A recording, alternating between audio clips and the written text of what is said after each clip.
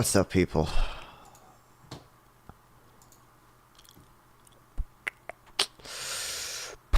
My sleep schedule's fucked.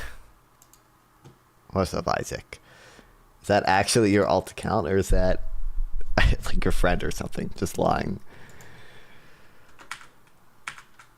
Did you just wake up? Kinda. Yeah, I just woke up after like 4. I got up specifically for this. Like my sleep schedule's been like going to bed at like 2 p.m. and waking up at 12 a.m. Never really. Well, I think I had to be up. I was basically on a reverse schedule. Pretty funny seeing you being lured into PPG drama. That shit was crazy. I was basically on a reverse sleep schedule, and I had to be up at 10 a.m. for the DMV. So I was like, I'll just like stay up later and later every day. So like my sleep schedule eventually got to like going to bed at like 11 a.m. and then like 1 p.m. So I went to bed at like 2 p.m. Did you get involved with PPG stuff? A little bit. I was in the dude, it was funny because I was in the call with some of these people last night. And it was at first PPG's actions sounded like relatively defendable, and like all these people were like kind of being, I still think some of the people are kind of being unreasonable, calling PPG like an actual pedo, calling PPG like a full-on like evil pervert dude. But like the longer it went on, the more like just bad stuff I saw PPG do. What did you see? I know nothing about this. Basically, thanks Mooncrawler for the follow. I appreciate it. My understanding is that there's this 18-year-old girl. PPG did not know that she was 18. He just saw that she was a streamer, and for some reason, I think asked to collaborate, and then they did collaborate a few times. And then at one point, I mean, you know, PPG's PPG, right? So, Oh, no. you know, I think there were, you know, there was a call and he was drunk, and he basically he was like, you know, I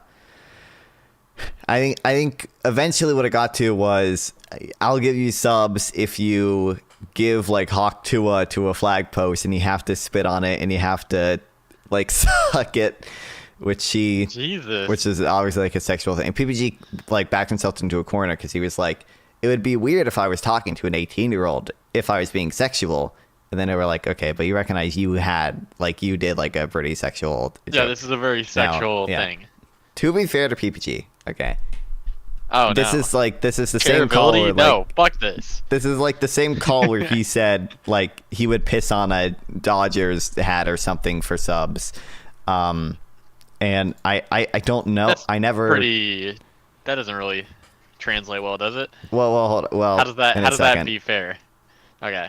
Well, so PPG's side of the story, I have not verified this, was that initially he just said he'll give her subs if she spits on a flag, and then she said, oh, what, like Hawk Tua or something? And then he said, well, if you want to give it a Hawk Tua, you gotta spit on it a certain way and stroke it a certain way.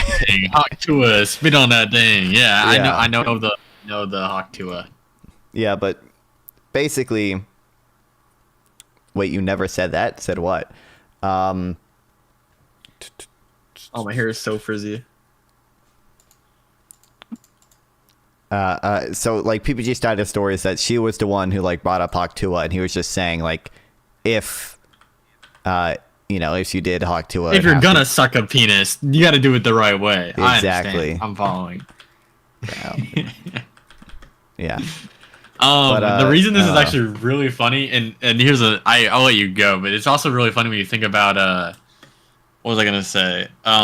Whenever we were talking about the Destiny stuff, and I was like, another thing that's really weird about this is Destiny's like 35 talking to a 19-year-old. Yeah. And I think PPG agreed with me that this is very 34. weird activity. Yeah. Thanks, Mooncrawler. So for it's the funny to YouTube be sub, like, too. yeah, that is a Hell very yeah. weird activity, and then go do that activity. Yeah. No, people. I mean, you can definitely. PPG said the age of consent should be fucking 25 before. Like, if another streamer did this, I have like 100% confidence PPG would be like calling them a groomer. I just don't. I don't think that's like. I don't think PPG's actually a groomer or pedophile or anything. I think he's just a fucking retard. I will be brave. I'll say it. I'll be brave. What, that he's both a. I think he is a pedophile. This is no he year, also. bro. I mean, PPG's just over sexual with women in general, and I think there was another comment he made that like he was gonna fly her out. Now he's also made that comment. I too thought. of, Oh yeah, that was the drama. I thought Yeah. that was the drama. Yeah. Yeah. He's made that comment to like Ophelia and Nikki, another like female streamer before. So I don't know how serious that was. He says it like wasn't serious, and he just does it to all women. But That is a bad pattern of behavior. I will say. Yeah. That's probably not a bad pattern of behavior you would like to keep up. yeah. That's just. I was just on a panel with him too a few days ago, and he was like bullying me about Taiwan, and I was like, "Listen, man, I don't know shit about Taiwan." He was like, "Bro, let's come on this panel." And then he wanted the China One policy, and I was like, "I don't know anything about this. I'm not gonna argue this." Will one of you message a minor? I'm rewriting history. She was a minor now, and one of you didn't. So What? Who's I the real probably winner? message minors. What do you mean? Just not in a sexual Sexually. nature. Actually, I don't think I do. Wait, are any of my friends still minors? No, actually, I don't think I have any minors that I message. That's what you think. Just wait. Okay, the new non-Von drama gonna go crazy. Internet shit not that serious. Yeah, I mean, yeah. I don't know if I would. I not that. If we're gonna Listen. talk about like bad behavior PPG has, I think like that doesn't even crack top 5. Well, I don't know. I mean, what other? I mean, he does a lot of like other weird. A lot of drinking, things. a lot of ping on your floor. Well, yeah, but I don't like, think those are I mean, behaviors that's. that I would say are Can a good man behaviors. live? Can a man not piss on his floor without being judged by the world? God damn, liberals, am I right? Can't even For piss real. on my own floor in my own goddamn house.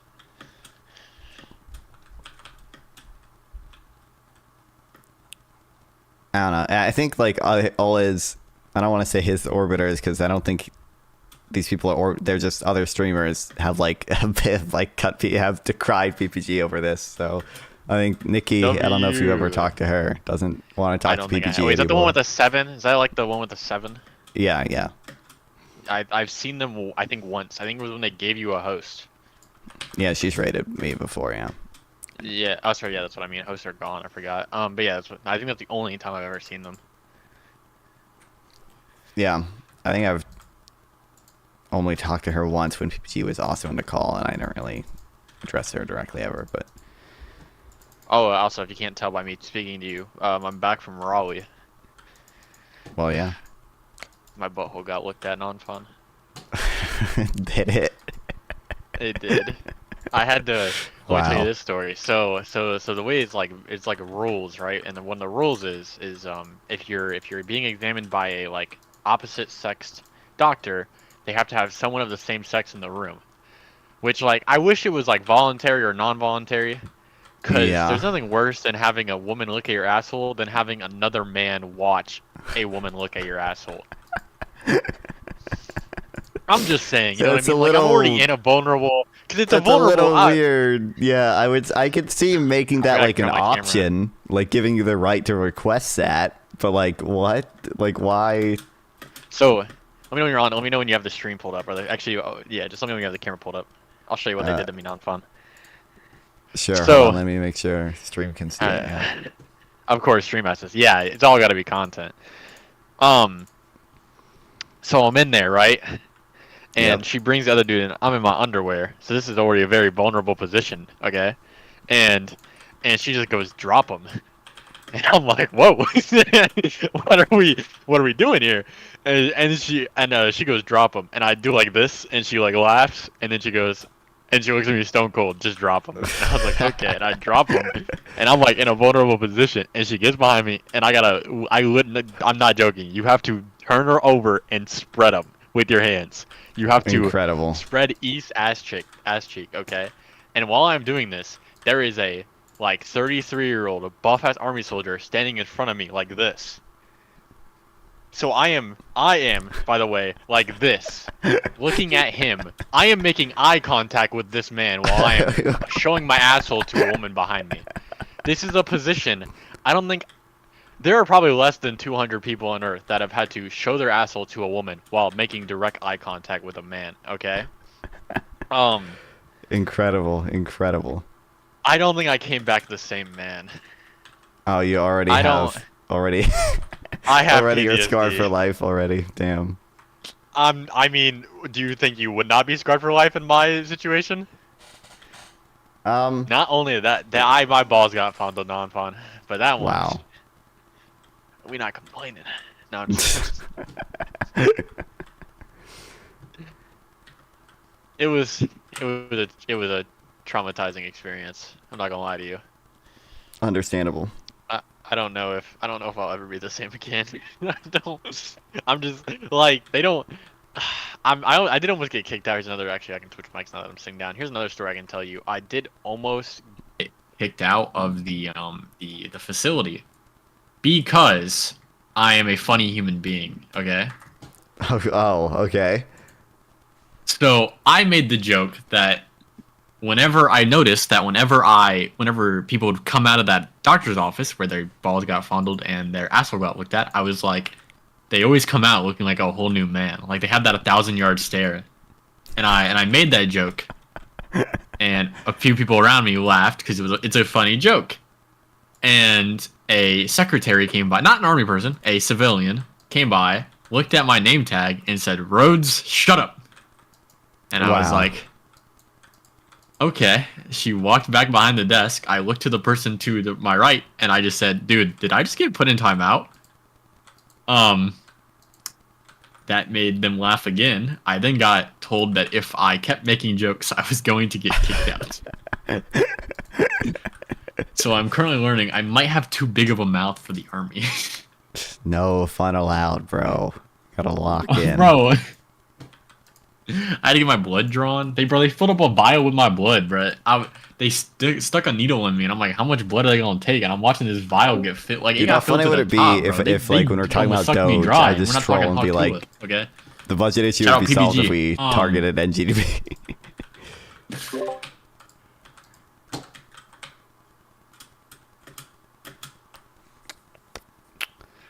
Kind of just said you were calling him a pedophile. I was also watching the stream. I had no idea. I mean, PPG said people were calling him a pedophile. I kind of just believed him, but I mean, I don't know. Maybe no one ever said that, but they did pull out clips. There were people who pulled out clips of him like saying, I did see. I literally clicked in for 5 seconds of the stream, and I saw PPG in a voice clip basically saying he's a pedophile, and it was like, that's a bad voice clip to have. I think there was one of him. I'm assuming it's a broader context to him saying fake pedophilia is cool, but they edit it just for him saying pedophilia is cool. I don't even know if he actually thinks fake pedophilia is cool. I'm pretty sure I've like heard him talk about Vosh before and like say that all that shit's bad, but I don't know.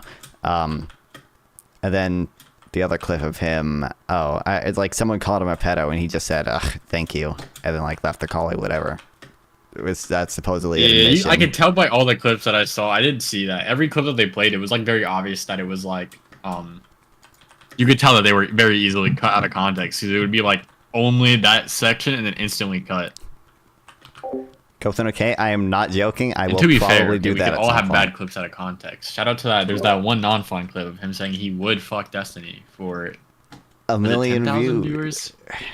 I think we whittled you down from 1 million. We worked down to 400,000. I think was the lowest.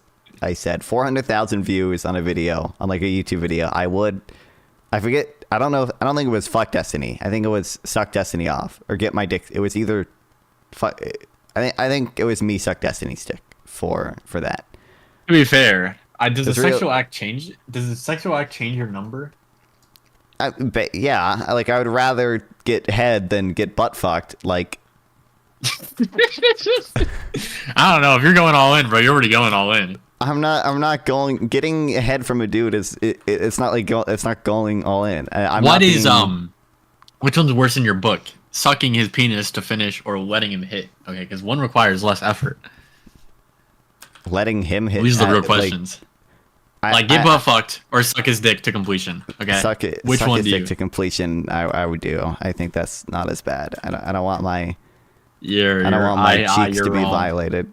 Okay. I don't. You have the wrong answer. I would.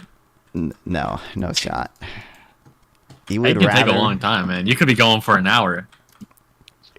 No, this guy's well, I was gonna say this guy's a Coomer, but maybe that builds up his tolerance, right? So maybe that would build up his tolerance. Actually, that would make it significantly worse. Damn.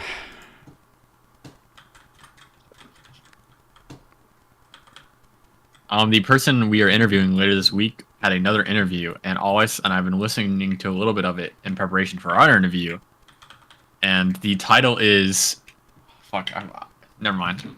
Cut this bit. No, wow. It's like, okay. I know. It's like, instead of debating transphobic men, suck them off. It's something like that. So like, which is crazy. Let me find it. It's I'm on their story. Nothing will convince a man faster than some. It's literally don't debate transphobic men, suck them off. So I'll have to finish that clip. I mean that podcast, but I don't know if we can one up that non-fun unless you might have to pull out the dress, okay? Because I'm not having a bad episode. Okay. I don't really know what the dress is gonna accomplish, but it's for algorithm. Right. Have you done a test non-fun to see like how does dress non-fun compete with normal non-fun? Do we have the numbers?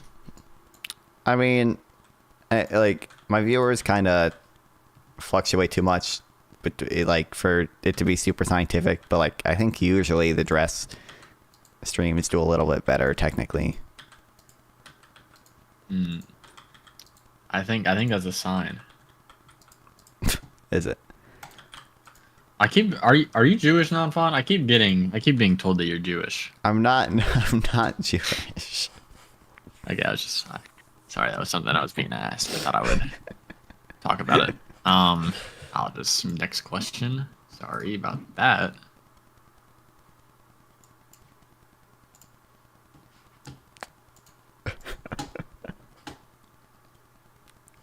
Non-fun views this as goy. I'm not. What's wrong with being Jewish? Well, he might probably ask that because my goat, favorite person, Ian Hartman in chat. Ian Hartman, who is anti-Semitic and repeatedly calls me Jewish. To be fair, I love the Jews. Okay, we have a great relationship going on currently. I'm not like Kanye. Bro, did you see Kanye posted that he's looking for a swastika fucking necklace? No, but that's awesome, man. He literally put out and he was like, anyone with good designs, like DM me. And you like put like literally just a picture of like a swastika necklace, a swastika chain. Wow. Listen, I'll say it. If anyone can make being anti-Semitic cool, it is Kanye. It's Kanye. So someone has to stop him. Okay. If he makes a song like "Runaway," is he getting a divorce with that fucking naked chick? I saw like that as a headline. Heard, but yeah, same.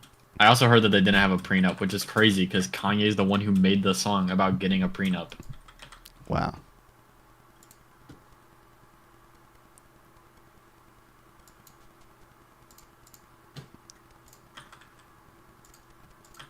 Isolated event is totally dismissible, but this is on a backer all kind of fucked up stuff recently.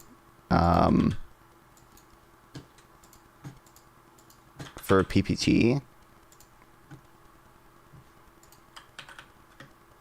don't think the PPG event is a isolated event. I feel like you could find a I don't know behavior there. I think it's isolated that streamers. she was 18. That's the new variable. But yeah, I mean, you can. Is that really a new He's probably.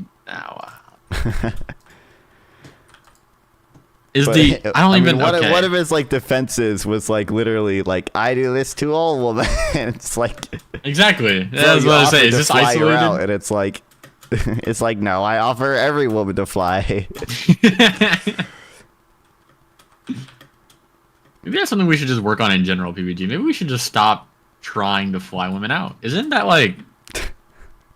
No, fine. You need to talk to him, okay? PPG, but not your hero, Destiny. Yeah, I will defend Destiny till my dying breath. But It's funny because I'm bringing up the same criticisms that I've said before. It's interesting how crazy. You know, I was like, the problem is the age difference, and then PPG agreed with me though in the Destiny stuff of that age difference. Yeah, I know, lead to but a power dynamic, and he even expressed the idea of the problematic power imbalance there, which is so crazy. And then he went and did it. Bro, he didn't know. He didn't know her age, bro. He's innocent. He's innocent. I'm a PPG defender. I mean, obviously, what Destiny did was worse than what PPG Debatable. is. Really? No. That was sarcastic. That was.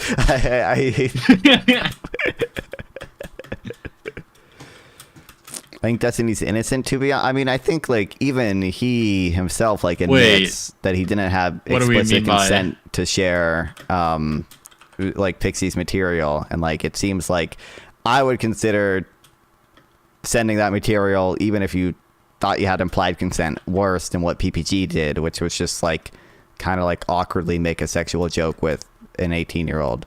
Which, by the way, Destiny also did, because he was messaging Rose, that, like, 19-year-old or whoever. True.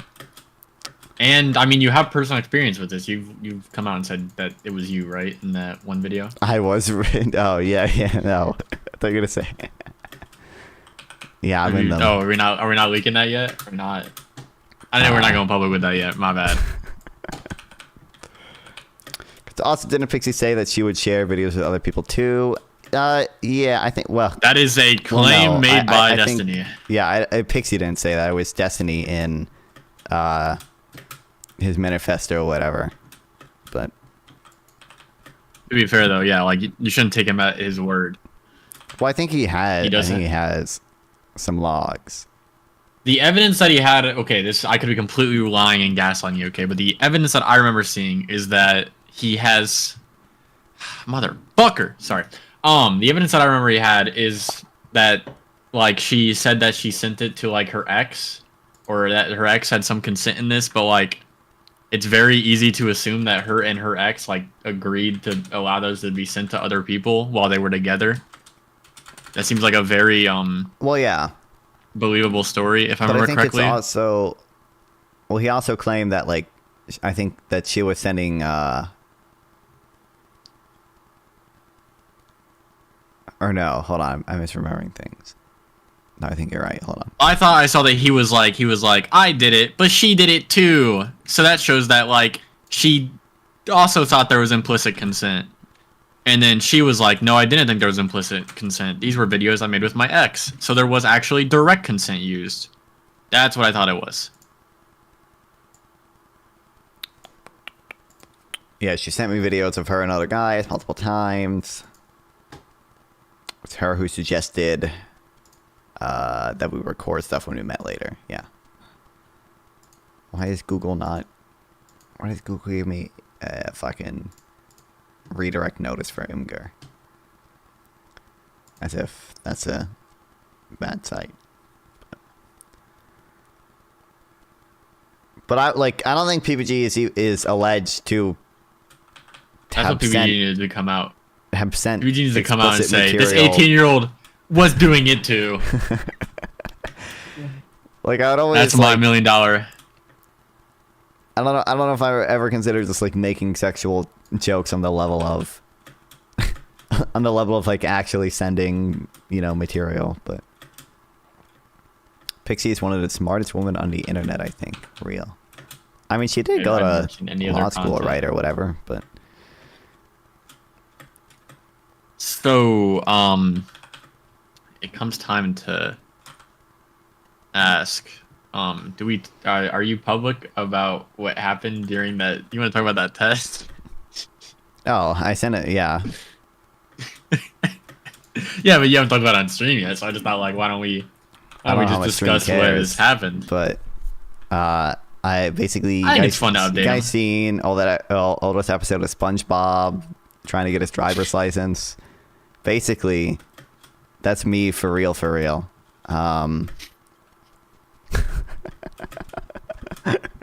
Yeah, that's a good way to put it. Oh yeah, she hasn't gone to law school. She wants to go to law school because that was part of the Destiny shit. Is that they were gonna be like pay for her law school. Took the LSAT or whatever. You failed your driver's test? I did. Bro, the LSAT's even hard. I think it's. No, fun. We should do a practice LSAT test and see if we can pass. I would fail that That's shit, some bro. content. I would fail. You that think shit you so fail? How the fuck do Really? you fail a driver? I failed my driver's test. Oh, listen. At least one guy's not making fun of me. Okay. Listen, what happened? Basically, we were the thing that was like an automatic fail. The guy said I did basically everything else right, but I did this one thing was like an automatic fail or whatever. We were at an intersection where I should have made a double stop. You know, because the stop sign is you have to stop before the stop sign, at least on a driver's test. And it was too far back to like visibly see the rest of the road. So, you know, you're supposed to stop. What the fuck is it? How do you guys? I feel like my parents have the same thing. I feel like I'm being gaslit so hard right now. Is it double stop just when there's a stop sign on each side? No, What is a double stop?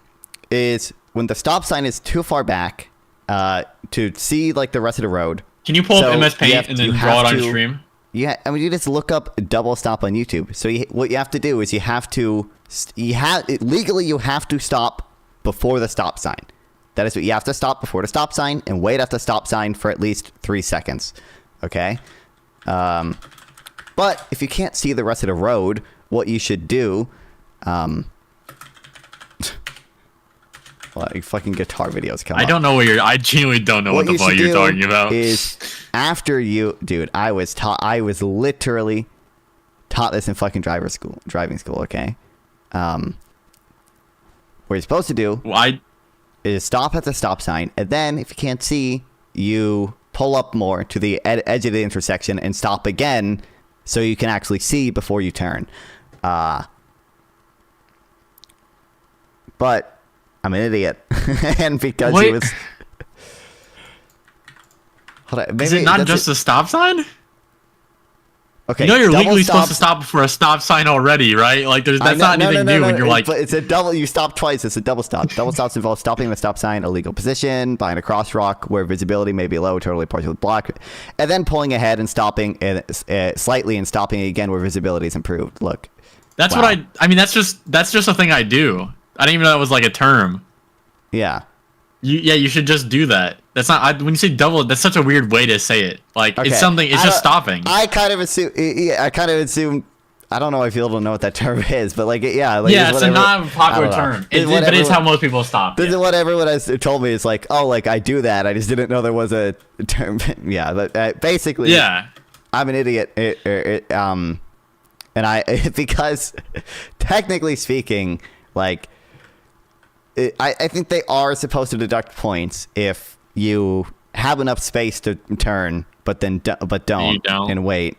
Yeah, but they'll rarely be like, you should have turned there. I don't know. It's obviously... Go when you're comfortable. Listen, obviously, in hindsight, I should have just waited.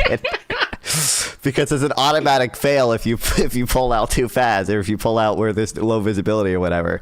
But basically, he started looking at his watch, and I just got nervous. Because I had waited there at the stop sign for a little bit. And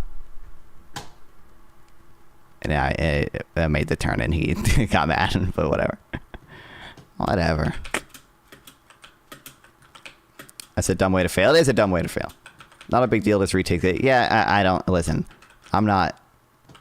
I find it more funny than anything, but... We're gonna do a practice LSAT on fun. Dude, I saw a question from the LSAT on Twitter once because people were talking about it, and I was like, it made my brain hurt.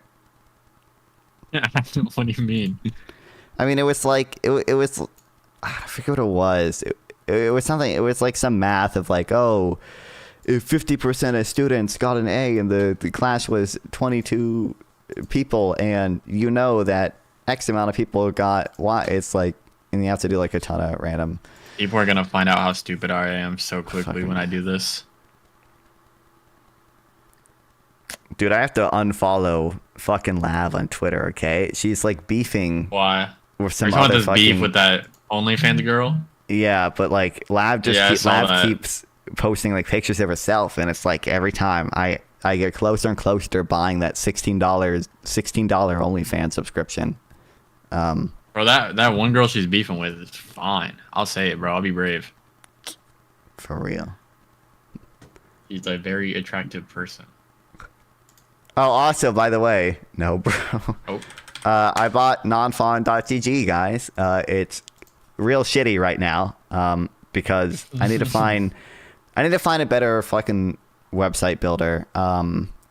Squarespace and like Wix and all the easy ones don't work with .gg domains. But this WordPress is what I'm using now just because it's cheap. Doesn't really let you do very much. Just write the code yourself. Yeah, but I don't know how to do that shit, bro. And I also accidentally have another website. So if you go to this domain, you'll see this epic website I made. I spent $6.88 on this. You can comment on it. 10,320 shrimp could have been saved from a painful death with this money. Children in Gaza could have eaten a meal with this money, but instead, I spent copy and paste the source code for the bot. So the code for Destiny's website and also Voch's website and also like Dylan Burns' website or whatever, I think they're all relying on like the same open source thing. I just don't know. I would have to hire a web developer who knows what the fuck to do with it. And that's just not at all worth it for someone my size.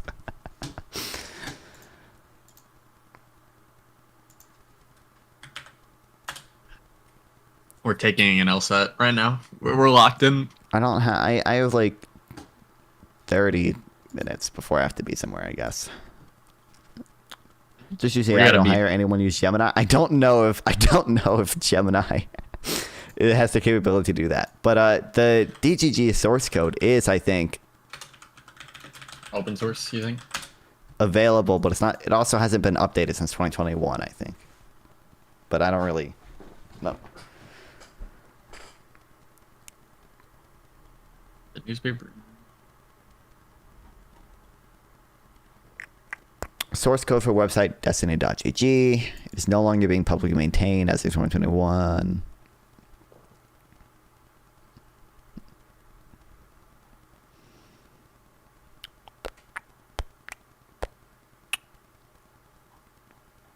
Use Gemini Code Assist.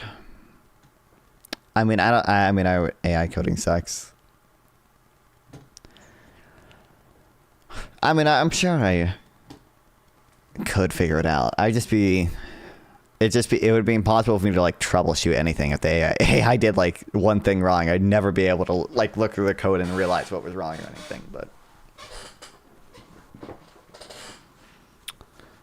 and I don't know like how to even. I don't know what to do. I don't know what to do with this source code to be like. I can download it. How do I like put this source code on a website?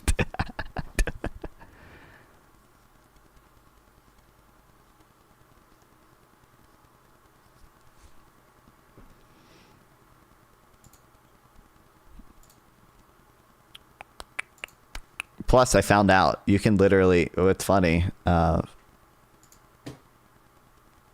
It's not like that crazy, but you can just embed yourself on. That's GG if you just type in the domain.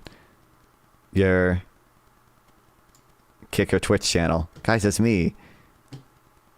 Guys, I'm in DG. What the hell? What?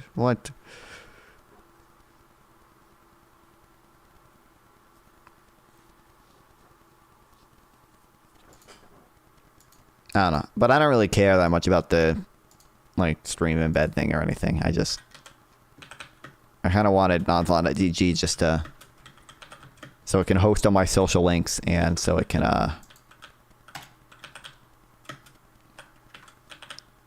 have like some of my fucking highlights on there or something, but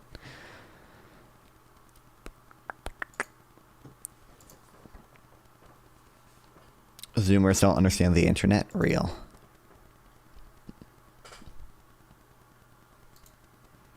Do like Claude, but Gemini is free. Never used any not free. Well, I guess I actually did buy ChatGPT for a little bit. Localist.gg. But do you think anyone owns that? That's what you need to buy, okay? That's what we need.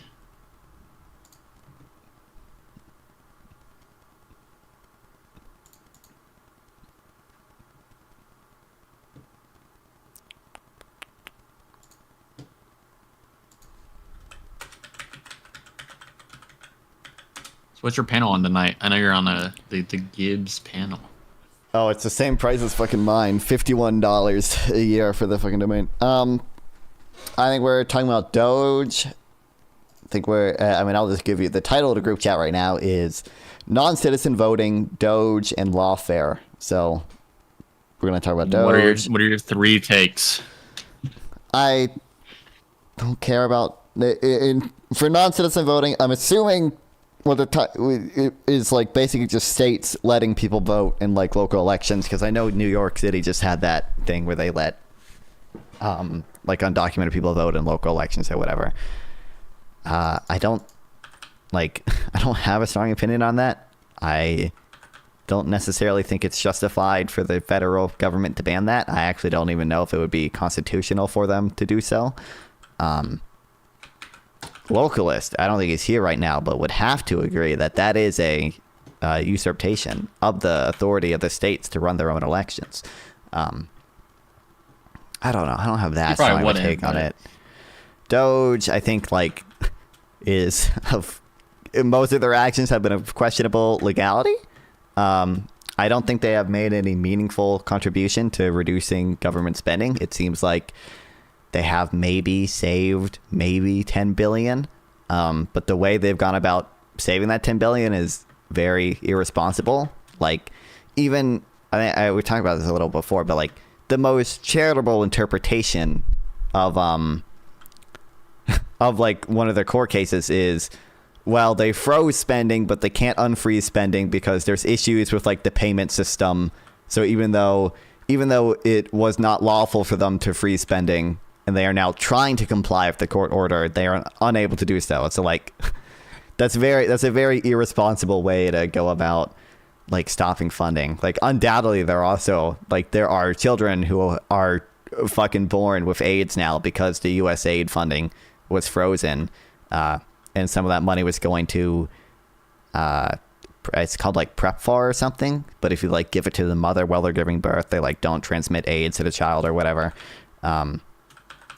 And like a lot of those in developing countries where, like, you know, in the US, if you have AIDS, you don't necessarily die or anything. Like we have medication that can make it undetectable, but in developing countries, they just don't have access to that. So a lot of people with AIDS do die.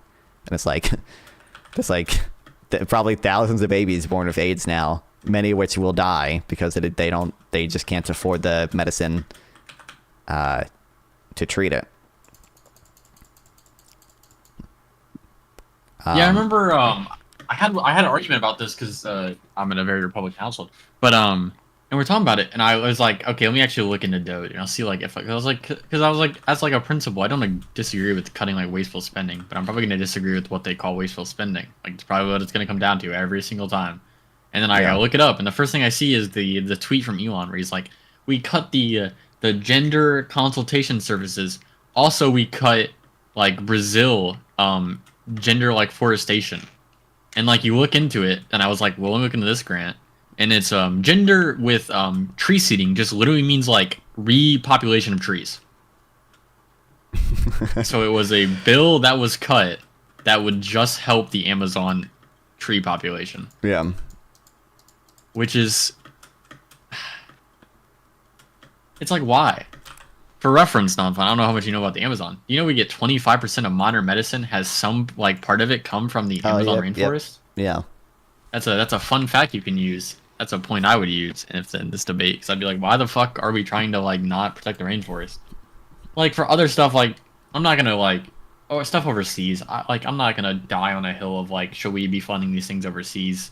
Like we probably should, but I wouldn't fight that. But like when it comes to like the rainforest, I feel like it's something that's very easily defendable. When you're like, look at this easily like shown like medical benefit to every person in existence that happens. Look how the rainforest like becomes under threat like every year, either from corporations burning down sections of it, wildfires, or other things. Maybe we should try to protect it.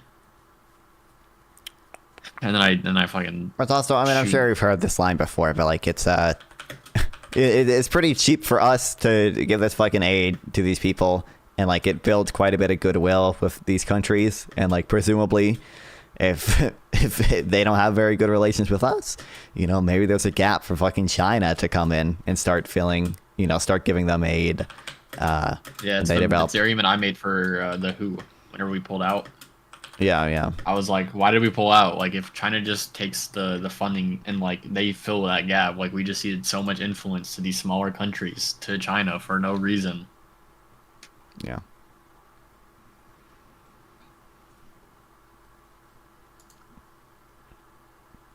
I don't know, not fun. I'm becoming so black-pilled. I also don't know exactly what we're going to talk about for Lawfare. I think it might be, I should have done. I wonder who it's going to be. More reading. Well, I think there's so funny, dude. The Eric Adams alleged, I'll say, quid pro quo. Oh my god! It's so funny, like watching Pentuple in a group chat saying, "Well, maybe the charges were corrupt to begin with," and it's like, dude, I cannot believe him like grifting as a Republican like has worked out this well. It's like no and shot if Eric Adams was one still, of the like, terms. One of the terms of the contract literally saying like they can revisit this after the election is actually so insane. Yep.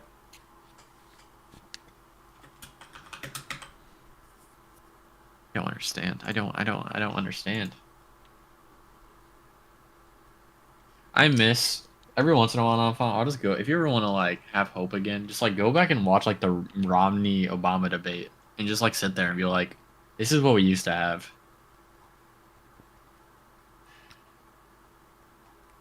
You know, it's weird. I mean, it's weird. At least for me, presumably for you too, because like I've never like we didn't. I was like not really into politics when it was like more. Yeah, normal. we never got it's the like, good. We never got the like, normal. Yeah, like this was the first election I could vote in. Like I was paying attention to politics at least a little bit. My earliest like, memory is Pokemon going to the polls. But yeah, exactly. It's like I've never really not experienced or been interested in politics when Donald Trump was not running for president. So like it's if you're talking about Claude, I think it's pretty amazing. Yeah, I should buy Claude just so I can use it in this debate. That's what I should do. Gonna pull a Casey. Yeah.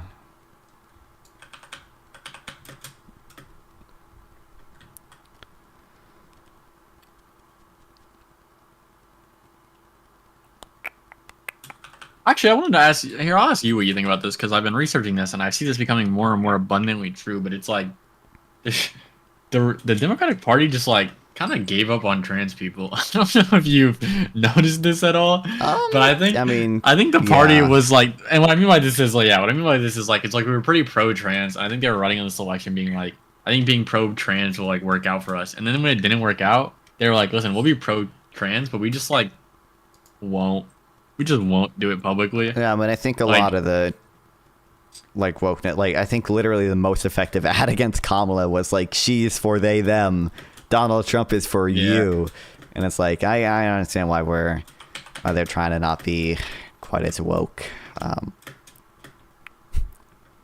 Be prepared. That is what we're gonna talk about, bro. I got the gray dude as well from the fucking 20v1. And he sent me a fucking. Me and him have been emailing. Okay, I had to fucking email again, and I finally started scheduling shit with him. And then I was like, I have two people. The one dude, you know, the chairman dude. I don't know if you talked to him a lot recently. Yeah, the guy in my chat sometimes. Yeah. Yeah.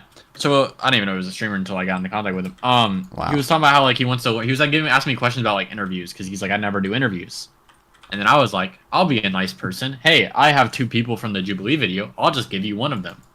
So then I was like, I just texted Greg. I was like, here's my Discord, add it. And then I was like, and I put it in Chairman's Discord, right? And he sends me back like a 6-minute video of a voicemail of him driving in his car.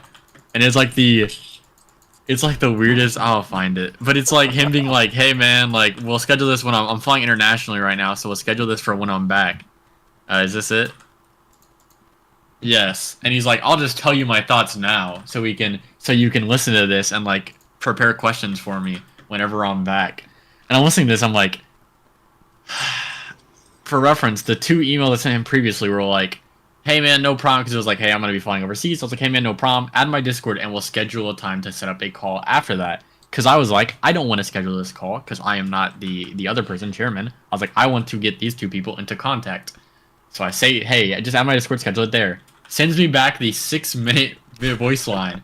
I then say, it's no problem, man. Here is my Discord. Add that and we will figure it out from there. And I have not gotten another email. But I swear to God, if I get another fucking email, okay, it's actually frustrating.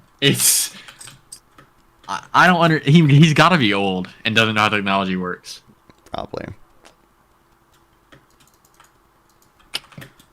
Gonna get another fucking 8-minute long voicemail this time. It's gonna be.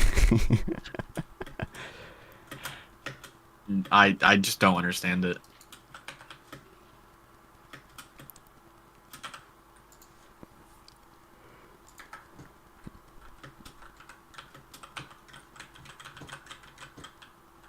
Have you read the Epstein files? Not fun. No, I saw the.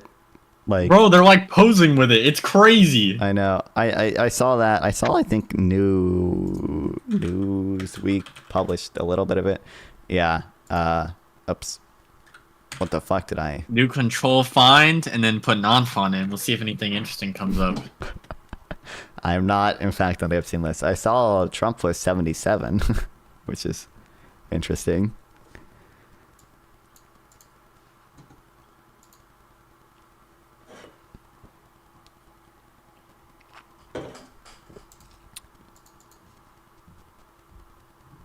It's 224 pages. Goddamn. Wait, can you send the link to it? I'm looking at. I don't even know what I'm looking at, but mine's 943 pages. Damn. Most of it's redacted, though. Makes sense.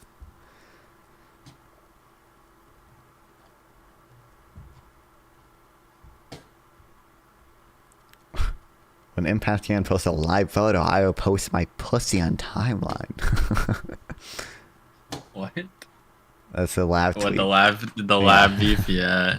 I just opened up my phone and I saw that, and it was like they were just making fun of each other for their looks, and it's like, Jesus Christ, both of these people are like 10 years added onto my age. What's going on, man?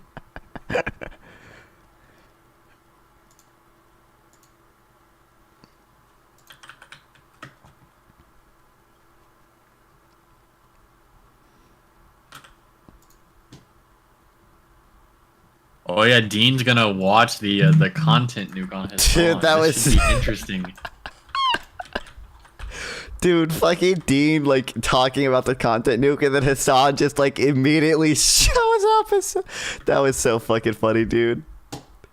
Has he watched it yet? I don't know. He said he watched the beginning of it, and then this is gonna be like an interesting pulse check.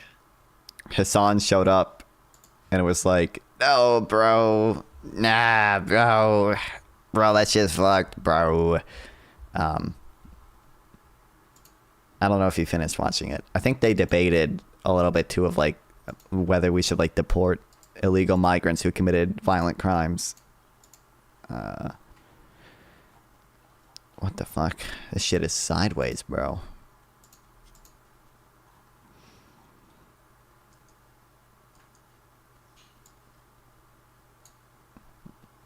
Yeah, this is like 90% redacted. Oh, it's not real text, so I can't like control F it. It's like scanned in.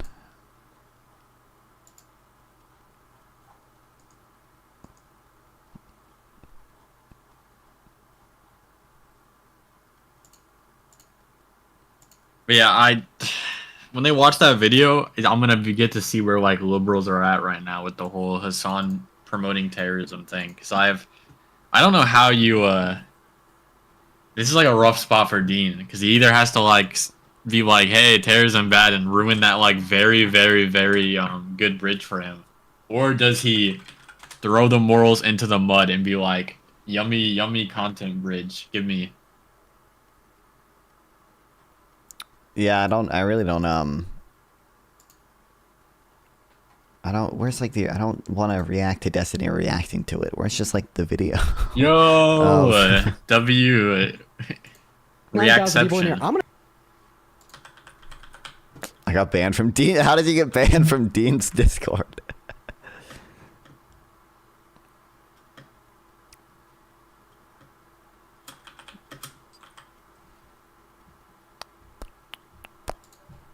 But I don't know. I think he said, I only saw a little bit of it. Dean was like saying, I think Hassan's done a lot of good with his platform, you know, especially for like young men, bringing them to the left. But I watched the beginning of that content nuke and I was like, what? Holy fuck. I think he's also done a lot of bad. And then like Hassan fucking giants the call.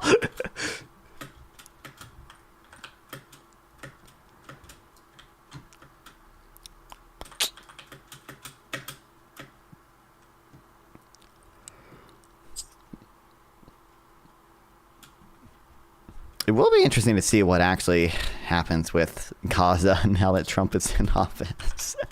What do you mean? You didn't see his AI video of him, like the bearded dude in the bras? No, I saw that. I like that. It seems like such a good idea. I just don't really know how serious these things are. What do you mean? Do you think it's weird that our president is like making AI videos? I think it's a little. Why would that be weird? I think it's a little weird, yeah.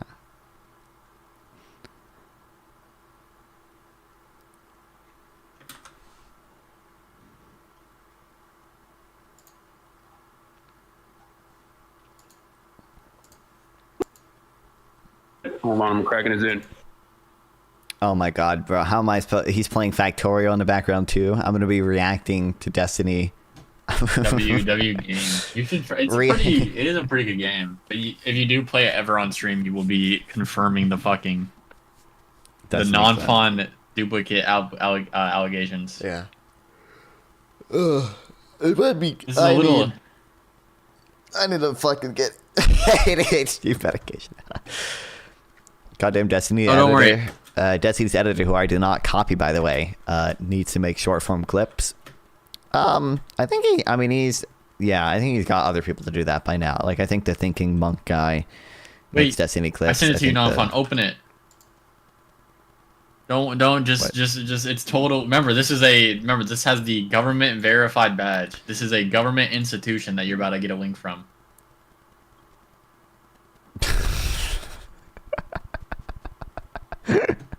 Remember, this is a government institution that you're about to get a link from. I see the community note. I see the. It's so insane. Incredible! Wow. I bullied my podcast co-host the other day. He came over. He finally got a console. He hasn't gamed in like 3 years. He's finally back to gaming, and he bought a console. And he like got the new UFC game. And he was like, "Have you played it?" And I was like, "Nah." And he's like, "I'm gonna bring it. I'm gonna come over. I'm gonna beat you." And he doesn't know that I've played UFC 4 through 1. I just haven't played the 5th one. So like, oh okay.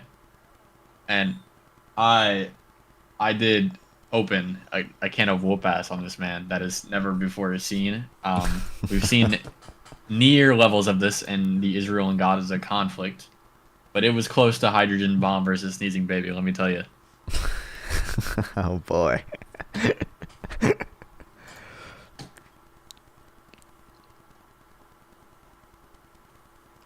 a good point.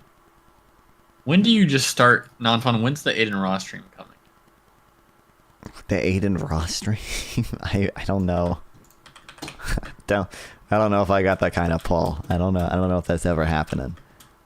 No Kai Cenat stream either. Like, what are we doing? What are we doing right now? I will. There's approximately 0% chance I will ever collaborate with Kai Cenat. How many degrees are you away? You're only 3 degrees away. Technically 4. You're Darius, Destiny, Aiden, Ross, Kai. Easy. 4. Sure. I was gonna say 3, but you're not allowed to use Destiny in degrees until you talk to him in like on call. Sure. DMs and dick sucking don't count. Damn. Oh yeah, not fun. Listen, don't worry about your driving. Someone hit my car. Did I show you this? No. But someone. So I finally got a car, and I just came out one day, like while I was parked, and I saw this. I just sent you a photo of it. So at some point, someone just hit it. Based. Like, it's just rough. It's just actually so rough. Oh shit, that was your car I hit? Oh. yeah, so fucking funny. Okay. And it's one of those things not far where I noticed it like when I got home after like doing errands, and I was like, did someone hit today? No, did someone hit yesterday? Someone hit it a few days ago? When did my car get hit? How far back do I have to search to find out who did this?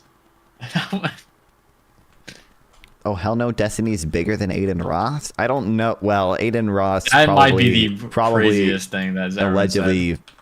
View bots, but I don't really think Aiden but Ross even is then, fucking he's hanging having out like with Trump. bro. Yeah, he's having like Travis Scott on. He's having like Playboy Cardi on. Like these are genuinely whole different worlds. Yeah. There are factors of magnitude. Did you see that the Tate brothers announced like they were gonna try to come to Florida, and then fucking Ron DeSantis was like, "Do not come." Hey, it's Ron DeSantis. Let's go. Playboy Cardi left him though. Which one was the one that fucking scammed him? I think that was Playboy Cardi. Don't worry, they ended up hanging out again, and then it was super awkward because they remember that he did just scam him.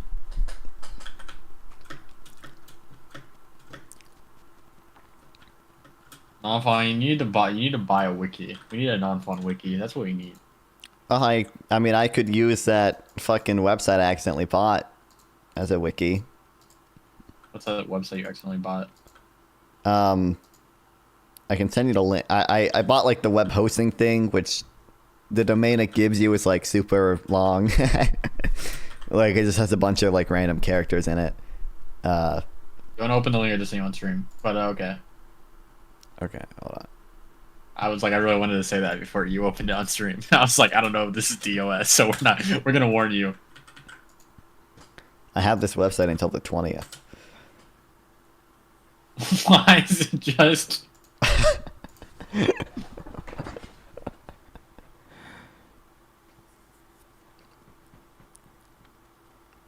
So I could make a wiki for a little less than a month. I don't know what exactly would be on it, but you should make it if we get a $6.88 super chat right now, Al. Well, he'll commit to making a non-fun wiki. Say it, non-fun. Commit. You could have donated that money to Red Cross. I have kids down here 10,000 ship could have been saved with this money, okay? And children in Gaza could have been given a meal. Could have been given a meal with this money. You can also comment on it, but for real, the comment on it. By the way, did you see on Twitter at all the video of the grocery store in Gaza? No. This is like this was insane. There's this video of here, I can DM it to you. Of just open on stream and I can see it. Yeah, there's a few videos actually that are like from this like super like pro Israel accounts, and like they show like some of them will have like one video of like a Palestinian child like crying, and then right next to it is like a video filmed the same day of people in like a grocery store that looks completely normal. I honestly, like, when I saw the video, just assumed it was fucking, like, fake, and this was actually just a video in Lebanon or something. No, this is a fucking real video. I mean, if you check the video, like, you can see, like, they're walking past, like, destroyed homes and people living in tents to get to this grocery store. And I mean, I'm sure it's expensive enough that only a relatively small percentage of people in Gaza can actually, like, afford to go here. But first of all, what the fuck type of air defense does this grocery store have? Like, you telling me it's still standing? like, it's literally like, that was your first question. Look at their home, and like you can see they're almost like bullet holes in it. And then in the video, like, you can see, like, they're walking past, like, this car is completely blown the fuck up.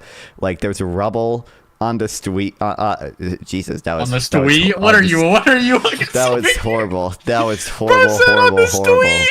Oh, do you at the other lemonade stand with a backwards L? You know, $3 for the street.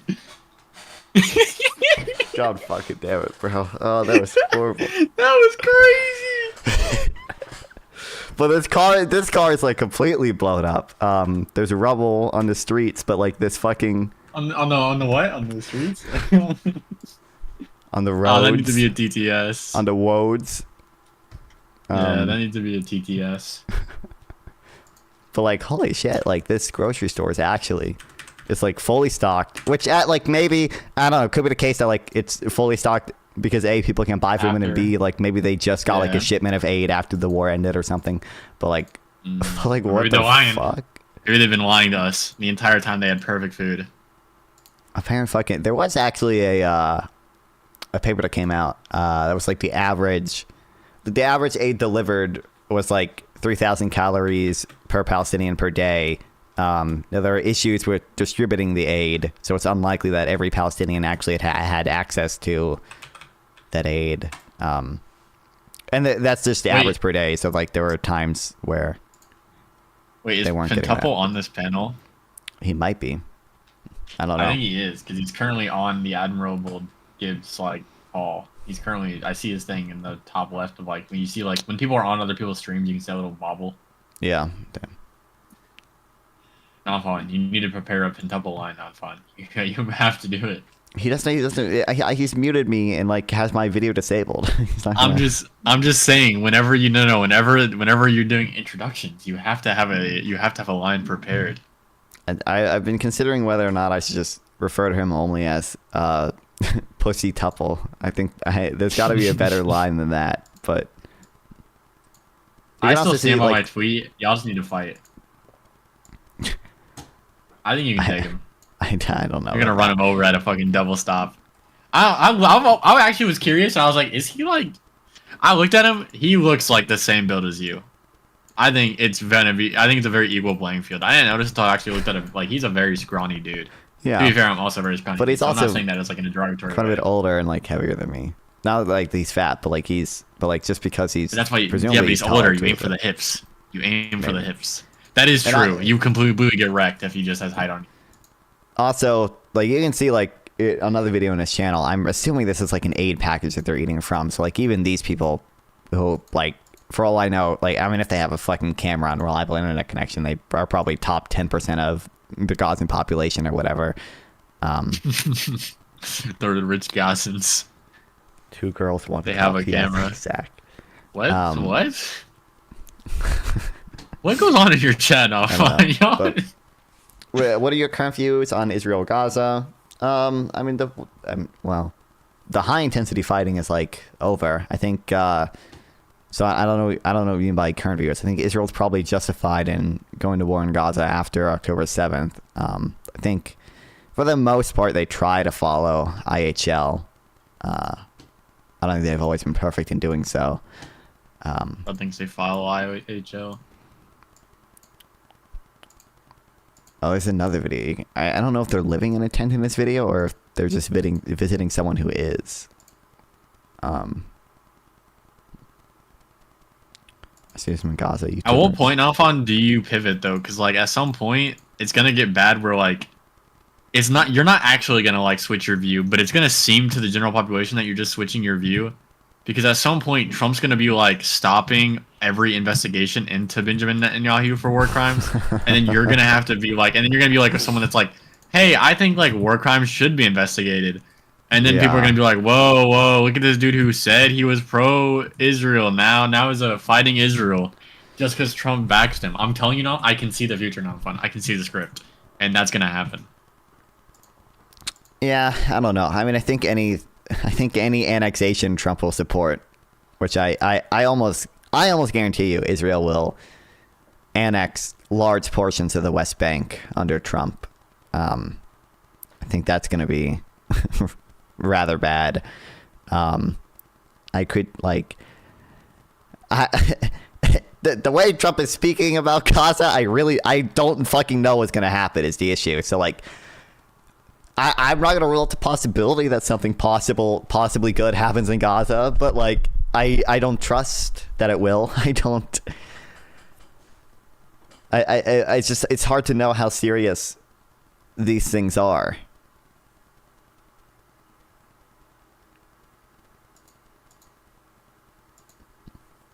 Do you think? What about the Philadelphia corridor and the Gaza-Egypt border? I mean, what about it? I think is there like more controversy around it? I know, like I think Israel agreed to withdraw from it after the first phase of the ceasefire or whatever. I don't really have like a strong position on like whether or not they should keep it. But if they agreed to not keep it, which I think they did, they should not keep it because that's what they agreed to. But like morally, I don't have any strong opinion there. What are the odds? Like? There's got to actually be pretty high odds that Trump is going to show someone in a negotiation an AI meme. Do you understand that is a world that we live in? Recently, they said they won't withdraw. Well, assuming they agreed to withdraw, they should probably withdraw. Also, I think I gotta go to this panel by now. So, you gotta prepare you gotta have a sneak diss up and up. That's you know, I was gonna read a Substack post or two, but you distracted me. So people don't read. Now I'm not prepared, but okay. We'll see.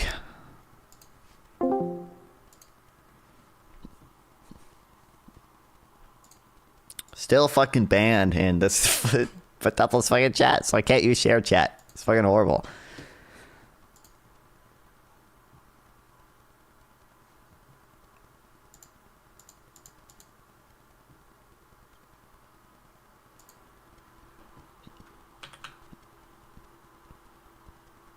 Why are you banned? Just because he hates me. In the debate channel. I'm banned in one of the guys' streams, Pentuple. Hello? He doesn't like me. He doesn't like that I ethically owned him in like 2 debates, so he just does not want to talk to me at all. I'm banned from Pentuple's TV channel. I did not do anything inappropriate in this chat. Somewhere I posted on Twitter the thing that got me banned. Literally, the thing, basically he was talking about like Trump and tariffs, and it wasn't even him. It was either, I still don't know, by the way. I still don't know if this bitch is his girlfriend or his sister.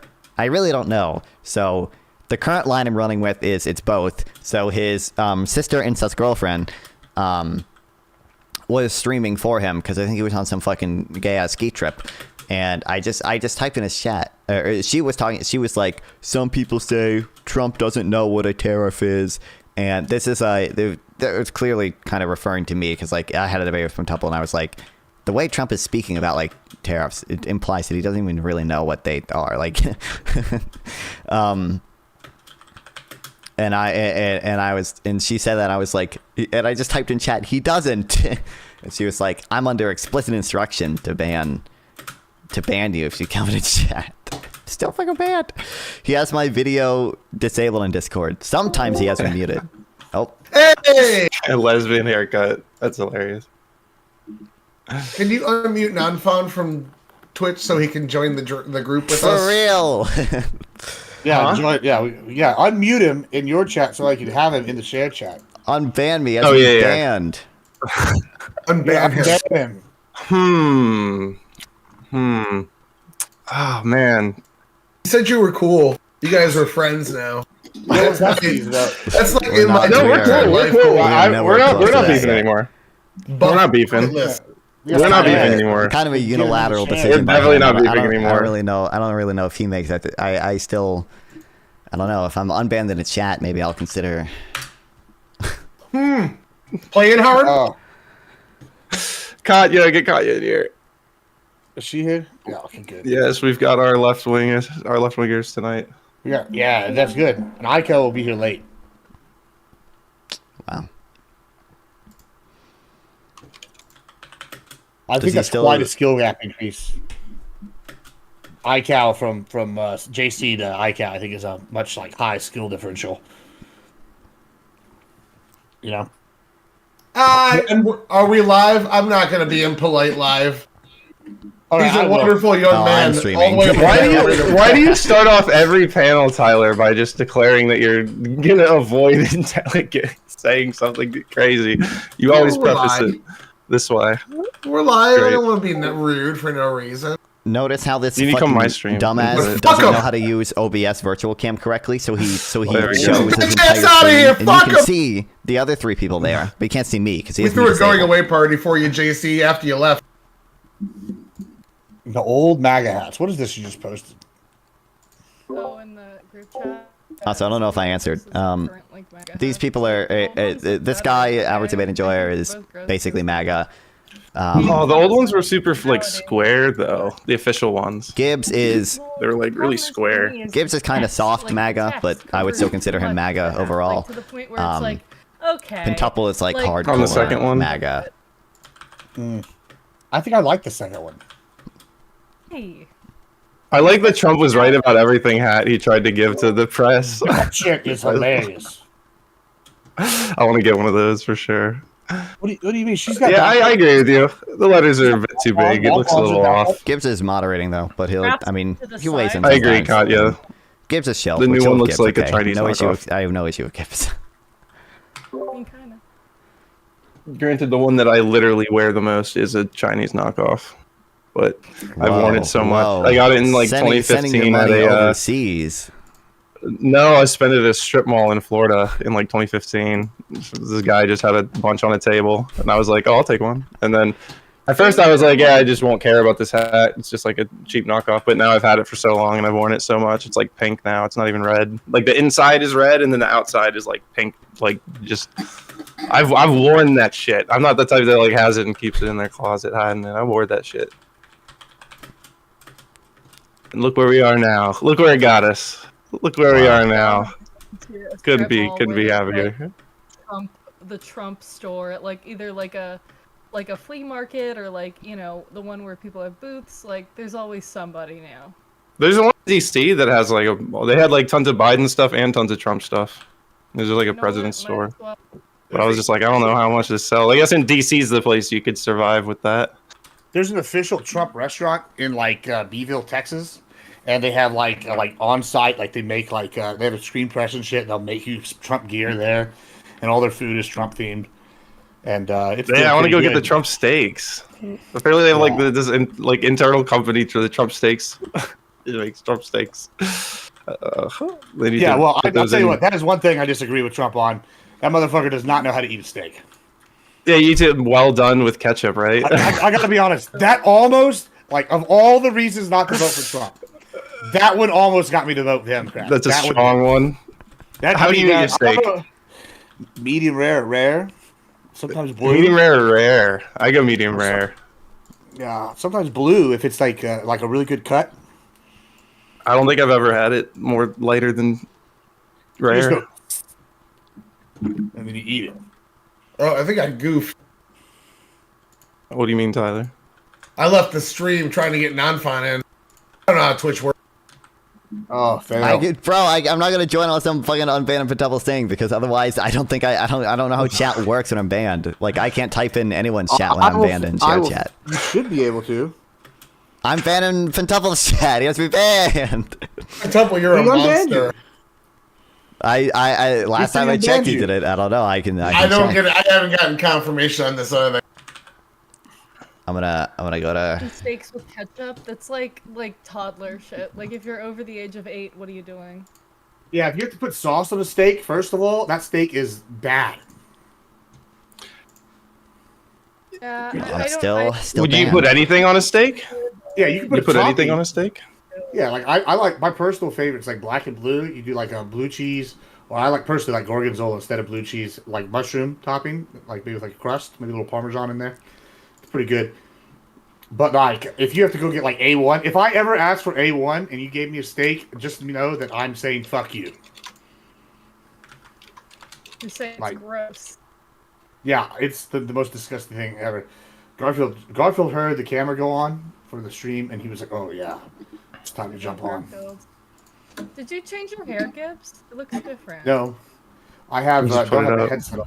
Hair- Yeah, we don't have the headset on. Looks different. No, but You it can looks see my less luscious ragged. locks. Put it up. Something on it. Look at that Yeah, Buffy of a cat. Oh, Look at that Buffy of a cat. who are we waiting on? All right, Heiko gonna be part of this? IK will be late, and Buckaroo's not. So I guess Sociologic is not. All right, cool. I guess we can just run with this. My audio is kind of fucked. Did I put the wrong? Oh, I did put the wrong thing on. Here we go. How about now? Is the audio better? How about now? Is the audio Sounds good to better? me. No, it's my chat. I had the wrong microphone. Sounds good to me. No, it's my chat. All right. Let's do this. Tonight, welcome to Give Me a Break. We're going to go around the room. You'll know all my people, but we'll just have them introduce themselves anyway. We'll start on my left. Average Debate Enjoyer. Tell us who you are, what you do while you're here. My name's Pisco. You can find me at Pisco Liddy on Twitter, and I'm here to be really hyperbolic, stupid, and then throw a tantrum when someone proves me wrong. I thought we weren't disparaging people on live. Damn. Fuck them. Yeah, that lasted all of like 10 minutes. This is maybe why I have haters going to every chat that I'm in and saying, fuck Gibbs. He's a terrible person. This has literally happened to me 3 times. I went to 3 different people's chat today, and before I said anything, somebody was talking bad about me. So all you out there, I see y'all, and keep up the good work. All right, to Non-Fun, how you doing? I'm non-fun. I'm a lip left streamer. All my socials should be on screen. I'm here to defend the legacy of the great President Joe Biden. All right, we'll see how that goes. Temple.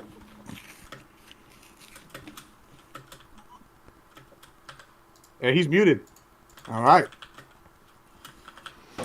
I'm Pentuple. I'm a Twitch streamer, and I do politics and baseball streams are starting back up soon. We got spring training happening right now, and so baseball and politics right here on Twitch. And only 50% of those things are important. Yes, Guess which one? baseball. No, it's definitely not baseball with the little fruity little pants they wear, bro. Only women and gay dudes like baseball. I just want it on record. Bro, sounds like the kid who had to go try out for lacrosse. Jesus Christ. What is lacrosse? Oh my Is that another fruity little game you'll play with sticks? That's all I have to say about that. It's a fruity game, but don't look. You can disparage lacrosse, but I should have thought that maybe I can't believe you don't know what lacrosse is. So big up here in the Northeast. It's like probably one of the most popular spring sports besides baseball. We do like real sports like wrestling and football and MMA and boxing. You might have heard of the strong Latino culture of boxing, cockfighting. I can't believe you're disparaging baseball right now. Yeah, but no. Yeah, whatever. I mean, Not base. Not Texans hate base. baseball. The Texans hate baseball, and I feel like the Stros just won recently. I don't know. Anyway, Premier Content, bring us away from baseball.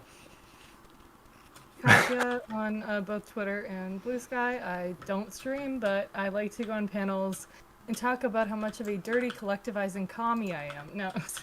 No, but actually, we've been living out lately ever since, like last year when I decided to be a lot more pragmatic, but I'll still speak in Thanks for stopping hypotheticals by, if somebody Wasp. I wants appreciate to, it. But I'm down to talk about politics, and I am currently doing research on like a lot of stuff relating to the current situation. So we shall see. All First right, off- all right. Thank you. Real quick, I just want to jump in there. Gibbs, you were insulting Pentuple with talking pride about Mexico. Mexico's #1 export is children, so get the fuck out of here with that. USA, baby. Yeah. Okay. Sus. We know who was on the Epstein list now. That came out 2 hours ago. It was this guy. He knows. It was I'm not gonna say his fake name. It was Tyler, average debate enjoyer. I don't want that smoke of accusing somebody of being on the Epstein list with the wrong name. Anyway, moving on. Let's talk about these things. We could talk about that, but let's talk about Doge. Has it been fantastic? Has it been terrible? Because on paper, it seems like people would like this, but on reality, it seems like about half of the country is real mad. Tyler, go ahead and start us off. Man, this website, I want to talk about the transparency on it. It is fantastic. In researching for this, you can see all sorts of shit. So just the spending in general, if they can take us down to the fiscal year 2029 or 2019, that alone could hit most of Trump's budgetary issues that he wants to try to cut out of the budget. I just really like the layout of the website. I'm still got a hard on for how easy this is to navigate around. All right. Fantastic. Non-fawn. Yeah, from what I've read, it seems like I don't think Doge has saved a significant amount of money. Seems like they have probably saved under 10 billion so far, and it seems like the way they've gone about saving this money is at worst illegal and at best irresponsible. Things like like there's issues with unilaterally freezing all the USAID money, and that money, and now there's a bunch of babies, for example, being born with HIV. Doesn't seem good. Seems like there's also issue. I think the most charitable reading of Doge's legality or whatever for freezing some of these things is that they froze spending. They were ordered by a judge to unfreeze that spending, and then had issues with actually unfreezing that spending because of how the payment system works. So I would say they haven't saved much money, and they've been irresponsible at best while doing so. All right, thank you so much, Pentuple.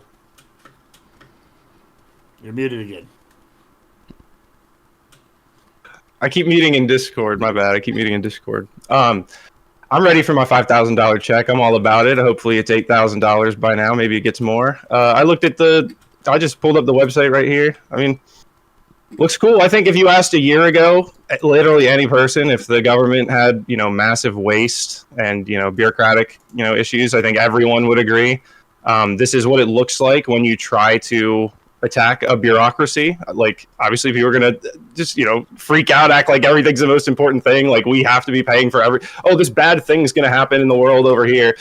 This is the whole point of, like, we aren't trying to waste our money building every single issue into the world when we have all of these issues at home. So I'm all for it. I think Doge has been awesome. I hope they can. I mean, I know they're going to continue. It's nice that, like, it's like we were debating this last year, and now it's here. Now it's like, how are they doing? And I think they're doing good. And as far as the idea of giving 20% back to the people, I think that's an awesome idea. So hopefully that happens. That'd be cool. I'd put my $5,000 towards a car. Nice. A car. What kind of car? Probably like a $10,000 car. Probably wouldn't finance much more than that, but nice. I would do it. I'd go get a car. My car right now is an 08 Camry with no AC, so anything's an upgrade. Yeah, AC is pretty much required here in Texas. I'll say that. I don't know about in bumfuck Egypt where you live, but might want to get some AC. Premier Katya, go ahead. Basically, well, I'm, not delusional, and I do believe that there are instances, of course, of some government waste, fraud, and abuse, and the bureaucracy. The way that they're going about this is all wrong, extremely heavy-handed, as, Non-Fon said, in some cases illegal, and we're just going with a heavy, broad brush. We're getting rid of stuff that a lot of the times these people don't even really know what it is. And you can't expect to understand know the job titles or what people are doing in every single aspect of a government as large as ours is. So, you can't just paint with a broad brush. It would have to be kind of like doing it from a top-down situation. Would be probably the worst way to do it. Like, individual agencies would have to, with oversight, look through their own books and the like. Doing it like this is absolutely insane, in my opinion. And we talk about why stuff like USAID, stuff like that is not necessary. And why are we spending all this money in the world? There's a thing called soft power, something that we are losing. We have goodwill with other nations that is going bye-bye. So that's a large part of our power in the world ever since, the end of World War II that we are throwing away, which really sucks. So yeah, that's how I feel about it. Shit could be done way better. I mean, and if we're talking about changes to the deficit or saving money, that's all gonna be kind of a little bit obliterated when we talk about the tax cuts that are going to cost us money in a lack of revenue. So, yep. All right. Before we move on, though, I do as one request. I know that it's going to be kind of hard to separate DOGE and USAID and foreign policy, but if we could wait for ICAL to really dive into the USAID and soft power foreign policy debate, that'd be great, because I know he has some opinions on that specifically. So if we could try to keep the DOGE US centric for the moment, let's do that. So that moving on. All right, open it up to the panel here. I was just going to say, just to clarify, because I'll admit I haven't followed this like the closest, but when you say illegal, I mean, the cases that I'm aware of are like temporary restrictive orders where Trump's ordered to not cut the spending. I don't think it's like necessarily saying he can't cut the spending, but he just can't do it yet until the court decides whether that's a legitimate move. Or has there been a determination in these courts that like his cutting of the spending is for certain illegal? Because just to clarify that, because I've been a casual, so like I've seen the stuff about the temporary restrictive orders that prevent him from stopping it. Nothing that says it's actually illegal, and that when the court actually addresses the issue that he won't be able to cut it. Legal is in terms of things like how these things were allocated by Congress, and Congress has approved these things to be spent. Obviously, we have some discretion here in the executive branch. I'm not going to say he has none, but when we're talking about cutting entire swaths of money that were already allocated by Congress, like that's not how things work. Ever since. Well, it kind of is if he's cutting it, right? He has the ability to make the cut. You're challenging whether I guess it's legal, and we'll let the court decide. But I don't think we've had a decision on that. Why would we give the president? Why would we put him in a position if he doesn't have the power to do it? Like, why would he even be able to say he's going to cut these programs? Why would he even have any power to do it if you don't think that he should have any right to say anything about it? Like, why involve the president in this process if Congress can just do it on their own, if that's the way it's supposed to work? I just don't think in philosophy that I agree with you in how it's supposed to work. I think the president does have a right to exert some form of degree over this. That's why he has the ability to exert force over this. Oh, that was a bit of like a straw man moment, because I did not say that he doesn't have any ability to, exhibit any control over this. I said when we're getting large swaths of things or funding that was like pretty much all funding that was allocated for something, that's kind of like an issue. Obviously, stuff is allocated to, from Congress, and then some discretion is there. Like, obviously, certain things, it's not going to be like, oh, we allocated this like $3 billion and you spent 2.9. Oh, fuck you, Stuff like that can absolutely, happen. But when we're talking about just getting rid of things entirely or trying to get rid of agencies that were started by Congress, we have a problem. I don't agree that we have a problem. Well, I think we've got so much understanding bloat. is that the judge has ruled that he didn't have the authority. It's at least the opinion of some federal judges that he didn't have the authority to spend or to freeze the spending. It's just that the TRO is like an enforcement thing. They're enforcing the order. That's my understanding of it, at least. But yeah, that makes sense. Tyler. All right, so what she's talking about with Congress allocated money, I'm pretty sure that is not the spending that DOGE is currently working into right now. You are going to need congressional support and budgetary approval to jump into some of these more, I think that's called mandatory spending. I think what DOGE is currently working on is more the discretionary spending that they actually isn't allocated by Congress, that gives the president some interpretation to read. Now, every administration has the right to come in and say, look, this money was allocated to further the goals of the United States. My administration's goals are different than the previous administration's goals, so we're going to reform this administration to do what we see as the... Sorry, Tiberius, I see you up there. Do what we see as the way to further propel our ideology. So I see nothing wrong with that. I see nothing wrong with moving around a few things. What I do see coming in the future, kind of getting onto Katya's point, is we're going to see legal challenges of impoundment. Let's say Congress allocates $200 billion to do X job, and Trump says, I got it done in $50 billion. I got $150 billion. I want to throw it toward the debt now. What the fuck? Let's do it. And they say no. Then we're going to see impoundment go back to the courts. It's been about 50 years, and I think Trump thinks he has a good chance of winning it if he takes it back. So we'll see what happens. Yeah, so like when I spoke about DOGE specifically, I'm under the impression they're more of like an advisory committee. They're like coming in, they're getting all the info, and they're making recommendations.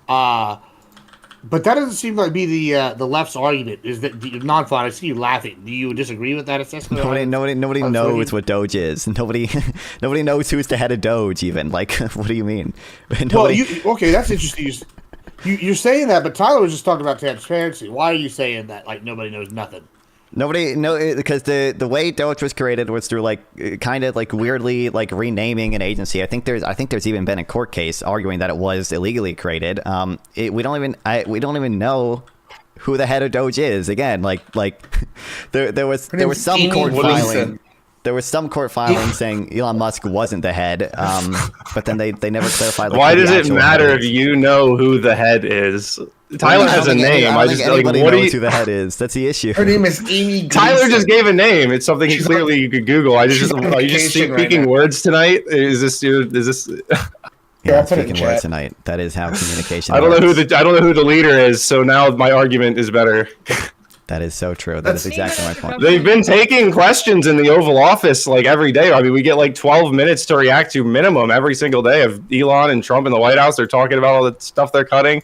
All the leftists are just spouting about how the condoms are justified and it's a different Gaza and all that stuff. I mean, like with the whole transparency thing. I mean, the guy's been talking to the press every day. I don't get what it is. Tyler can like actually send a court file for like who is actually in charge of DOGE. That'd be interesting. That's why last I read, nobody actually knew. You don't believe there's a but I don't believe that they put a lot of thought into making an agency in the first place. So it seems like they kind of argue different people are ahead depending on what's legally. Do you work there? Like, why do you talk like you work in these offices? Like, why do you talk like you credibility to any of this? Court filings. What do you mean, bro? Debating then, because like if we have to work there to know anything in no, but it's like don't present it like you work there and you know like, oh no, there's nobody, we don't even know who's working here. Tyler literally gave us a name. We know that there's someone there. Well, and by the way, what does that matter? What is the argument whether you know the name of the person leading it? Because I think the point Gibbs brought up was that like DOGE is just an advisory agency, and my point was just like we don't even know a ton about like what DOGE really is. It's legally like questionable what DOGE really is. I also think it's probably not really just an advisory agency if they're going into the USAID building like without security clearances and like restricting access to the payment system, and then like taking over. What it means to be advisory. What it means to be advisory would mean that DOGE itself is not signing off on these cuts being made. They provide recommendations, and then those cuts are signed off by the president and the appropriate branches that do that. It's not like the DOGE department is making these decisions. Like that's why you're probably confused and don't know what it is, because they're just an advisory council. They don't actually sign. Like they're not the final signature. Elon Musk isn't the one who signs it. Now Elon Musk has signed it, and now the program's cut. They provide recommendations, and then the appropriate agencies or whatever make those in, probably the president in most cases. So like it's not like the Department of Government signing off on it. I will say that's how Kevin O'Leary described it. Like yesterday when I was watching the thing on this, he described it basically the same way Pentemple just described it, where it's like they recommend something, they use the algorithms, they find the data set, and they give it to the department heads, and then the department heads choose how to execute it. And this Amy Gleason person apparently has been around for a while. Do you disagree with this assessment, Premier Katia? Because it seems like non-farm pretty heavily disagrees. What are your thoughts? I agree that on paper, right, when we're talking about this, yeah, it is an advisory committee, and yeah, that does work, but it does work like that. But, I mean, the way that we're, seeing things play out is that pretty much, like, everything that they say, even if it's extremely out there, or people don't know enough information, this administration seems to, in general, kind of just go along with it for the most part. Like, it seems like, even What do you mean? What do you mean by that? What I mean by that is pretty much most of the time when they make a recommendation, even if there isn't, well, I'm holding them to a level of transparency that they claim to have. There's not good justification for this specific thing getting thrown out. Like when we're talking about people getting fired who are involved in national parks, involved in stuff like the whole situation with people who were involved with our maintaining of nuclear weapons, and the like. like stuff like that. They should have known very well and easily that those people are there for a very obvious reason. But the administration kind of just was like, okay, and went along with it. So even though on paper they're an advisory council, advisory committee, advisory role, it seems to not end up that way in practice. Isn't there like an element of this though that everything's going to look nice on paper, like everything's going to be justified and good on paper, but like just like, and the one of the examples I would say just like off the top of my head would be like, so we send $1 million to this program for some really, really awesome, great purpose, and then it's, you know, wasted on administrative fees and other stuff, and it doesn't really actually accomplish the intended goal that we created that department for, or that we funded this like project for. And there's like an element, you're like looking at it on paper and you're like, oh, this is on paper like really good, and it's like what's on paper is like obviously going to be the prettiest version of like what this is. Like there's a lot of this fraud that we're talking about is going to be all dolled up on paper, because that's how fraud works. You have to doll it up on paper to get through and make it look like it's natural and fits in. But then in reality, you're not actually like doing anything. Like my biggest concern, honestly, for a lot of this is that like some of the things that might go under the radar for DOGE that like sound really good are actually like in practice not working. And so I want DOGE to be looking at all of this, even the stuff that might on paper look really great, because a lot of the fraud is actually, if a lot of effective fraud is actually going to be dolled up to like pass in that sense. Isn't like, do you account for that when you're looking at this stuff? Because you're like, I feel like you're looking at it and you're like on paper, like, why are we getting involved in like this? This is a really good thing. And it's like, it's not necessarily like what's happening in practice, right? When I meant on paper, I didn't say on paper as in like things that had fraud. I mean, unless we're talking about DOGE itself, I don't know. But what I was talking about was that on, the whole idea of, they're on paper advisory committee, but I don't feel like they're doing that role or portraying that role in a way that, you know, really reflects just being solely for advisory. But what I'm talking about, as well as in your response to what you said, is, I mean, but there are plenty of examples on things that, you know, it's not justified on like paper to or in real life to fire some of these people, like what we said about some of people who are, you know, working to maintain nuclear arms, for example, or, you know, people who were park rangers. Like that's pretty obvious. Those are very different, right? Those are two examples. That's so like, those are so different. I would not want a person who's been working on our nuclear warheads to be out in the public. I don't care about park rangers. There's two things here. This is interesting to me. So I'd like go with that a little bit. Sorry, what did you just say? I'm confused. What? Somebody's out. Well, hold on. I don't know what he's talking about, but let me just. I do want to engage what you just said a little bit though. So, like Kevin O'Leary, once again, he was just talking about this. He said in like a big company, what you would do when you take it over, you go in there, you cut the fat, and then if you cut something, they try to hire him back, and they take steps to remedy it. And so, as far as I know, right, that's what they've done. They fired the nuclear operators. Yeah, that was a hiccup. They went and hired to try to hire him back. They got him hired back. Same thing with some of the park ranger people. They're specialists. They hired him back after they figured out what they did. Do you disagree with that being like a tactic used by the government? Like, obviously, when you're trimming the fat, which is kind of what DOGE is supposed to be doing, right? You might actually trim something important. Do you have a problem with them like trimming something important, bringing the people back, and like trimming out the fat in other areas? Like, is that in and of itself a bad thing in your opinion? Yeah. Back with neocons, we had corporations are people, and now we have the government as a corporation. Real crazy. I think that the U.S. government should not be run like a corporation that was took over by new management, and we're just trying to throw shit out and see what sticks. Because, I mean, while there might be more to play around with when you're talking about just, like, you know, the revenue of those who are making the decisions up there, we have a lot of other situations involved, because this is, in fact, a government of a massive country. And when we're talking about, you know, just, fire somebody, rehire them, I'd say most companies, we're not talking about people who maintain nuclear warheads. All right, let me jump in here real quick to help out, because it seems like we're arguing a little bit about clarification. So what DOGE technically is a czar position. The president appointed somebody to take point. A czar position traditionally can move within appointed positions, go to these places, and work with them. A lot of times czar positions get ignored. A lot of times when you go in to audit these positions, people are like, excuse me, I've been working here for 20 fucking years, and you're some 32-year-old dude coming in here to audit me, and they don't cooperate. So that could be the reason why we're seeing some of the firings and the rehirings, is somebody had to stick up their ass, didn't want to cooperate with this new team coming in because they felt a little bit entitled. You know how we've all worked with that person that's worked somewhere for 6-7 years and feels like if they leave, the place is going to fall apart when really they're just another employee. That's kind of, that could have been the reason why they fired some people, then brought them back when they were needed. But this is a czar position. So what we're seeing right now is the reason why Judge Cannon in Florida was able to throw away that Jack Smith case against Trump, the D.C. Jack Smith case, was because she said that the way that he was appointed to the case as a special prosecutor, it bypassed Congress, and his job and role responsibilities were too important to have him just be a political appointee of a DOJ. He needed to go through Congress. There's now a legal precedent, a legal theory floating around that DOGE and this mass audit of every executive branch could also be so important that it could require, based off of whatever this legal theory is, that DOGE also needs to be certified by Congress before someone gets access to every one of these departments like that. A lot of sense, considering the amount of crap that they have access to. Yeah, I would agree. That's why I said it's kind of legally questionable as to what DOGE even is. And I would say I think it is irresponsible to essentially cut funding for entire agencies.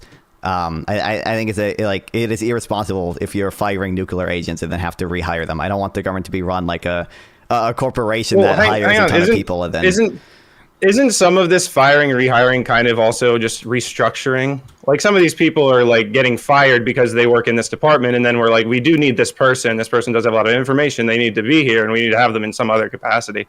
I don't know that every single one of these cases is like this, like just dramatic mistake. Like in some of these cases, it's like, look, you're not going to be in this position. You're going to be in this new other position because this entire department's getting shut down and we're shuffling people around. I mean, that's how they end up getting rehired, because there's obviously some sort of tracking that they're keeping track of this, trying to like stay on top of it. That's why they're actually getting rehired, as opposed to like this issue where we say they're getting fired and not rehired.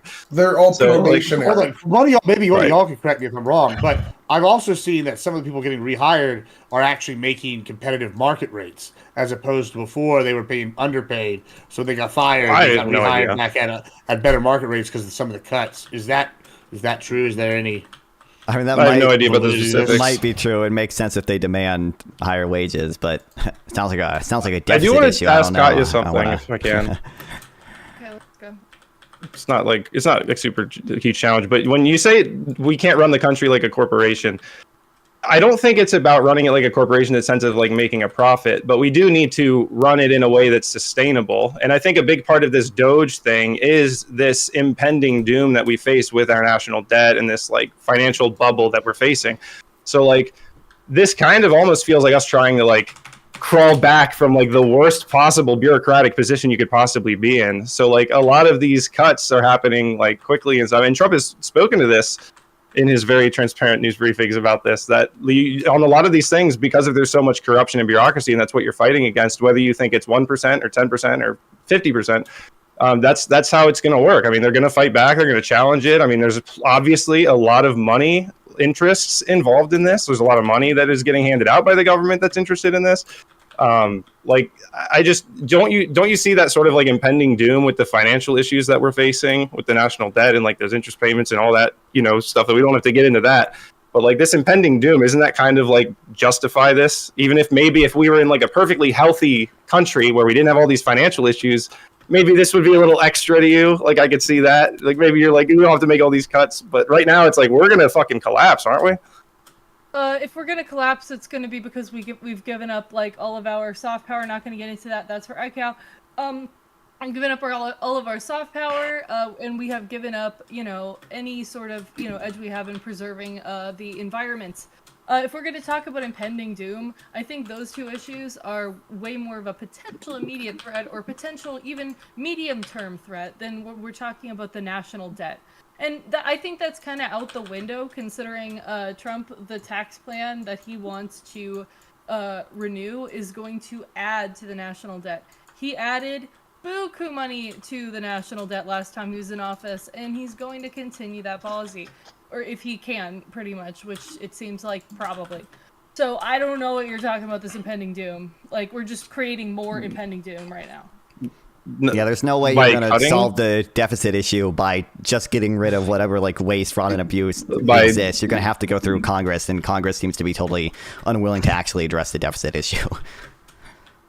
there's an element of both. I mean, like, obviously Congress needs to help out with this. This is like an all hands on deck type of situation for the country. But I think the idea that, like, oh, it's just such a big problem, we don't even need to be efficient with our government or worry about sustainability at all. It's like, I mean, no offense, this is how you guys lose the popular vote after like 30 years. I mean, it's like so insane to the normal person that think like, oh, it's whatever. I mean, 100 billion, we'll just compare that to the national debt. Now it feels like a small number. Who cares? 100 billion dollars isn't a lot of money anymore. Is the national what debt, is that? And if 100 billion is small relative to the I'm not saying the issue is just the national debt. I'm saying the national debt maybe provides some like I emergency scenario here. I understand. The biggest issue. I understand you have other issues with government waste, but you specifically said like we need to trim down on this government waste because we're facing impending doom with the national debt and some financial because it's unsustainable. Bubble. And my point is just that you're like I like Washington Post did their investigation, NPR did like their investigation. It seems like DOGE has saved like maybe 10 billion so far. That's not going to be like right. But see, this is what I'm saying.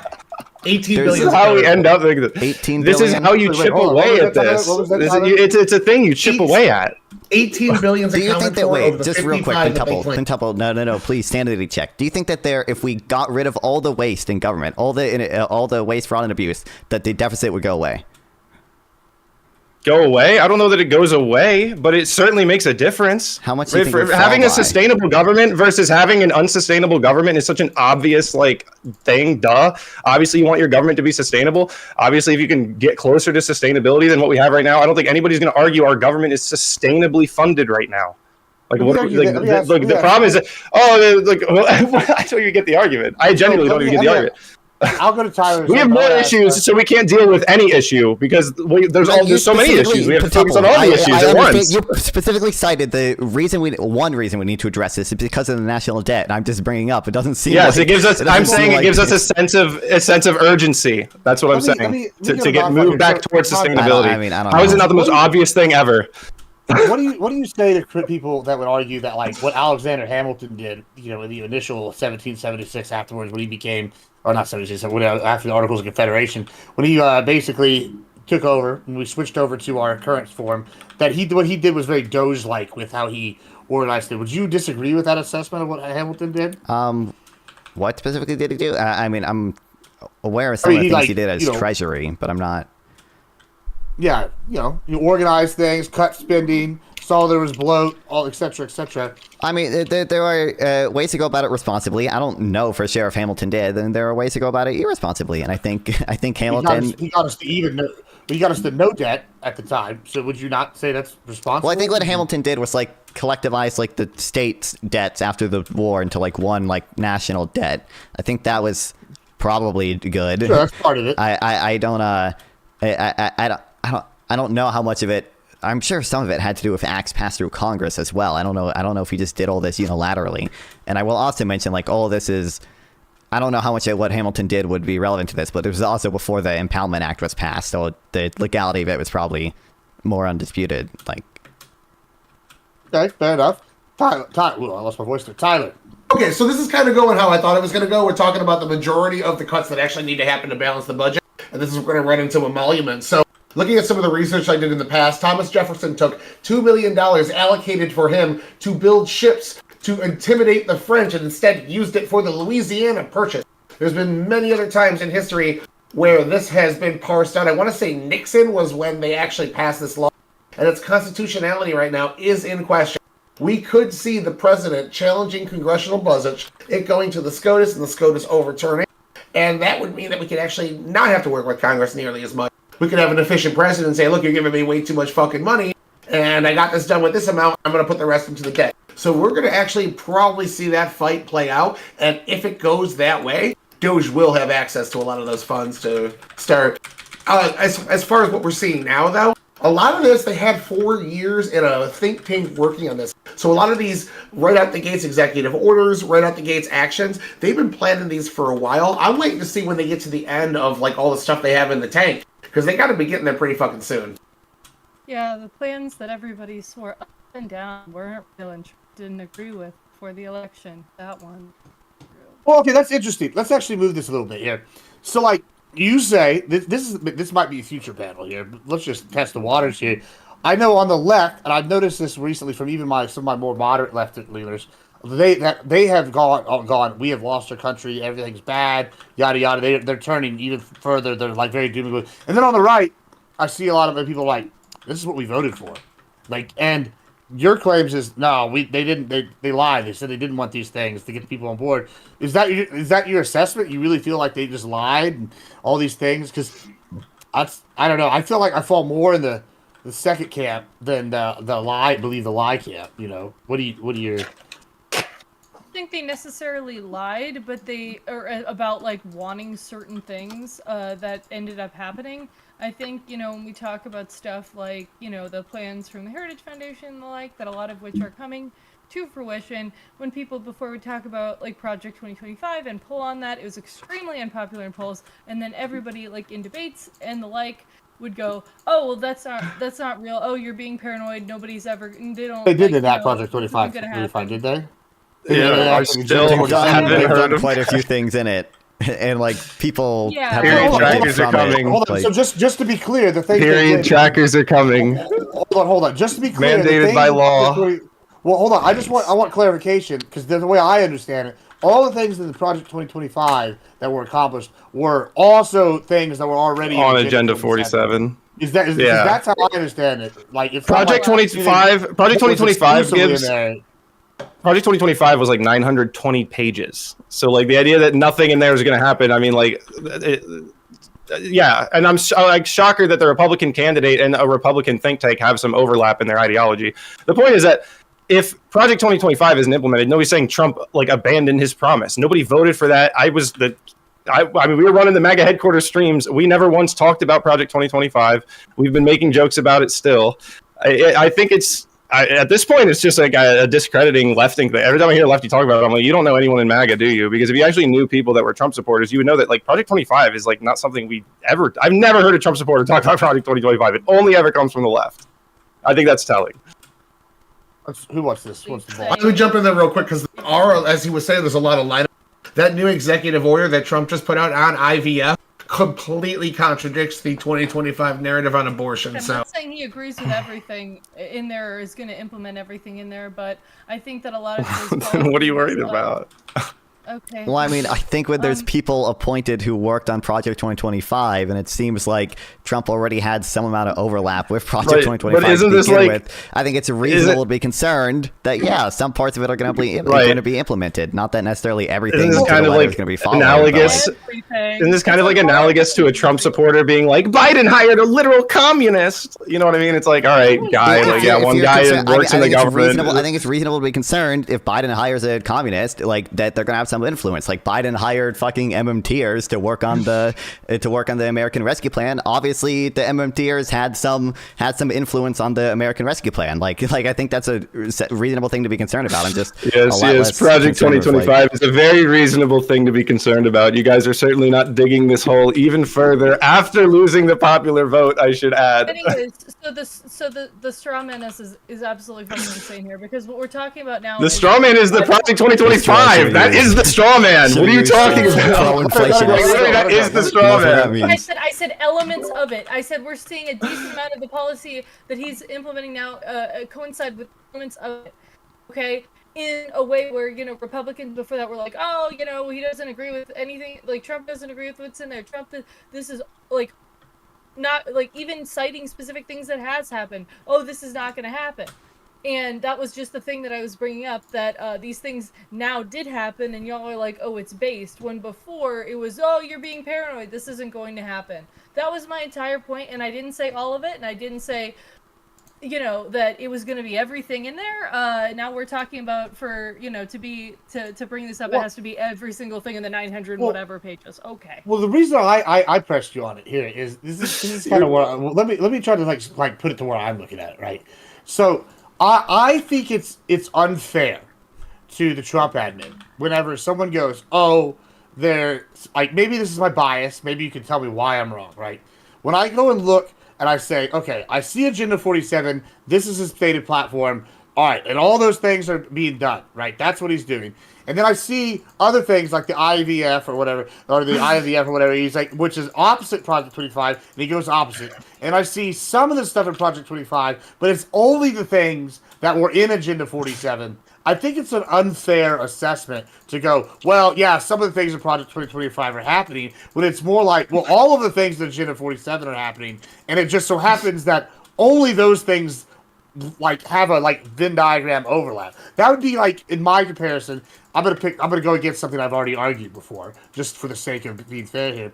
I've argued many times that National Socialists are socialists, right? And because there is a very massive overlap, right? And then people go, no, it's different, they're fascist. Like, aren't you doing exactly what I would be doing in that situation where you're going, oh, there's these things, they just happen to overlap. So, like, do you disagree with me, or where am I wrong there? Yeah, where am I wrong?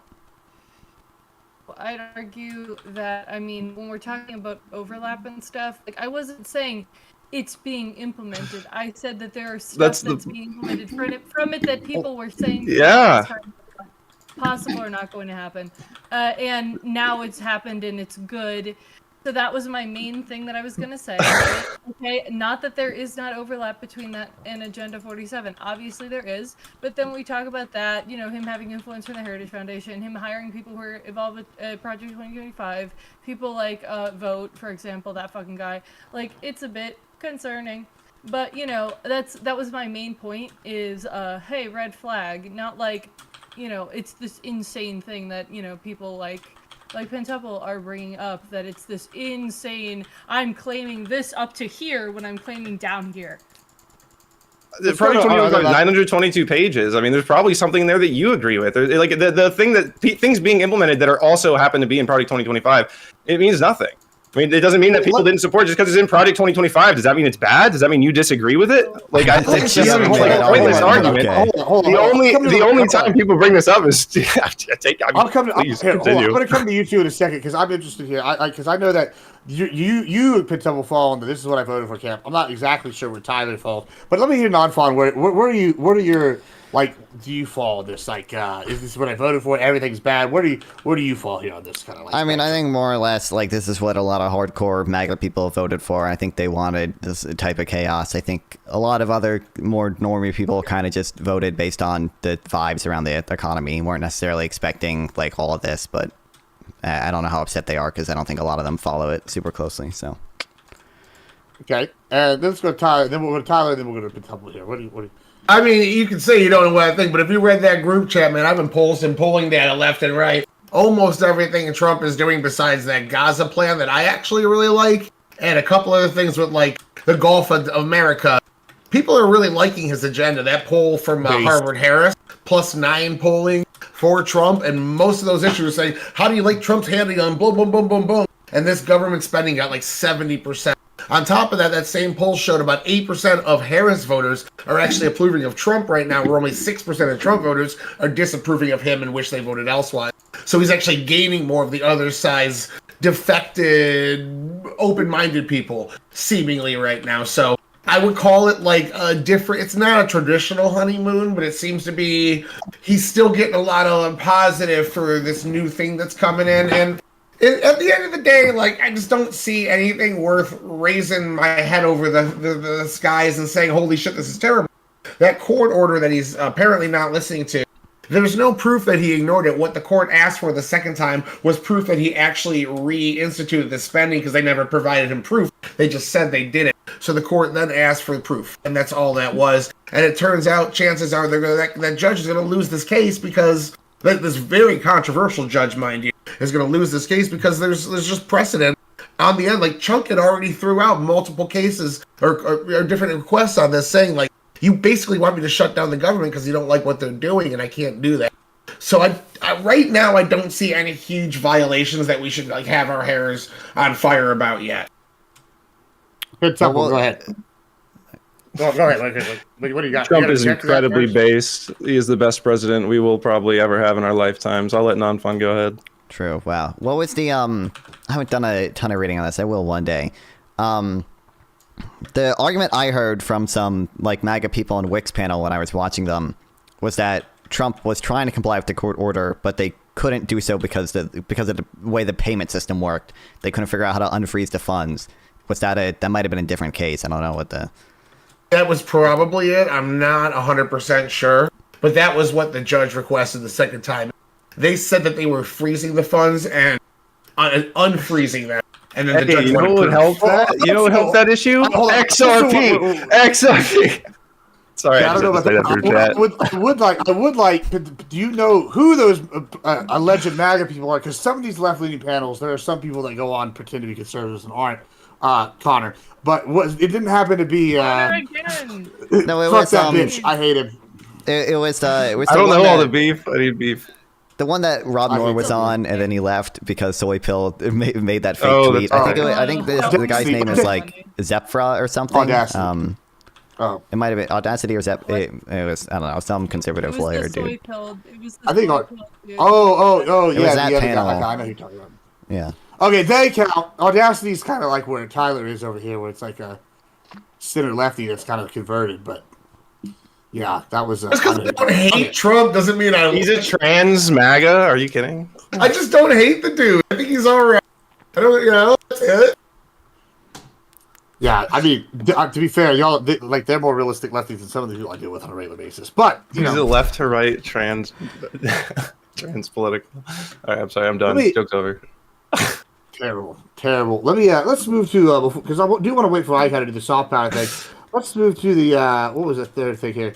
Non-citizen voting. I wanted to do this last week, but none of you people showed up. Y'all were all afraid or fear or sick or something. How do we feel about non-citizen voting at a local level? As long as they go for Democrats. Should we let them go first? Yep. If a jurisdiction, the citizens that live there want to go along with it, then they should be able to go ahead and have that for their local jurisdiction. I don't see a problem with it. It's not a bad argument. But what about? I'll say this, Kai. When you say that, you're talking about local elections, local issues? They can decide if they want their people to decide. When it gets to a federal election, it shouldn't be decided on the local level, right? But also, I don't know if that's within the scope of our conversation. Are we discussing whether? Because right now, there's some localities. I guess I'll just preface this. Right now, there's some localities that allow non-citizens, like green card holders, to vote in local elections. Are we discussing tonight, the scope of adding that to federal elections, or are we just whether we agree with the scope of local elections? Because Kaya makes a fair point. I think that on a local scale, if you have a locality and maybe they have a lot of people that have green cards for some reason, and maybe they decide to let people vote in the local elections, I could actually get more on board with that. I think the more where it's I want to hear if Katya agrees or disagrees. Maybe it's not even a point of disagreement whether they should vote in a president necessarily to vote a presidential election or anything national. I understand, yeah, that's a citizen situation, but I think this is a topic of discussion starting because people were talking about that in New York City. But I think if in New York City, the people who live in New York City want people who have green cards and the like to be able to vote for school board and for their local city council people and the people who handle their their city services and the like. I mean, yeah, if they're fine with that, I think why not? That's what they're doing. Tyler, go ahead. Yeah. So to Katya's point, you are 100% right. The people at the end of the day get to jurisdict what they want their laws to be within federal mandates. So hypothetically, somebody could go ahead and make murder legal in their state. It doesn't necessarily mean we're not questioning the legality of it. What we're questioning if it's a smart idea or not. There is a way. The legality of it. Yeah, there is a way for a green card holder to vote, and it's just the naturalization process, and that's all they have to do. It doesn't take that long. Sometimes it takes up to 5 years in total. Often takes less time. That's their process to vote. That's how they become a citizen, and that's how they gain the citizens' right. We don't extend our citizens' rights to non-citizens for all sorts of reasons. If they're not a citizen of our country, then they don't have our country's interests in their best of heart. So we don't allow them to jurisdict the future of our country. So I generally try to stay pretty impartial here, but or as more partial as I can be. But I'm gonna definitely say go on this side here and be fuck that shit. And it's pretty simple. And if y'all want an example of why this is bad, I will give you an example that would benefit me. If, say, I live in Texas, right, I do, And my family's lived here for a while, so they already have like an area of Texas where, they have a lot of voting power, right? We all vote the same way. We all vote for the same people.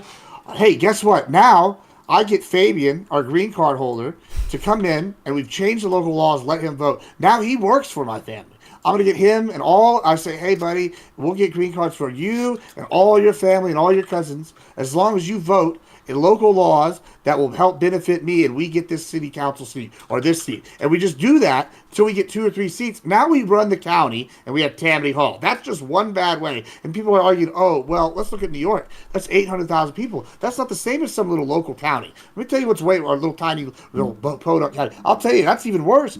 I actually fully agree with you, Gibbs. And I want to throw this just as a segue from your point to Katya. Let's go with like the most extreme hypothetical. Let's say some town says, look, we have a lot of green card holders in our town. We want to give them the right to vote. This kind of becomes like a self-fulfilling thing where now green card holders are like attracted to this place. Maybe this is a better place to be if you're going to be in America on a green card. And so say a majority eventually develops, and like Gibbs is saying, now we have like an entire local government that's focused and self-interested on people that are not citizens of the United States. I think that, like, in theory, like, oh, what's the harm in letting a couple people vote? And in probably every single district in the U.S. right now, it like is a very small number of green card holder voters. But I think if you open this door, and maybe we'll see this, I don't know how long this sort of effect would take with the places that have already done it. But I think one of the predictable outcomes could be this sort of like extreme hypothetical where it ends up attracting green card holders. The interests of the government start focusing on green card holders. Do you think that would be an issue? Let me jump in there because I hate that argument you guys are making right now. Disagree hard with Gibbs. The problem you guys are bringing up isn't the actual process. It's abuse that results from the process. Whereas that abuse could actually happen today without that process. There's no reason why someone that employs somebody can just say, I'll pay you more money if you go vote how I want. That's already illegal. Why is it abuse if it's the government that's taking care of their local citizens who happen to be green card holders? That's how the government process, how it should work, is to represent the people. And if we're saying these people that are now represented include green card holders, that's not necessarily an abdication of the process. The process functioning as intended will suffer from this extreme. Tyler, that's not what you would do. I would turn to Fabian. I can't tell you how to vote. You wouldn't tell him that. You would say, oh, man, if this law doesn't get changed, I'm going to have to make some cuts around here. And it looks like you had the least seniority. I mean, I would be terrible if that law got passed. And you just mentioned that at work every day. And so then they have to there's Trump business owners that did that. If Trump doesn't win, we're going to have to cut your pay and fire some of you. Sure, and that's fine. And that's why I'm saying I know it happens. And now you have this power over a non-citizen, and it's definitely a way that people use it, because that's exactly what I would fucking do. And no, it's bad. It's bad enough people can already do that. I don't think that the non-citizen matters there if it's happening to citizens. Absolutely would do that shit. Like if I had that power and it came down to voting. How fast I could be in charge. I would be elected if this became a thing. I would be elected within a year in Texas. I would love to see you try there. Honestly, if it's for green card holders, I'd love to see you try, because honestly, when we're talking about people, you know how many green cards I've helped people get. Like, I'm telling you right now, this would be the strategy. Hey, amigos, hey, vatos, who wants to vote for me? You know what? I will be in Mexico tomorrow. No, that is true. The attorneys literally know what advice to give people. Never mind. You go ahead. If you get everybody to get, I was about to derail. You go ahead and and you have them, like, you suggest, haha, wink, wink, nudge, nudge, that they vote for you. In your small town that now has this legislation that only like super liberal areas in big cities have passed so far, pretty much. And if they have this, and then we have a majority green card holding Gibbsville or whatever, and then Gibbs starts, like pandering to those with green cards, then I guess, I mean, those with green cards seem to be those who live there. And if we're talking on a locality basis, it doesn't bother me too much. I mean, you know what? Congratulations, Gibbs. You played the game and won. I don't know what to tell you. Like, well, that's the problem, though, right? That's the problem. Like, that's okay. You're not going to patch this. You're not going to patch this. No, like I'm pointing out the problem now, right? And say Republicans started playing the game that way as it's being played. The minute they started doing it, it would be a massive controversy. It'd be, oh, they're evil. Just like whenever we want oh, these guys that come and look at the FBI for lawfare, y'all are going, oh, nah, this is terrible. This is one-sided. And it's like, y'all been doing this for years, and we come to do it, and y'all like, no. So if I did that, all of a sudden, it'd be, look at Gibbs. He's bringing in white supremacists from Argentina. Look at Gibbs. He's bringing in, conservatives from Cuba. Like, yeah, that's exactly what they would say. We already have enough of them in Florida, okay? Calm down. True. You know. I'm just saying, I know for a fact that would be the argument. It wouldn't be, the shoes on the other foot. And y'all still really didn't deal with the federal taxpayers having to pay for the hobo. New York is a net taxpayer to the federal government. New York pays more in taxes than they get. I'm not sure that's a huge issue. It's a massive issue. Oh yeah, New York definitely doesn't abuse anything. Everything's on the up and up in New York. That was my argument for Tuttle. Yep. Well, that's what he said. Totally. I'm just saying, like, you get more out from New York than you go in. Like, your federal tax dollars that go to New York, like, they pay it back and more. So I'm not convinced that like that's like a huge issue that like the federal taxpayer dollars are going to this. I think there were broader issues with New York and housing that need to be fixed. Like the fucking stupid ass zoning laws we have, but. I'm not convinced it's a huge issue that what are you talking about? I just did a Google search, and it says that they're and maybe I'm wrong. I know we love Googles here. This is why you don't just make up answers. I'm citing I can cite you the Rockefeller Institute balance of payments. That's what I'm looking at. Like arguments that we made. Like you made these those words. Opportunity cost. Yeah, I know that's a really complex concept for you to understand. That's why you refuse to engage with me about anything. Just say words. Right. Yeah, opportunity cost is totally not relevant to the discussion around tariffs. You're right, Pentuple. Wow, you're really showcasing you have a brilliant understanding there. When you refuse to engage with me at all.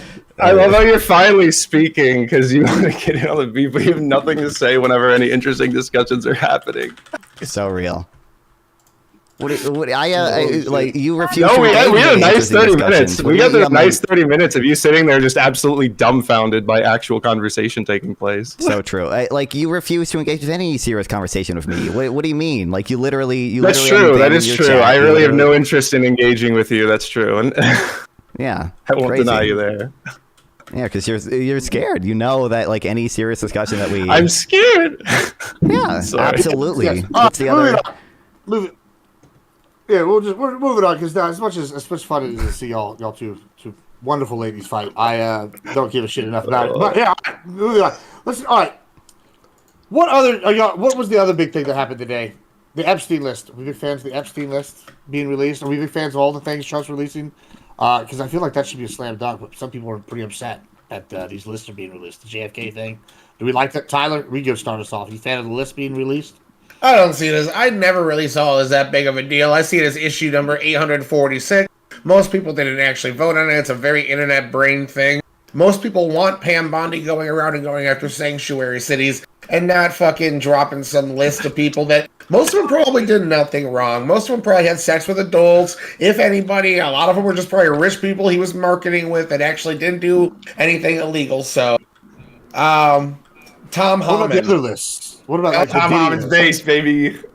What about what? What about the Diddy list being released coming up and the JFK? I gotta see like what's in them, but like JFK, I thought we had like 99%. What about the Costco bulk order baby oil list? See, like even if Diddy, like a lot of these people from the Diddy parties are saying they're all consenting adults as well. If we could find somebody that like can actually say that they were assaulted or whatnot, I want all that shit prosecuted. But if these are consenting adults just having wild sex parties, how many of you guys have been to wild sex parties before? I've had chlamydia twice. Come on, raise your hand. Come on. Wait. So you're cool with like the congressional tapes that came out last year? As long as they're not fucking kids, like that's between. I don't care that Bill Clinton got blown. I don't care that Trump fucked porn stuff. So what about okay? That is our Congress. Whatever, people. Let them fuck. Chambers. Let them fuck. Defiled, Tyler. Don't you care? They ain't defiled till I'm done with them. Go ahead. You ready? No. Yeah. Really, like, I haven't read these lists. All that I've seen so far is basically that there are, like, shit tons of redactions in them. So my opinion on it personally is that I do not really have a big opinion on what's contained in it until I see it with my eyeballs, and I haven't seen much of anything yet. Also, if y'all have wild sex parties, invite me. No. Hey, yo. Yeah, legit, I have no opinion yet. I have to read that shit. You don't think it's going to inspire like more trust in the government if they like release these things? That's been like an argument for releasing them. Maybe with like internet brain people, maybe. I don't think anyone. When I brought up the Epstein list to my mom, she was like, "Who?" Well, hold on. It's kind of a big deal. Like, what if the Epstein list comes out and it's literally like, I mean, apparently it's out 2 hours. Any senator, Hillary literally Clinton, any senator. That's Bernie like Sanders. it's a huge scandal. I think you guys need to prepare yourself. I mean, literally any of them. I think you need to prepare for disappointment. It's not going to be that big. But do you think that's going to be because they don't actually release it, or be because these people aren't actually on the list that we think? Because there's not actually that much that were like. I'm sure there were some people there that did some bad things, and we might not even see those. We might get a couple of those, but for the most part, like most of these people are going to be like Oprah, who went there for like 18 lunches and can show that she wasn't there having sex with kids or anything like that. So I think a lot of it's going to be. I don't know if I trust Oprah lunches? on that. 18 lunches at a place? 18? Yeah, like some rich a lot of bitch. 18 sounds like she's been training her brain to think 18. Like you flew to an island to have lunch 18 times? I don't think a lot of these people were just, I think they were just rich people marketing and hanging out with other rich people because they're all a rich clique that wanted to look cool, and I don't know. I don't think it's that bad. Wait, you don't buy the theory that Jeffrey Epstein was like secretly recording it and then using it to blackmail people to get like, deep state operations accomplished? I could be wrong, but I don't think we're going to see a lot of that. Kind of doubt that. I don't think most of that's ever going to come out, yeah. He's not. Do you think the CIA doesn't do the blackmailing thing? Like, because that's what I think is the narrative, the basic narrative. Has done a ton of stuff like that since Operation COINTELPRO. I don't think they've. Yeah. I don't know. Even if they were, like, look at the shit that they had. Like the shit that they had in MLK was like I think he knew somebody that like sexually assaulted a girl and he didn't say anything about it, and that was it. And like it's like that's all you got of the dude. That's not all they had. That is not all they had. I thought they had he cheated on his wife and like went to orgies. Yeah, it was going to sex orgies shit. Yeah, he was basically the original Diddy, is what they were saying. Yeah, but like the actual criminal, something criminal that happened that he was aware of was somebody was sexually assaulted, and I guess he turned the other way to it. But like actual criminal things against him, they had nothing. So what? He went to a couple fucking sex parties. What are you guys, a bunch of prudes? Are you taking a position right now that Epstein wasn't sex trafficking? Yeah, I'm a little bit confused about the. Listen, I'm pro-sex party. I'm not pro-sex party because children. Like, cause it seems to me like a pretty substantial difference here. Epstein was trading kids like Pokemon cards. I don't know that you can argue that they weren't doing that. Like, that's pretty well established, I think. I'm sure it exists, and I'm sure there were some people. I'm going to say the vast majority of people that went to his island probably didn't molest a child. That's what I'm going to say. The vast majority you went to the island? I've made this argument for the people who got on the plane and didn't go to the island. I was like, I don't think the plane means that much. You don't think... Wait, hold on. Do you think people went to the island and were like... Here's the thing. Why wouldn't there be people who came out and were like, oh, no, I went to that island and we just played tennis and everything was on the up and up? Like, innocent people who went there would be, like, talking about this, wouldn't they? I feel like the fact that it's so mysterious kind of suggests that the whole island was, like, an island for a reason, right? I mean, maybe you're taking devil's advocate. It feels like, but like I don't know. Maybe they were doing. I wasn't on the island. I don't know. Would you not buy an island like so you can have privacy like for any reason if you were in it like that? And if I was doing that, I'd have some wild fucking party. There probably wouldn't be no minors there, but there'd be a lot of drugs. Probably wouldn't. I'm just saying, given how many people went to the island, and none of them are coming out like trying to defend the like. Even I think it would just take one, honestly, to make me. If there's one celebrity who was like, I went to the island several times. Like, I'm Keanu Reeves. Like, what are you talking about? It's a fine island. I also they're probably like advised not to comment on it. I don't know how good of a PR move it would be to say like, hey, I went to the island, but I pinky promise I didn't molest any kids. I don't know. Well, that's assuming that everyone went to the island. Everybody in the world would be like, has a PR team. You was out there molesting children. Like, everybody would say that. They wouldn't say, oh, well, now they would because it's been so long, but at the very start of this, it could have been a different narrative. And here's the thing. If only one person's willing to come out and defend it, I think that also suggests that it's probably most likely that very, very weird things are happening on the island. Didn't Noam Chomsky do that? You don't remember the Conan clip? What? Is that who that was? Is that the guy that was on the Conan? With Conan, he's like, oh yeah, Epstein, nice guy. He's like, oh yeah, he got arrested for sex trafficking. He's like, no, he didn't. Here, I'll call Jillian right now. We can get to the bottom of this. They would never be that do that shit. And he's like, no, she's in jail for this. He's like, what? You don't remember this? I didn't know about this. All right, I don't know what you're talking about. Funny. I think I vaguely remember Noam Chomsky had some interaction with Jeffrey Epstein, and I think he said that he didn't molest any kids. not that Jeffrey Epstein didn't, but that Chomsky didn't. Yeah, this one. Let's see if we get this.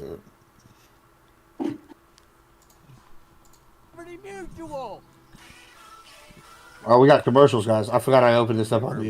There are many figures in our society who contribute an enormous amount to our culture, and people who have unconventional personal lives, and yet they seem exempt from criticism.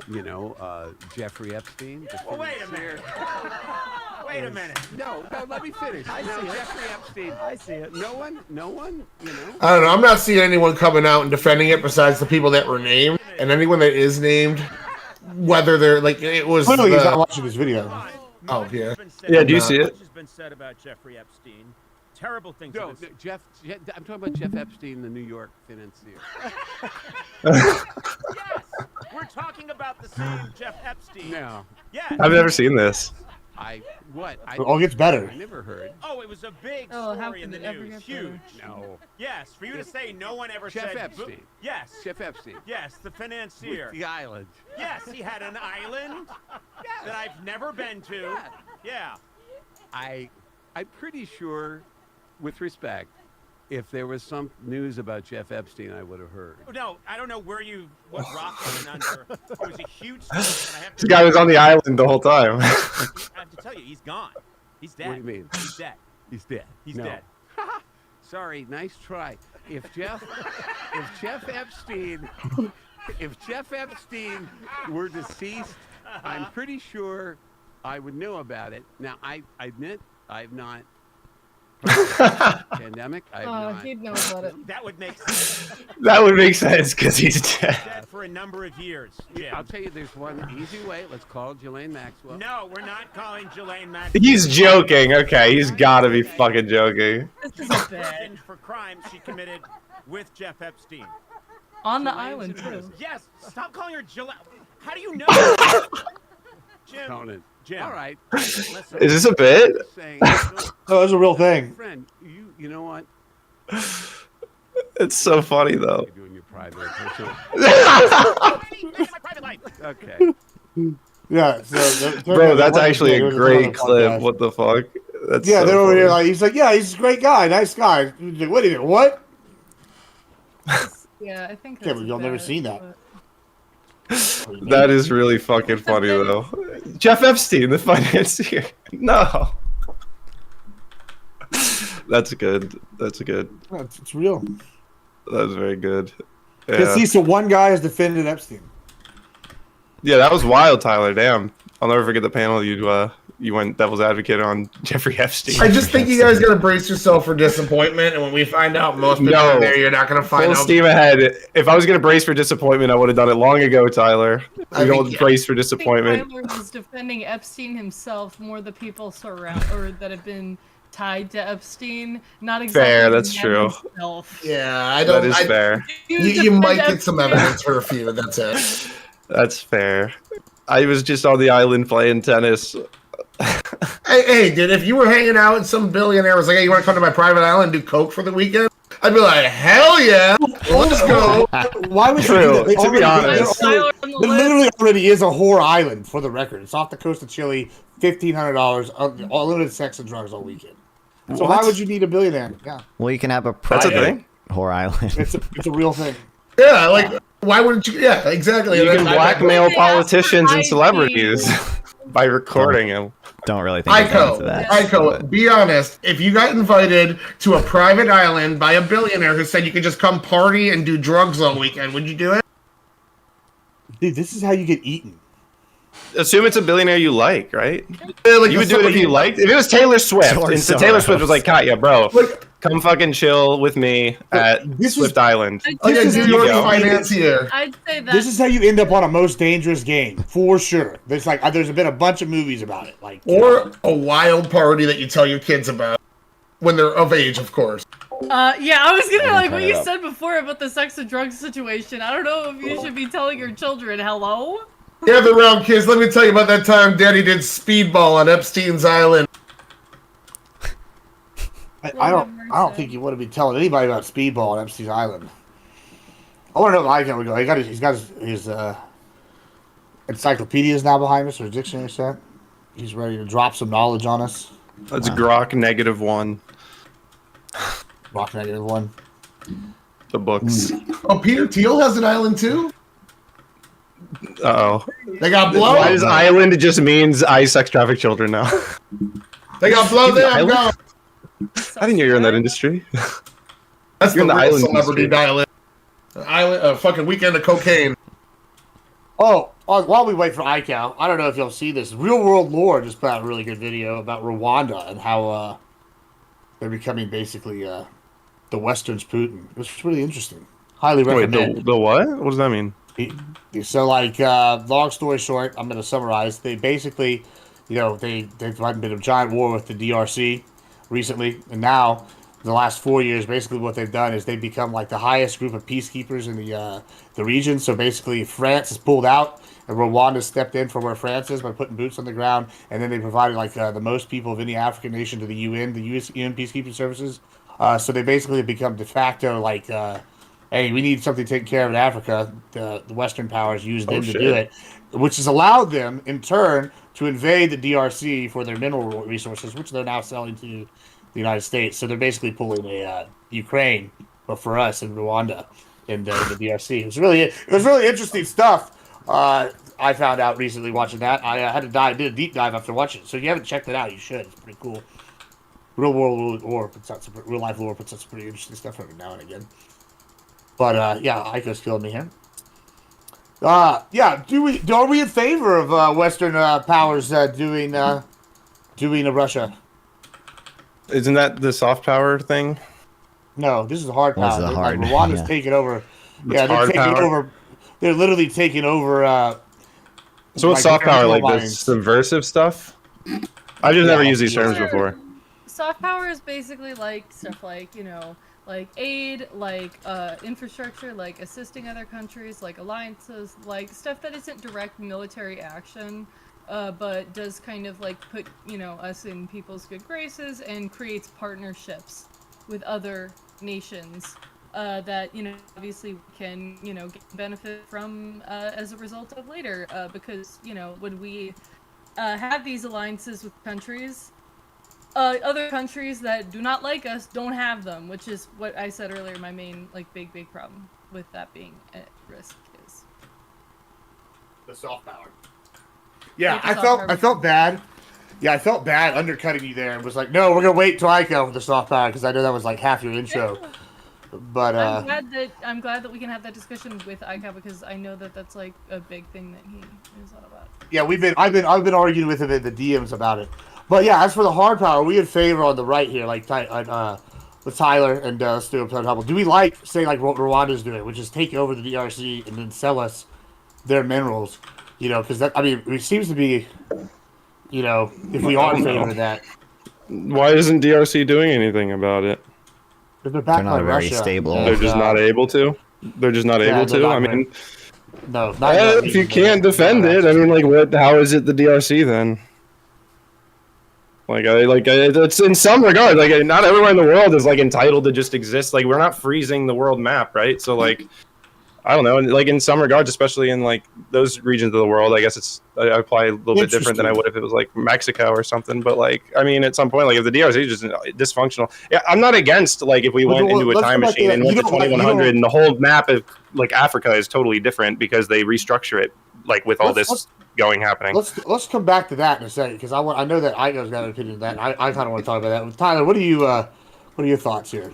Oh man, I'm kind of torn on it because the imperialist in me kind of likes the fact that Russia's taking a hit here, but I don't like the idea of endorsing invading other nations just because it's our friend doing it this time. The reason I'm on the side of Ukraine is because of the victim. The reason I'm on the side of Israel is because I'm the victim. And it makes me almost feel like I should be siding with Congo here because I don't want their natural resources taken from them just because the country that decided to help build up their infrastructure happened to be Russia and not the United States. So I'm kind of against that hard power grab. I just also disagree with Katya's soft power assessment as well.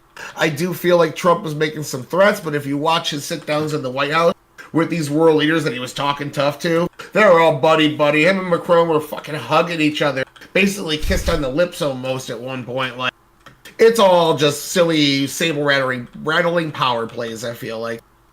So perfect. This is actually good now that ICAO's here. I'm going to use what Temple said as a segue. Oh, another thing. Do you have any thoughts before we do that?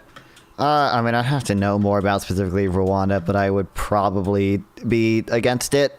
I think that, like, I mean, saying that we should freeze the world map where it is maybe too extreme, but I think generally we should try to uphold some system of rules-based international order, and this would probably run contrary to that. But well, there's already some complaints in Africa that like it was broken up by the British, right? Like there's people in Ghana that have a neighbors that are in another country, but they actually share the culture with, whereas like with people within Ghana that have different languages. I mean, like it's already kind of the way that Africa was already divided up isn't probably like the way that I think Africa would have divided itself up. So I think like protecting these borders in some ways is probably like enforcing like just an old historical system rather than like focusing on what's good and best for the people, which is what I would care about. So I want to go to ICAO here because I let him give the intro here on this because we talked about the Rwanda kind of real life lore video essentially, and then also the soft power was what we wanted to get to. We waited for you to talk about USA and soft power. I do want to preface it. Me and ICAO have been arguing quite a bit about international rules based order, like which is what and what you kind of alluded to with the keeping the country stagnant in Africa and then I guess worldwide. What are your thoughts on this, ICAO? I know you have some thoughts. Yeah, I mean, international rules-based order was, I would say, first, in a loose way, established after World War II. But we've been doing it for about 80 years now, if not longer. Was given a name after the fall of the Berlin Wall in the early 90s and late 80s. And in that period of time, borders have moved less than at any other period in history. That includes the Pax Romana, right? During because borders moved a lot then too, just less. The big achievement of Rome is that borders moved less, but they still moved way more than they did in the last 80 years of world history now. It's a tremendous accomplishment. I don't think people realize what a paradise we live in compared to every other period in history because of that. And so, when the first time now there are exceptions to this. Obviously, Israel-Palestine is one of them. That border has been moving around like crazy, like throughout its history. But other than that, the only time there was a big violation of this that the Western eye noticed was the first Gulf War, where Iraq decides it was just going to take Kuwait. Like, okay, it's ours now. The world came in and moved that border back. Very successful. People underestimate how successful the first Gulf War was. The second time was when Russia took Crimea. And really, the world should have come together to move that border back as well. And we didn't, and that was a failure on our part. But it's also something that we're still mediating. And, if we could move that back, that would be ideal. But the second best thing we can do is to make sure that Russia regrets having done it. Like, make it a Pyrrhic victory at best. We need to make it so that expanding your borders is always discouraged. Because that's the way to maintain peace in the world on balance for as long as we've done it. By the way, the last 80 years has also been the most peaceful in human history. Just read The Better Angels of Our Nature.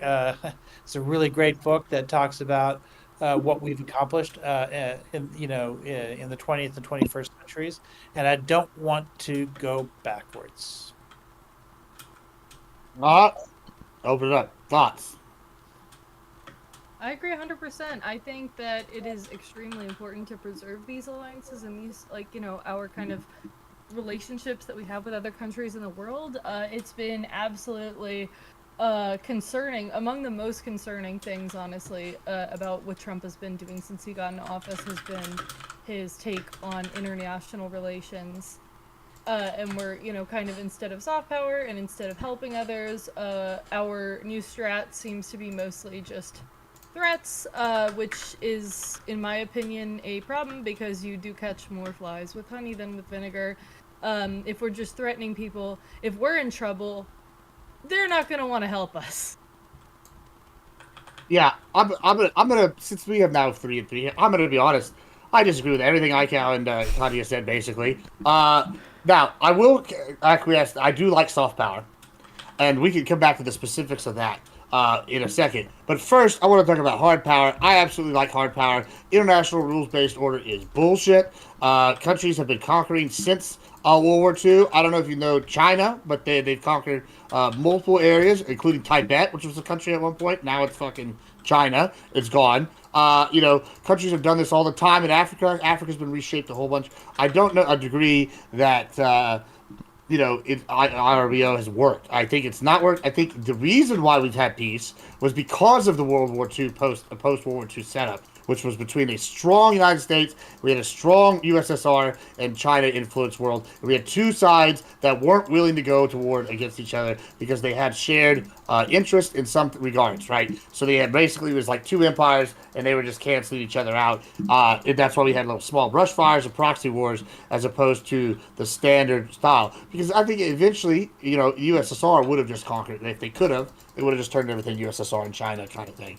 Versus what we got now. I disagree wholeheartedly with that idea, with the take. I think this has just been a break from the usual because of that, and now we're returning to the norm. I think that we can look at just even animals. Animals are territorial. Humans are territorial. I think that empire building is the natural state. I don't believe in the IRBO at all. Now, as for soft power, I do agree with interventionism and I agree with soft power. However, I will say this. I think that the U.S. aid was a failure. I think that we've seen that it was a failure with how with what they've uncovered. Like just today, when I sent you a link. They were talking about some of the funding when they're sending $40 billion a week to the Taliban in some cases. That's a fuck up. I think that U.S. aid as a concept is good. But the execution has been so poor that it's been detrimental. And I know you're going to bring up Belt and Road. I think Belt and Road has been an effective use of soft power, while USA has actually hindered us. And I think that that's my issue with it as a whole. But I'll turn it over to the rest of y'all now. So go ahead. Yeah, I do want to address that because you're talking about specifically talking about Tibet, right? That was 1950. Now Urbo is something that Urbo is something that has been growing since the end of World War II. China took Tibet in 1950. At that point, Urbo hadn't spread that far. But what you'll notice is that we went and stopped them from continuing to do that. Right? They wanted to take Vietnam. They invaded in 1979. They invaded Vietnam, tried to take it, tried to annex it. They weren't able to annex it because the world did not find annexation to be acceptable. So even China started finding itself boxed in by Urbo. Now, are they continuing to find themselves boxed in by Urbo? Well, no. If Urbo's over, then they can take Taiwan now, right? But before that, they had a very difficult time justifying it in a world that was run by the international rules-based order. The fact is, it took longer in some parts of the world for Urbo to happen than in other places. But since you brought up Belt and Road, Belt and Road is something to talk about. I've got a bunch of articles that I've been having my kids cut. One of they track every country. We pulled aid from Cambodia. And I think that particular aid wasn't a trans-opera. It was demining areas that had been mined in wars past. And America sort of funded that.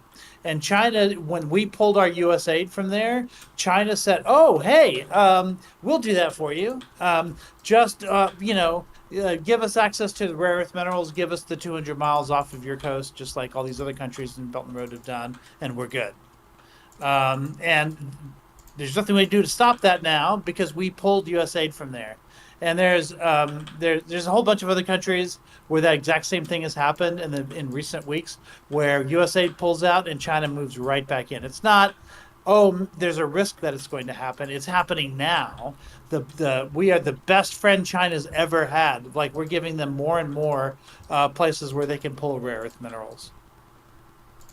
Been basically just giving China and Russia exactly what they want lately, and all while burning the goodwill that we have with our allies. We're going to be putting ourselves in a situation in which we're going to potentially end up in a conflict with some of these nations that we've strengthened by pulling out, and we're going to not have other options besides like traditional military conflict if we end up in those potentially.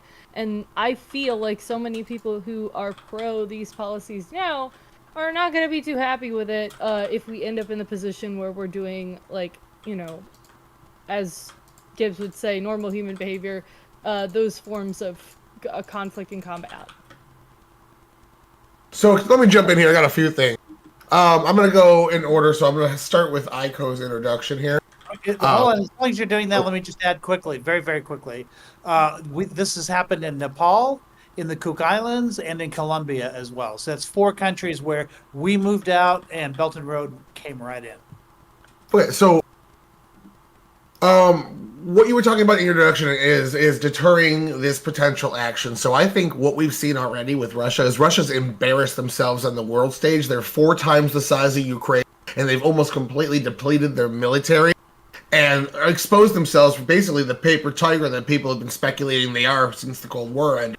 They kind of lost. They absolutely would have loved to go into Kiev with that one really strong initiative toward the city, taking the nation and turn it into a puppet state like they did in Jordan. They were unable to do that. So technically they lost, technically they got repelled, and technically they embarrassed themselves to a point to where, like, if Ukraine ended the war now, Russia would still come out looking probably worse on the world stage than Ukraine did. So as far as NATO, Trump bragged about saving NATO. If we look back to 2016, he went to the UN, and I'm sure Trump supporters remember this famous speech he was giving at the UN where he was talking about how we need to build up NATO and put more money and everyone needs to pay the 2%. And Germany was flat out laughing at him and mocking him while he was making the speech. And then the Ukraine shit happens, and now they're calling for 5% because most of these nations that still haven't hit 2 still aren't honoring their commitment, now need to put in 5%. What we see is the UK can't even roll out their tanks for a military parade, and Germany basically doesn't even have a functioning military at this point. So I get your concerns about these alliances, but it is very clear that the United States is not the ones lacking in this, and I would argue Trump's actions in his first term made them act a little more serious, some of them, and then the Ukraine invasion made a lot of them snap into it as well. So the combination of those two things is actually bringing the pendulum back in a way that you like, and I feel like it was actually going the other way before the Ukraine war.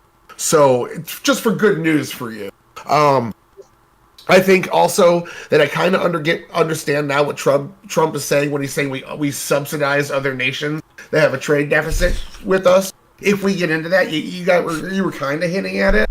I think I'm the Trump whisperer here, and I think I get what he's meaning.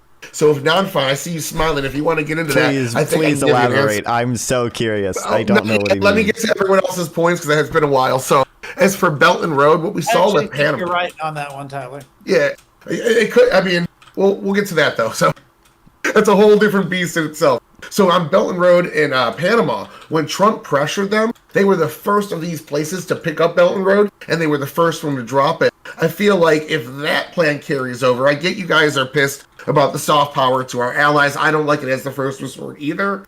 But if it works to get them to stop doing these Belt and Road things, then maybe that was the route all along. We'll see. And as far as us losing this power on the world stage, if you look at what Biden did with Saudi Arabia and some of these Middle Eastern countries, he came in to try to reinstitute the JCPOA. I would argue that he hurt us in soft power in the Middle East in that same way, just with different countries than you like. So Trump is building up his soft power over here. Biden was building up his soft power over here. It might hurt the people Biden wants to build soft power with, but Trump is greatly building that up with these countries that could potentially come into the Abraham Accords. And from what I saw today, Now Egypt is on board with Trump's Gaza plan. So that's Egypt, Jordan, and Saudi Arabia that said with these changes, they're all on board with Trump's rebuilding of Gaza with that Arab money. So if we can make that soft power increase and bring peace to the Middle East as a result, I feel like we've increased our soft power where the world actually needs it the most. Is Palestine on board with that? I'm just curious. I don't think anyone in Palestine is on board with that, but Israel, it's going to have to be the Arab nation. That's something I linked to you already. It's a big conversation itself. I just want to add the reason I agree with you on the subsidization thing. I guess we can just go to that real quick because it looks like there's an argument to be had there. I agree. I think one of the reasons why Europe has been able to spend as much as it has on socialized medicine, things like that, is because they haven't had to spend as much on the military, because we've picked up the tab in that regard with them as well.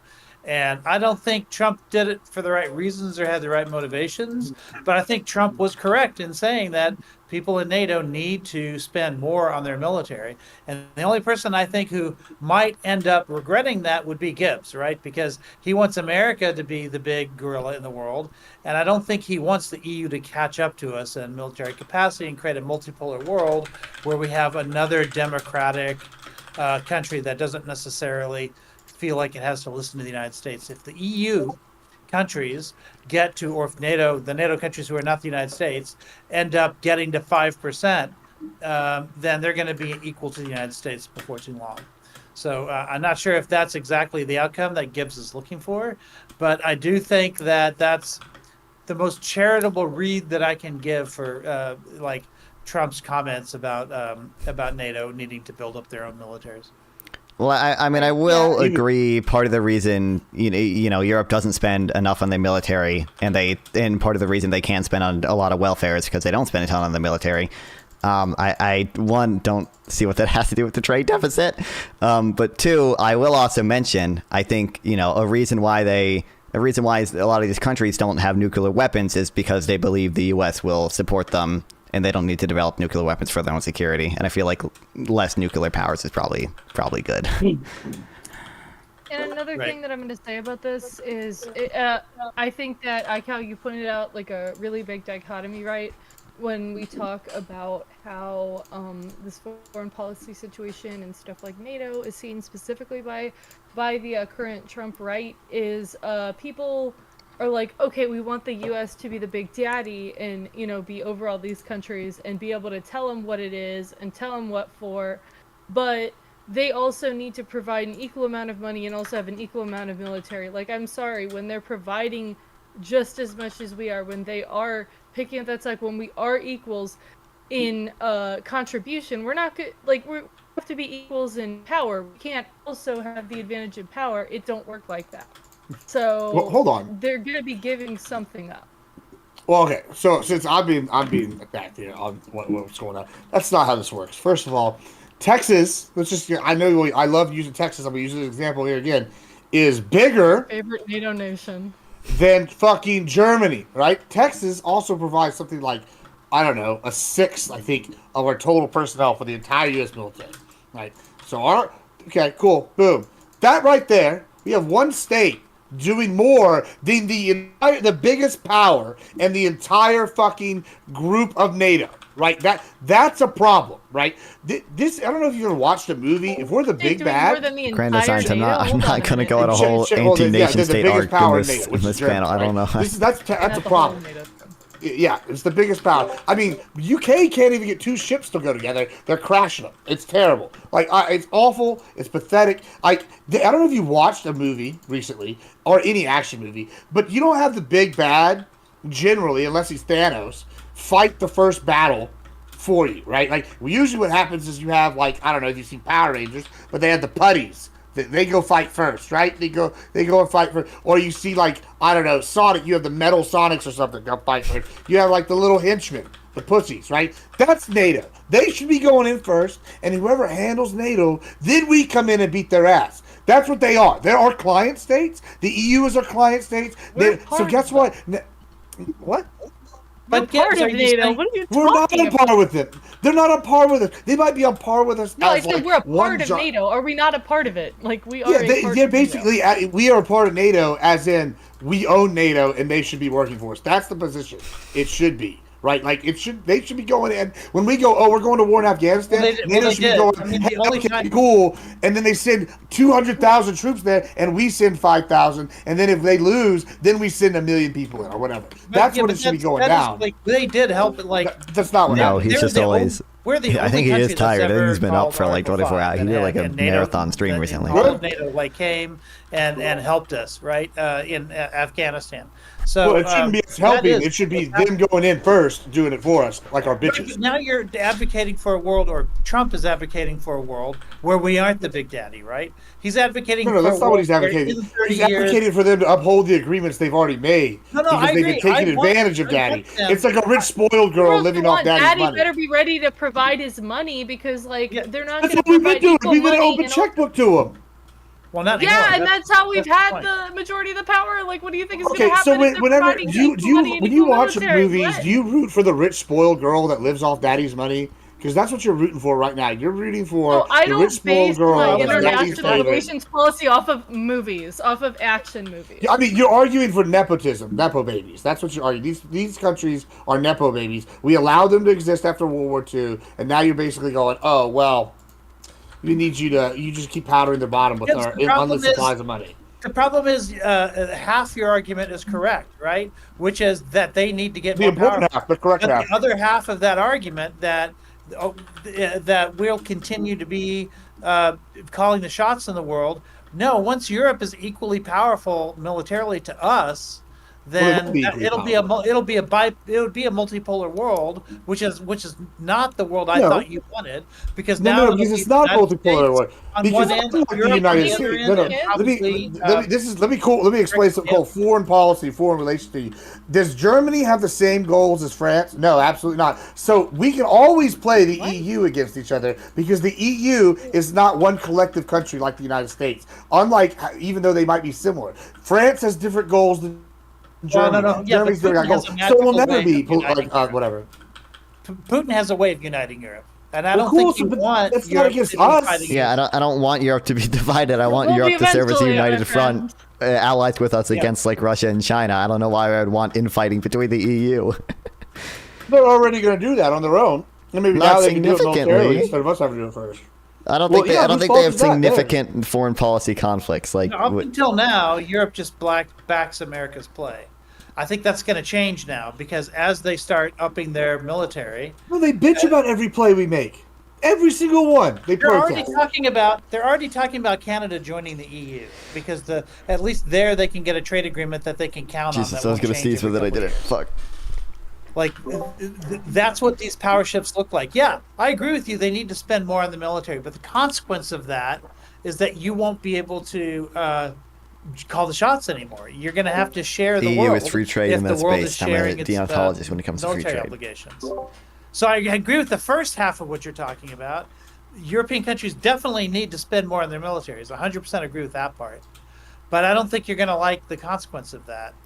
Okay, what do you think all this money that we're giving to them is going to go? Like, it's like you think that that's just going to disappear. Like, no, we can invest that back in ourselves and we get more power. Like, that's how that works. And so they're never going to catch up. Like, that's not...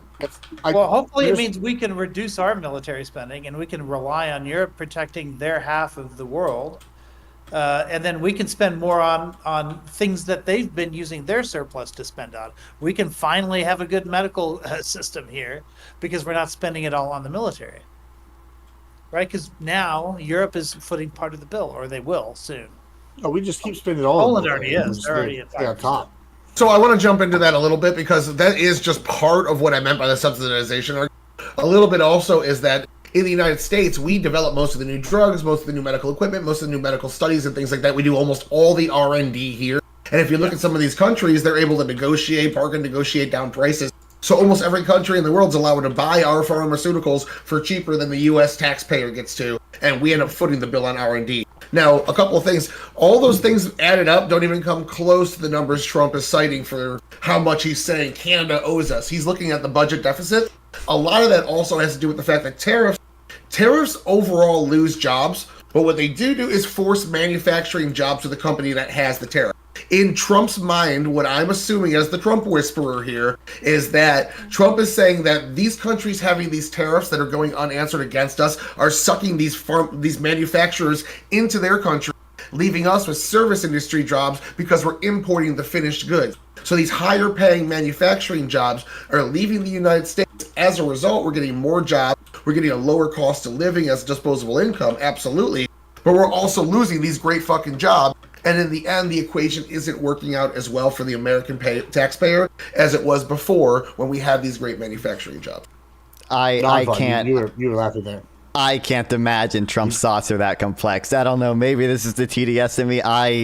I cannot imagine Trump having that nuance of a take. But I don't know. Maybe it's possible. But I also don't like. I do somewhat agree on like the medicine R&D thing, but I will say I also don't know how much that has to do with the trade deficit. I mean, I think we actually get a lot of medicine, like we import medicine from like Denmark. I know there was a lot of controversy when Trump said he might tariff Denmark over Greenland because we get a lot of insulin from Denmark, and I mean if we're importing the insulin, that's gonna add to the trade deficit, but that's not really. I mean, we're paying a high price for that medicine still, like. Yeah, well, I mean, again, if that was made in the U.S. and regulated in the U.S., we could make that insulin here. It's not like we can't. We are the number one manufacturer. I think 76% of new drugs come from the United States. I think at least that was 2018 when I last looked. I want to say over half medical equipment, over half the world's new medical studies and shit. We are the producers. Not that other countries don't. They absolutely do. Like all these other numbers I'm saying. If we do 50% of the studies, they do 50% of the studies as well in the rest of the world. So. It's just disproportionately we're significantly I know we do also export a lot of medical equipment, yeah. But yeah, we fund a lot of research. Yeah. That all being said, what do you think about what you've been hearing here? Well, I've been listening to a lot. I wrote down some notes. I actually kind of agreed with Katya, and I don't know that I fall into the description she gave for the MAGA folk, but I do think that the level of say that you have in NATO is going to correlate with your stake, right? Like that makes sense. And if we expect them to have a much higher stake, then they're going to have a much higher say. And I think that is a good thing. I think that we kind of want them to take care of it. Trump says this, and I don't know if necessarily everyone agrees with it, but what he'll say, like, you know, when we talk about the Ukraine-Russia issue, we're not all in this together with like European countries are. Like we do have an ocean, like just on a practical level, like this is kind of an issue that you could argue they need to deal with, right? So like having them boof it up. Let me ask you a question. Yeah. So you agree with Katya, right? A little bit right here. Okay, let me ask this. And just in principle, I guess, yeah. Okay, in principle, right? Do you agree though that if you're supposed to have met something, that just by y'all meeting that's not the same as something that they've met that you've now lost influence over them? Wouldn't it be more in this camp of we have the same amount of influence because y'all have never met that and y'all have been just leeching off our teeth? Wouldn't that be the argument that I make? I would say even if they met their goals, it's not like we still aren't putting up a significant amount more, right? Just because it's GDP based, right? So I still don't think they're ever going to have like an equal say. I'm not saying like, oh, you met your 2%, we met our 2%, we both put 2%. That's the same, because in total numbers, that's really not. But I do think that generally speaking, like them falling short does, I think, take away a bit of their say. It's like you have less of a say than whatever was agreed on. But I do think, like, just in principle, it should be proportionate.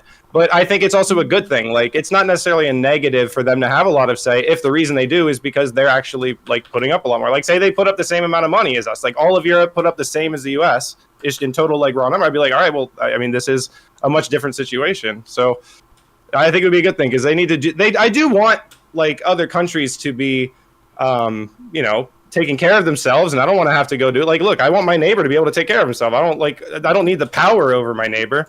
But also, I guess it'll segue into another point that was being made, and I'll just throw this out there for you guys. But this whole like Russia thing, is there any future where we don't have to be so oppositional with Russia? Like, is this really all about our opposition with Russia? Because I would think like long term, really, this is about like how should Europe be structured to best serve the people that live in those countries. I don't want to have to beef with Russia forever, but is that kind of like an assumption that we have for like? Well, should it be just a recognition that every country should have a freedom of association, right? So if somebody wants to, join with the Russian Federation, they should be able to. If a country wants to join NATO, it should be able to. Like that's what Right. it comes down to. There's a big difference between how countries join Russia and how they join NATO. Big difference, and the difference is consent.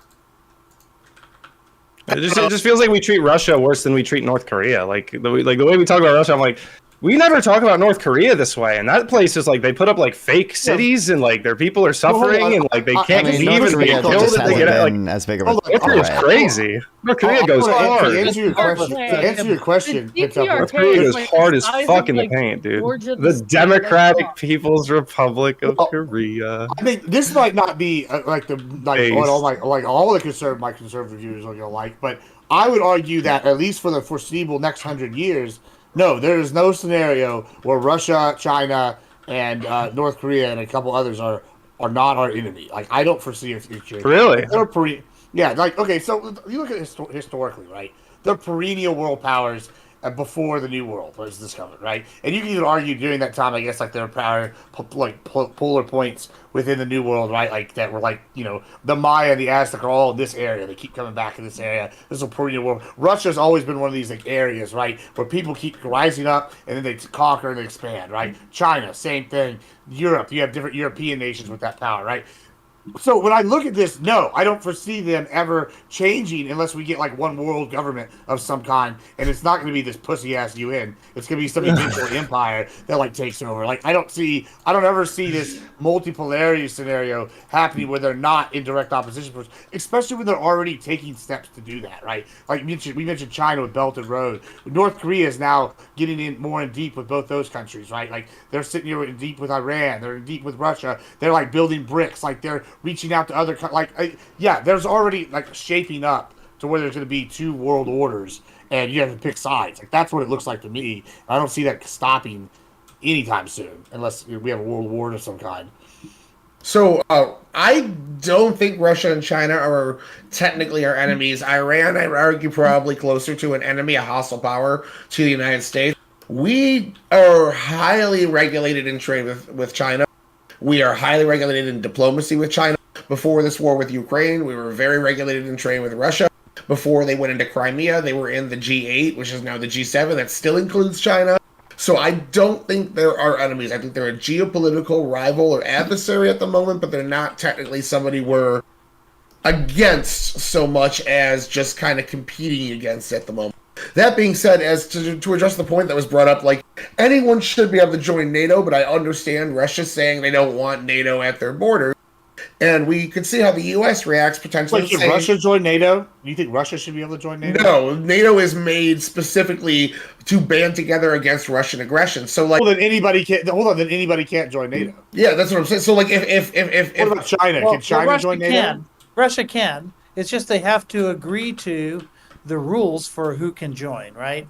They have to have a certain level of transparency and anti-corruption laws in place. They have to have free elections that meet certain criteria. So if they can meet all of those criteria, Russia can join. We've made it clear to them. They've actually asked multiple times if they could join, including under Putin's reign. Putin specifically asked the question if he can join, and the answer is yes, they can.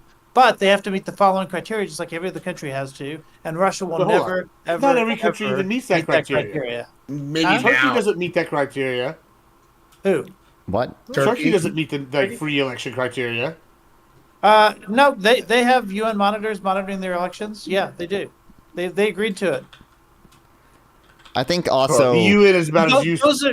Those are the criteria for joining. It's an issue with like enforcement too, isn't it? Because like you could argue maybe Hungary doesn't meet the criteria anymore, but like they did at one point. I don't know. I agree. I don't think there's. If they were to be kicked out of NATO, that would be cricket. I think. Well, yeah, okay, but so NATO I don't. Is there a though, mechanism for kicking states out of NATO? I don't think there is. Right? They have to voluntarily. Well, there leave. is, but it requires unanimous. Oh, okay. Yeah. So NATO practically, though, is put there to oppose Russia, to oppose Soviet aggression. And if the Soviets had somebody that was in their alliance 90 miles from the border of Florida, let's say hypothetically, I think the United States would absolutely freak out and say it's unacceptable if they have nuclear weapons. Yeah, if they have like nuclear weapons, maybe they could lead to something like the Bay of Pigs or other different things in history that were big stains on the United States' reputation. So I would argue Ukraine wanted to join NATO. NATO kept saying no because Ukraine does not meet the criteria. There's too much corruption in the country. And that was And before they've the been war. working on that beforehand, since 2014. But Russia especially. said that is a no-fly zone for them. I think 3 different Russian leaders in history have all said that's a no-go for them. They do not want it. Okay. Right. So, Sucks to be I mean, they can say that, but like again, like how did the United States react when we there was a USSR friendly entity on our borders with nuclear missiles? We freaked the fuck out, Well, reasonably after we put so. nuclear missiles in Turkey first, Sure, I agree. Yeah. And that did lead to the I think we've de-escalation. been too ridiculous on, for example, like Cuba in the past. Like we've been like a lot of the ridiculous kind of like, uppityness about that has been a bit over the top. But I understand people, especially during the Cold War, shit was different. Absolutely. But I think that other countries, it depends on the aggression that they are performing. And right now, it looks like Russia is absolutely the aggressor who's been performing aggression against its neighbors for a long time, trying to reestablish, old borders, be like, this is mine, this is mine, this is mine, even though right now it is absolutely not. So if he's afraid about NATO expansion when NATO is a military alliance that has not ever invaded some country, yet he is actively invading countries, I think we're kind of past that. Wait, would you say that NATO hasn't invaded countries? Not without Security Council approval, primary right? aggressor, no. All right, well, hold on. Okay, just to play devil's advocate here. Say I don't know. Where did that Nighthawk get shot down? What country was that? Was that Serbia? Say I was Serbian, and I didn't want NATO coming in, and NATO decides they're coming in, and the Security Council has said that. Like, do you think that it matters to me that y'all's Security Council has deemed it worthy to fly bombing runs over my Serbian village? I think it depends on other situations. It would matter for the I don't think the UN does rules-based that. international order. NATO does it sometimes. My point is, like, if you don't recognize NATO as your like governing power or like as part of you're not part of that alliance, why would you care? Like if say like okay, the UN Security Council doesn't like vote to abstain or they don't get involved, but NATO decides they're going in. Like you don't. NATO has done that. Yeah, which they have done, right? You wouldn't give a shit if you're the Taliban. Like, you're gonna be like, no, fuck them. They're like, like if they decide to invade Texas or something, I'd be like, fuck those bitches, right? Like, I don't understand like if that's a real argument that like, oh, they just justified it, like just to play devil's advocate. I understand that they might not feel that way. But we've been talking about now we're going into year 3 of an offensive war, and then Russia has made moves upon other countries in the area during this amount of time, like even before this, we had some issues with Russia trying to expand, trying to affect elections in its neighbors, trying to kind of like bite off pieces. Like this has been a like territory grab, not a. Well, okay. Once again, what about this? What about how Zelensky even got like elected? Right? Russia alleges that was like NATO intervention, and we basically threw a coup. I feel like there's some evidence to support it. Now, personally, all right, as an interventionist, I'm okay with that. Like, I'm like, hell yeah, coup-based. But, like, I think that kind of, if that kind of gives credence to their argument, though, right? Like, if you thought a border power had their leadership replaced, right, by a new puppet put in, which is what they're arguing Zelensky is. They're arguing he was a Western puppet, then wouldn't you also, like, if you were Russia, want to go, all right, we need to invade this country and get rid of this puppet before they do something else? Like, because that's what they're arguing, right? Like, say, like, if they put in, like, Russia put in a puppet government in Mexico.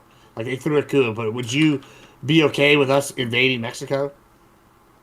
I mean, the thing is, we're talking about, right now, a lot of, like, basically just a perception that they have. The facts are not towards that this was a coup. This was a popular change of government among the people who did not like, specifically they did not like the Russia-aligned candidate, and they protested, and then they changed this. The main thing that people use as an example for why, the U.S. is behind this, they did that, it was literally like one phone call where they were like, oh yeah, I prefer this leader over the other one. I hope he wins, or I hope he's the winner of this situation. And it's like, okay, yeah, they said they had a preference. Like 2 diplomats said they had a preference. All right, and then we talk about that. People say color revolution, which there's not evidence for. and the like, there's got to be a situation where facts lie in one place or another, and it seems like a lot of, with Russia, it's perception that a lot of that gets contradicted in their own media, so it's a narrative that they don't necessarily believe. Thoughts? I definitely think there's more than enough evidence. Like, if people overstate and say that we were the ones that backed a coup or whatever, that's a bit overstatement. They misinterpret what's said on Victoria Nuland's phone call. That's a bit of an overstatement as well, but it's absolutely clear that we were funding the people that ended up overthrowing the government. Obama came out and said, oh, we funded some bad folks over there. Oh, you give some money to some neo-Nazis. And that cut off some of that funding because we did it. So I think that it's definitely clear we picked a side in that. Not that Russia wasn't picking the other side. I'm an interventionist. I'm all for it. I want Ukraine to be our ally. I don't think the U.S.'s hands are 100% clean here. What we say about American hegemony is our system's better, our way of life is better. The reason why we do it is the right reason, and the reason why they do it is the greedy reason. So you have to get behind American exceptionalism to believe that us doing similar actions is in the right because we're in the right. It's a difference in like outcomes and a difference in like situations. Like us funding somebody is different than, you know, holding unfair elections or outright militarily invading other countries. There's a big difference between I agree. those two. Like, I understand, yes, we did have, again, we're back to soft power, back to funding, we're back to talking about that sort of thing. Yeah, if we had that influence, absolutely, yeah, but it's just like when people take that further and they go, oh yeah, we picked the government. I there only and support we, Ukraine like, because Hunter leaders. I'm Biden. like, okay, calm the fuck down. There are Biden got examples money of from us doing that, though. Like, in our history throughout, I mean, like, okay, I don't want to like give Ditso any credit, but look at he brought up the U.S. interventionism in Latin America. How many times did we pick the dictator in Latin America? Like, I don't know, every time, maybe, really. And it's, I mean, not every time, but most of the time, we picked the like leader in these countries that was pretty, you know, repressive or whatever, and it was our guy, right? And so when you say, whenever Russia goes, hey, and like, once again, I don't personally have a problem with this because I'm like, hey, interventionism based. Whenever Russia goes, hey, you put a puppet governor, it's not really hard for me, like, as an American to go, oh, knowing that we've done this about 50, 60 times in the past, for us to go, okay, they probably rigged the election again. And I'm okay, personally, like I said, I'm okay with it. But like as a Russian, if I was an American, right, and I am, and the Russia did that to Mexico, I'd be like, you send the fucking troops in tomorrow, and you take that fucker out. That's what I would tell, like me, like calling my congressman up. Like, so I can imagine that the average Russian would probably be saying the same thing if they really thought a puppet guy was put in there. Do you disagree? I guess. I don't, like, here's my problem too. When we talk about these governments, right, in South America, and we talk about, right, this person was a dictator, this person was a despot who got installed during the Cold War, blah, blah, blah. A lot of the times that this happened, these are fundamentally different from Ukraine for a main reason. I've talked about it before, which is a really important thing. We're talking about, you know, governments and power and where people are at, is what the people have an appetite for, okay? A lot of these regimes were authoritarian because, again, a lot of these were not completely legitimate, and these were not popularly supported movements. So to maintain this control, right, they had to clamp down in certain ways. That was a part of it.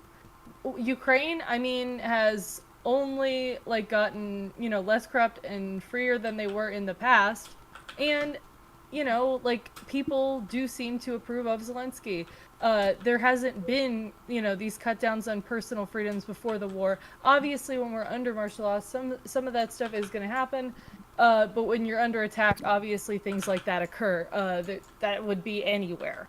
But before that, right, we were absolutely seeing that in Ukraine. But also, you've got to understand that after the revolution, they had a free and fair election, and it was overseen by the UN and everything else. And the person that they elected was Poroshenko. And Russia started saying, "Oh, Poroshenko is the puppet. He can't possibly lose an election. Everything's going to be rigged for him in the future." And then what happens in the very next election? Zelensky beats Poroshenko. And so now they have to change their talking point and say, oh, no, it wasn't Poroshenko. It was Zelensky who was the American puppet the whole time. Well, I don't know how Zelensky didn't become president the first time if he was the guy.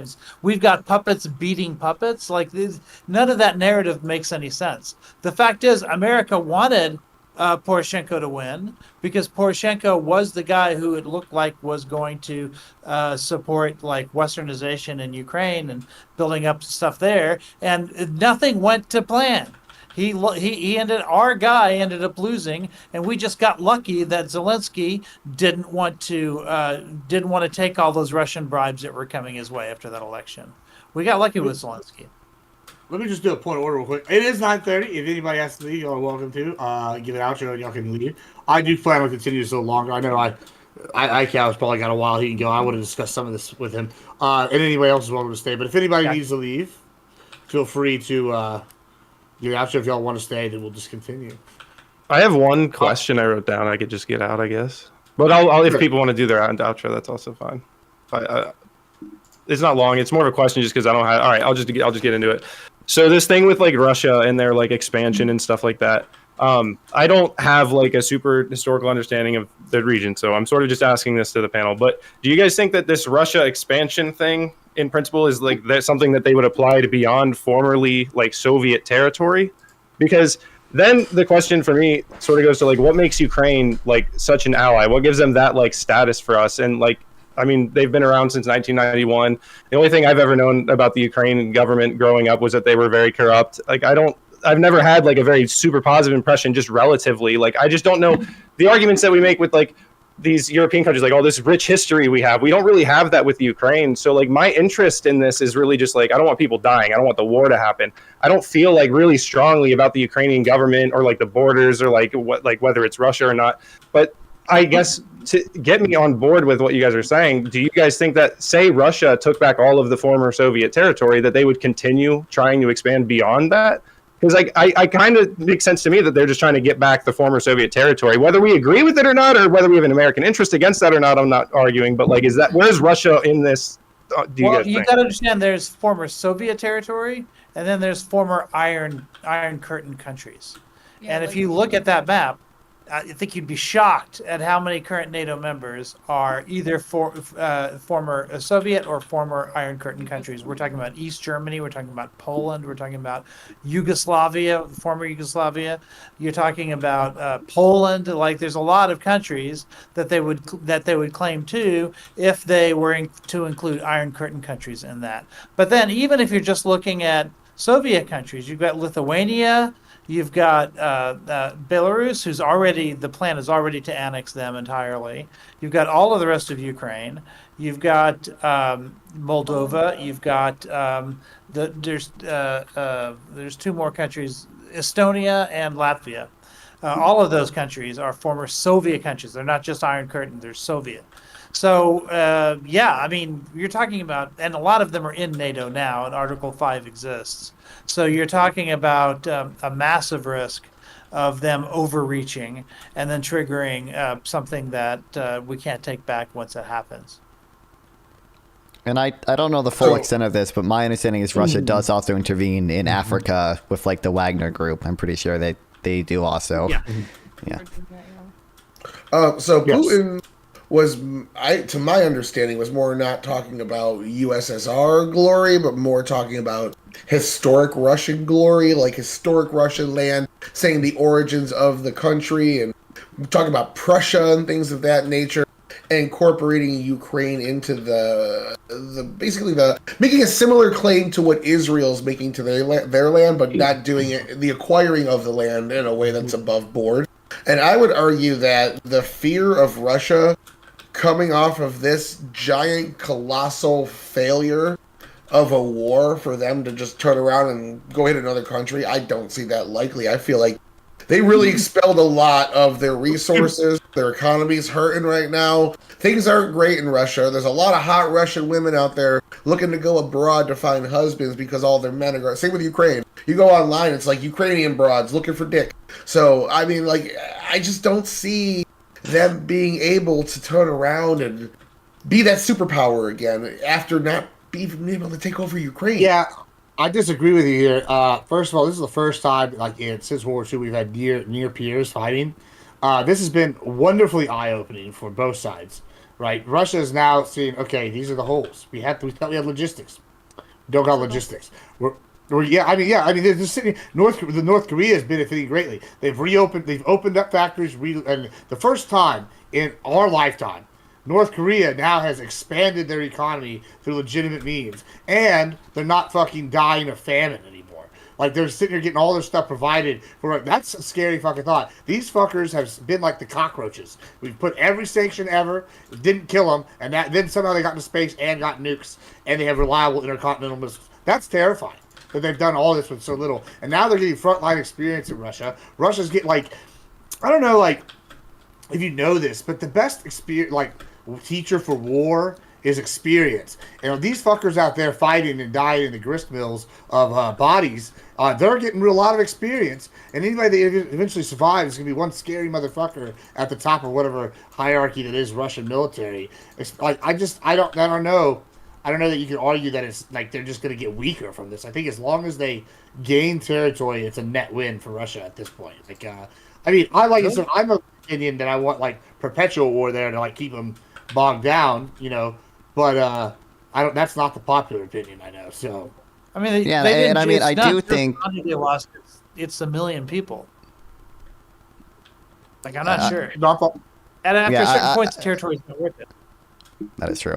I mean, I do think that, you know, beyond Ukraine just being a European like semi-democracy that we might want to build an alliance with, there is value in making sure that there is a cost to changing borders like this. I think like even if even if Ukraine wasn't I think it was corrupt, but even if Ukraine wasn't like trying to be a democracy, at least like there would be value to trying to help Ukraine to make sure countries know that if you try to unilaterally invade and change borders, there are people who will come to the help of the other country and they'll make sure you pay for doing so. I think there's value to that on its own.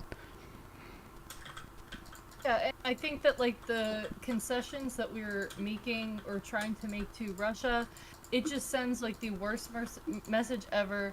Like, here's the thing, like Tyler talks about Russia being, you know, disgraced in this, that, and the third, which I mean, in some ways, yeah, they've lost a lot, yeah, they look bad, but then when we talk about, okay, we can invade territory, we can keep it, and we can try to, you know, be like leveraging to get guarantees that this country will not join NATO, which I mean, you know, say is good, but that literally just means that Russia can try again the minute that they have the power to, and Ukraine won't have any alliances to dissuade this from happening.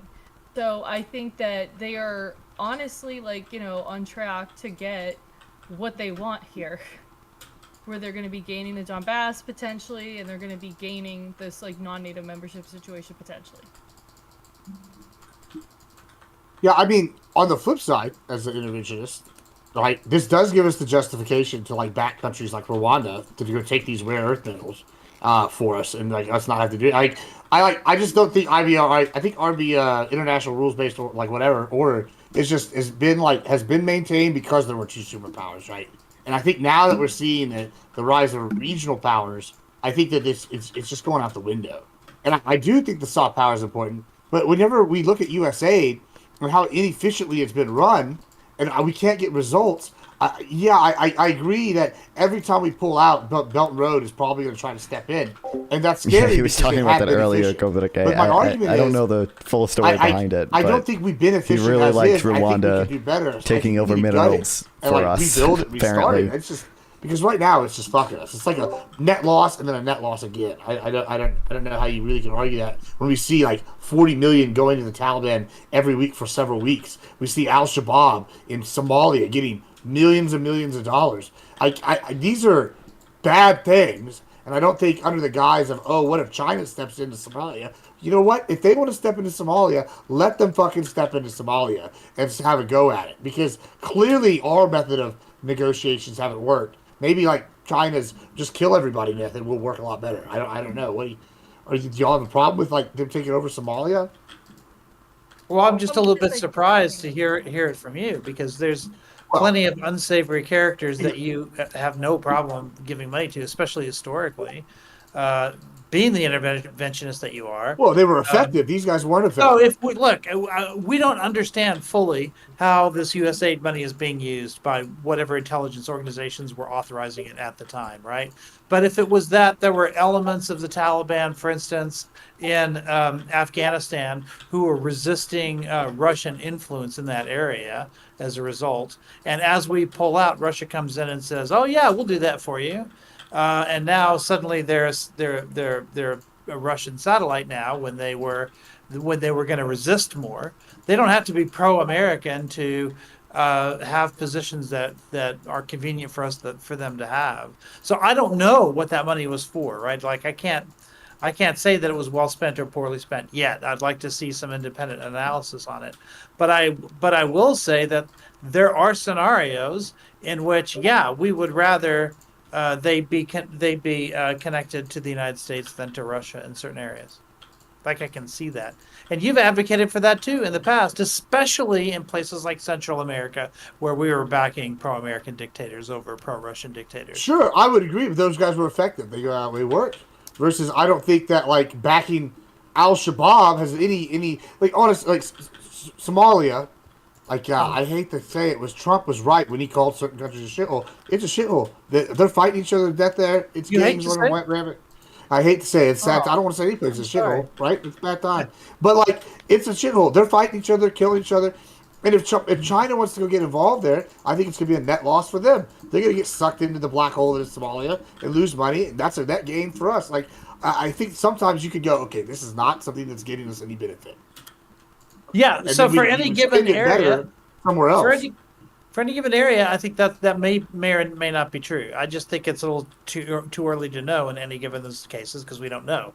But we could revisit it in 20 years, and if we pull out all of this aid, and it turns out, yeah, we lost a shit ton of resources, there were a bunch of benefits we were getting from that we weren't aware of, but we became aware of it when China picked all that up, right? But we won't know for decades whether or not that's true. But we'll be able to look back and say, oh yeah, okay, we were getting something out of that USAID, and we lost a lot when we got rid of it. I mean, I just don't know in any individual case. I just know there's an increasingly long list of countries that we're losing soft power in and China's gaining. That's all I know right now. What is the cat's opinion? Soft power, obviously.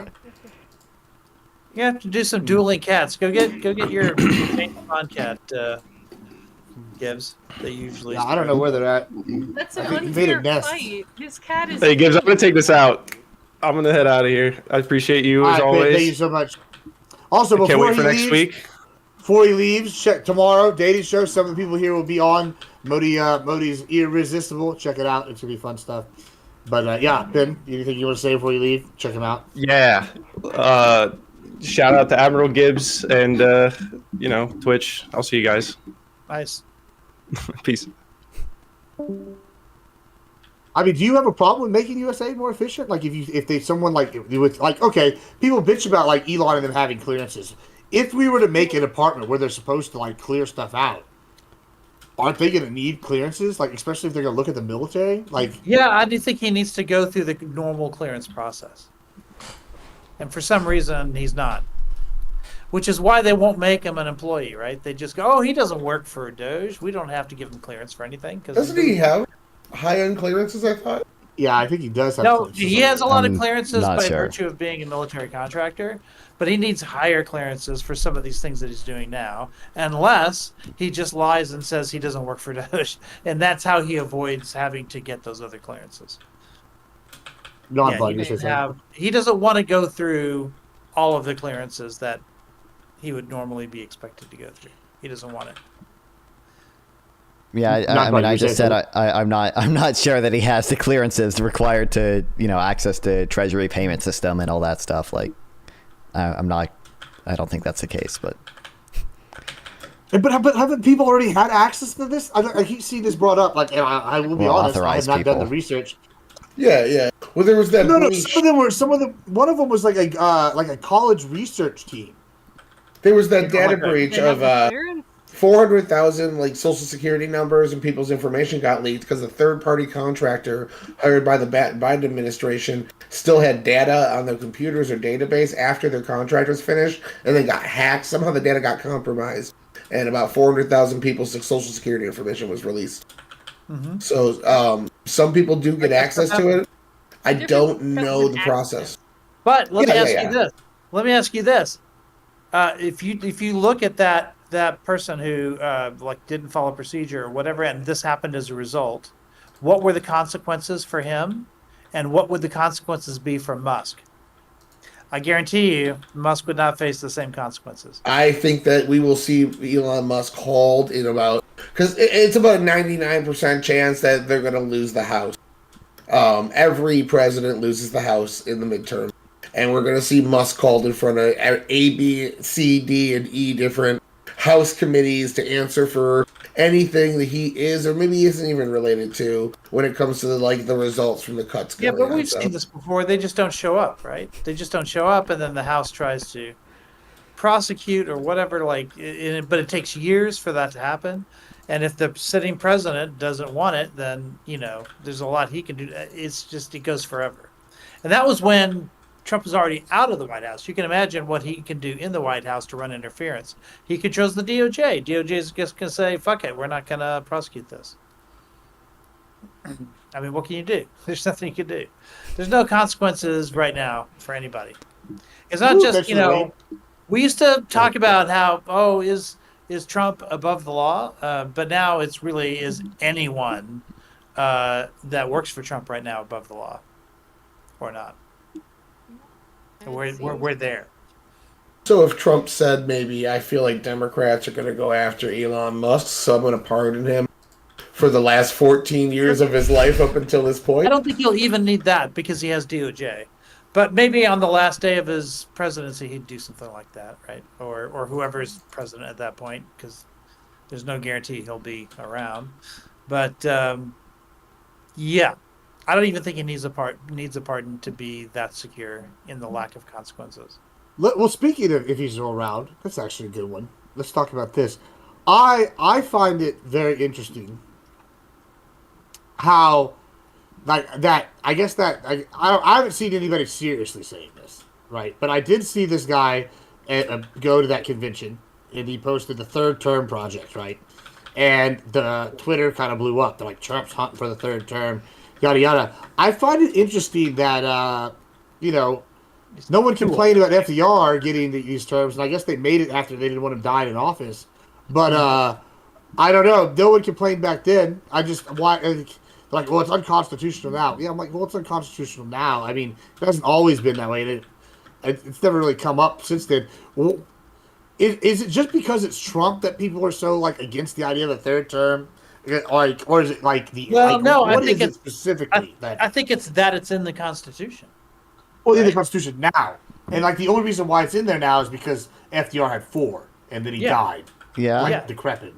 Right. Technically he had about 3 and then he died. Right. That's why. That's precisely why. I don't understand the confusion because conservatives growing up my entire life have told me how much they respect the Constitution and that they're constitutional conservatives and that, they don't believe in judicial activism and all of this. So that means there's a large sliver of conservatives, even Trump voting conservatives, who would say, no, I don't support a third term. I think it might be a little bit more tempting if Trump weren't as old as he is. I think there's a lot of Republicans who that's not in the Constitution. That's literally an amendment. It's I think it was the most recent. It's one of the more recent ones. If it's not it's 22nd, I think. But that's the Constitution.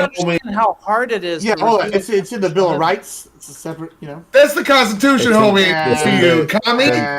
It was not the original. It was not the original Bill of Rights. Hold on. It's still binding.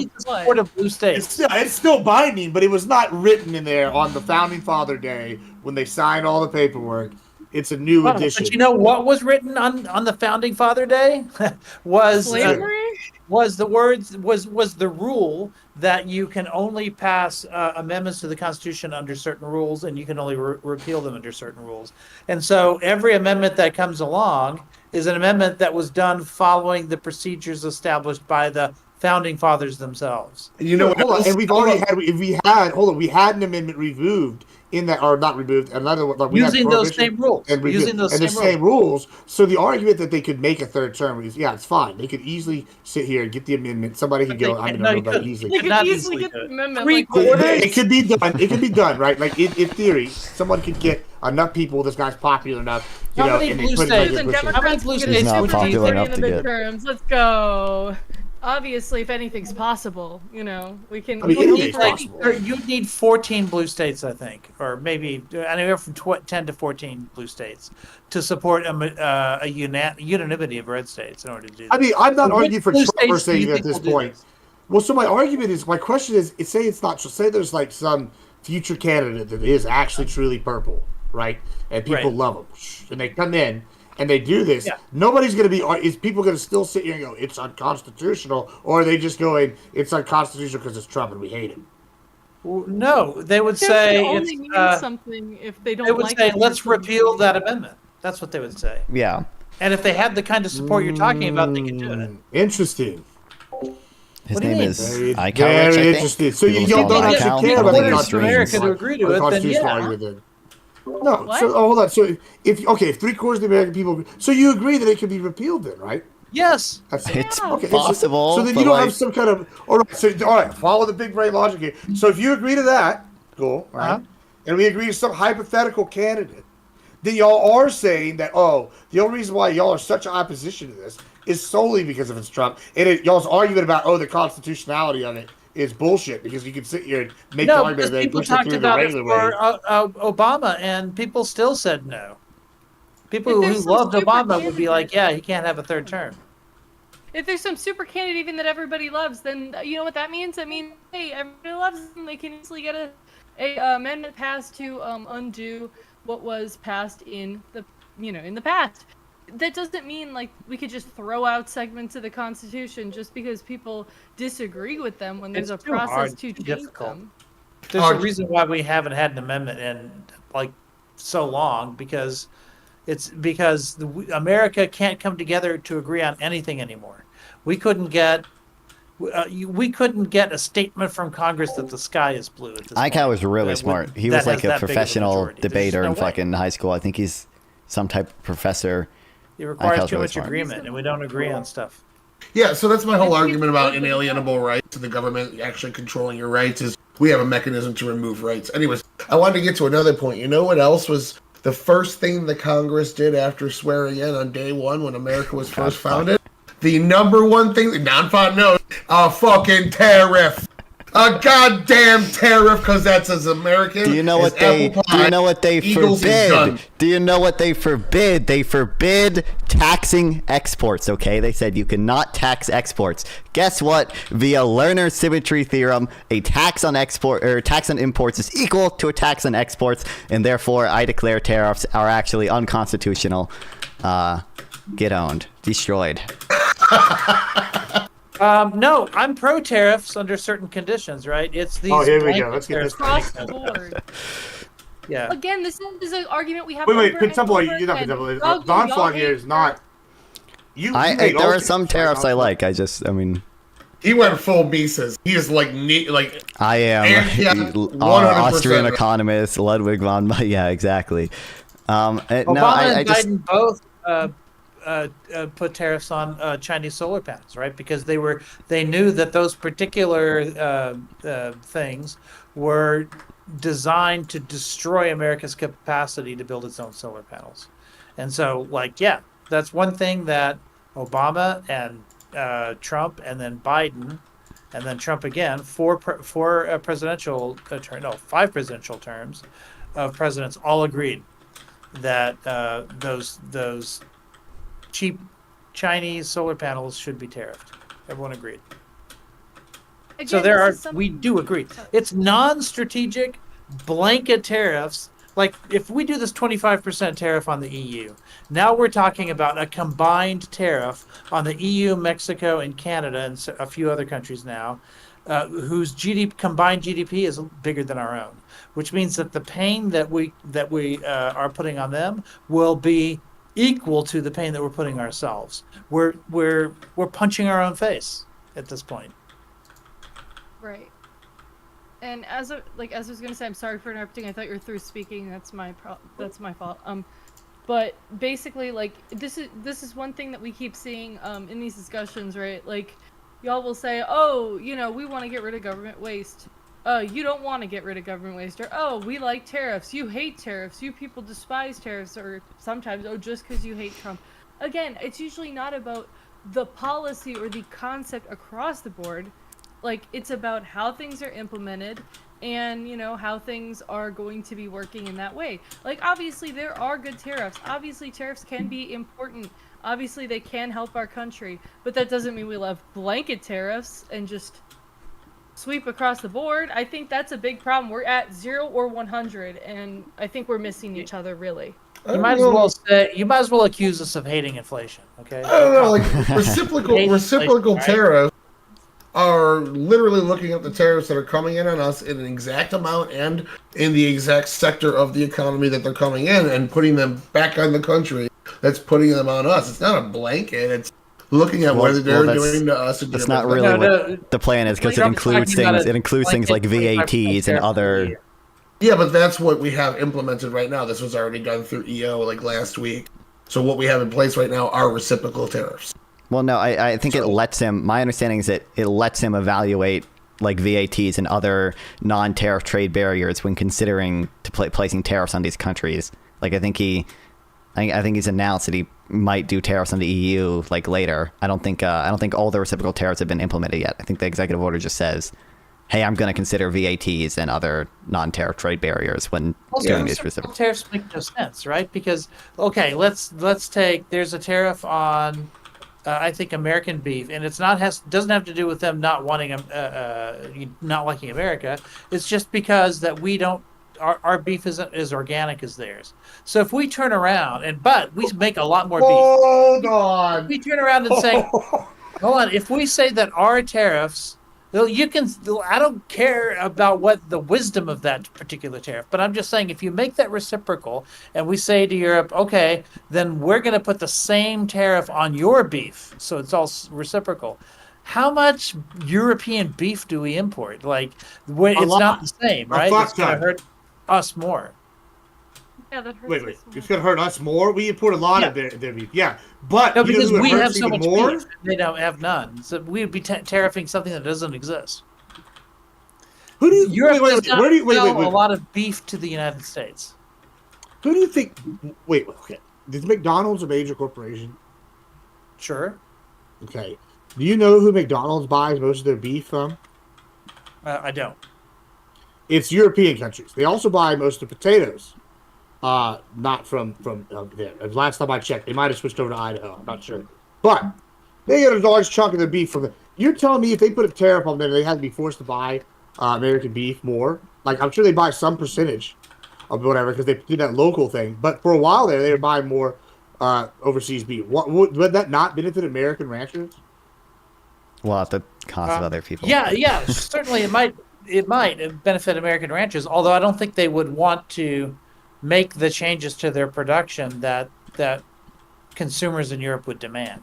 Like right now, consumers in Europe don't buy American beef even when they can, because there's a big sort of taboo on it. Like people perceive American beef as being full of hormones and all this other stuff that we don't have the regulations that they do. Which is hilarious because they're the ones who had all the mad cow, whatever. Fuck them. So what happens actually? I don't think they're good tariffs. I think Europe is stupid to tariff in this way.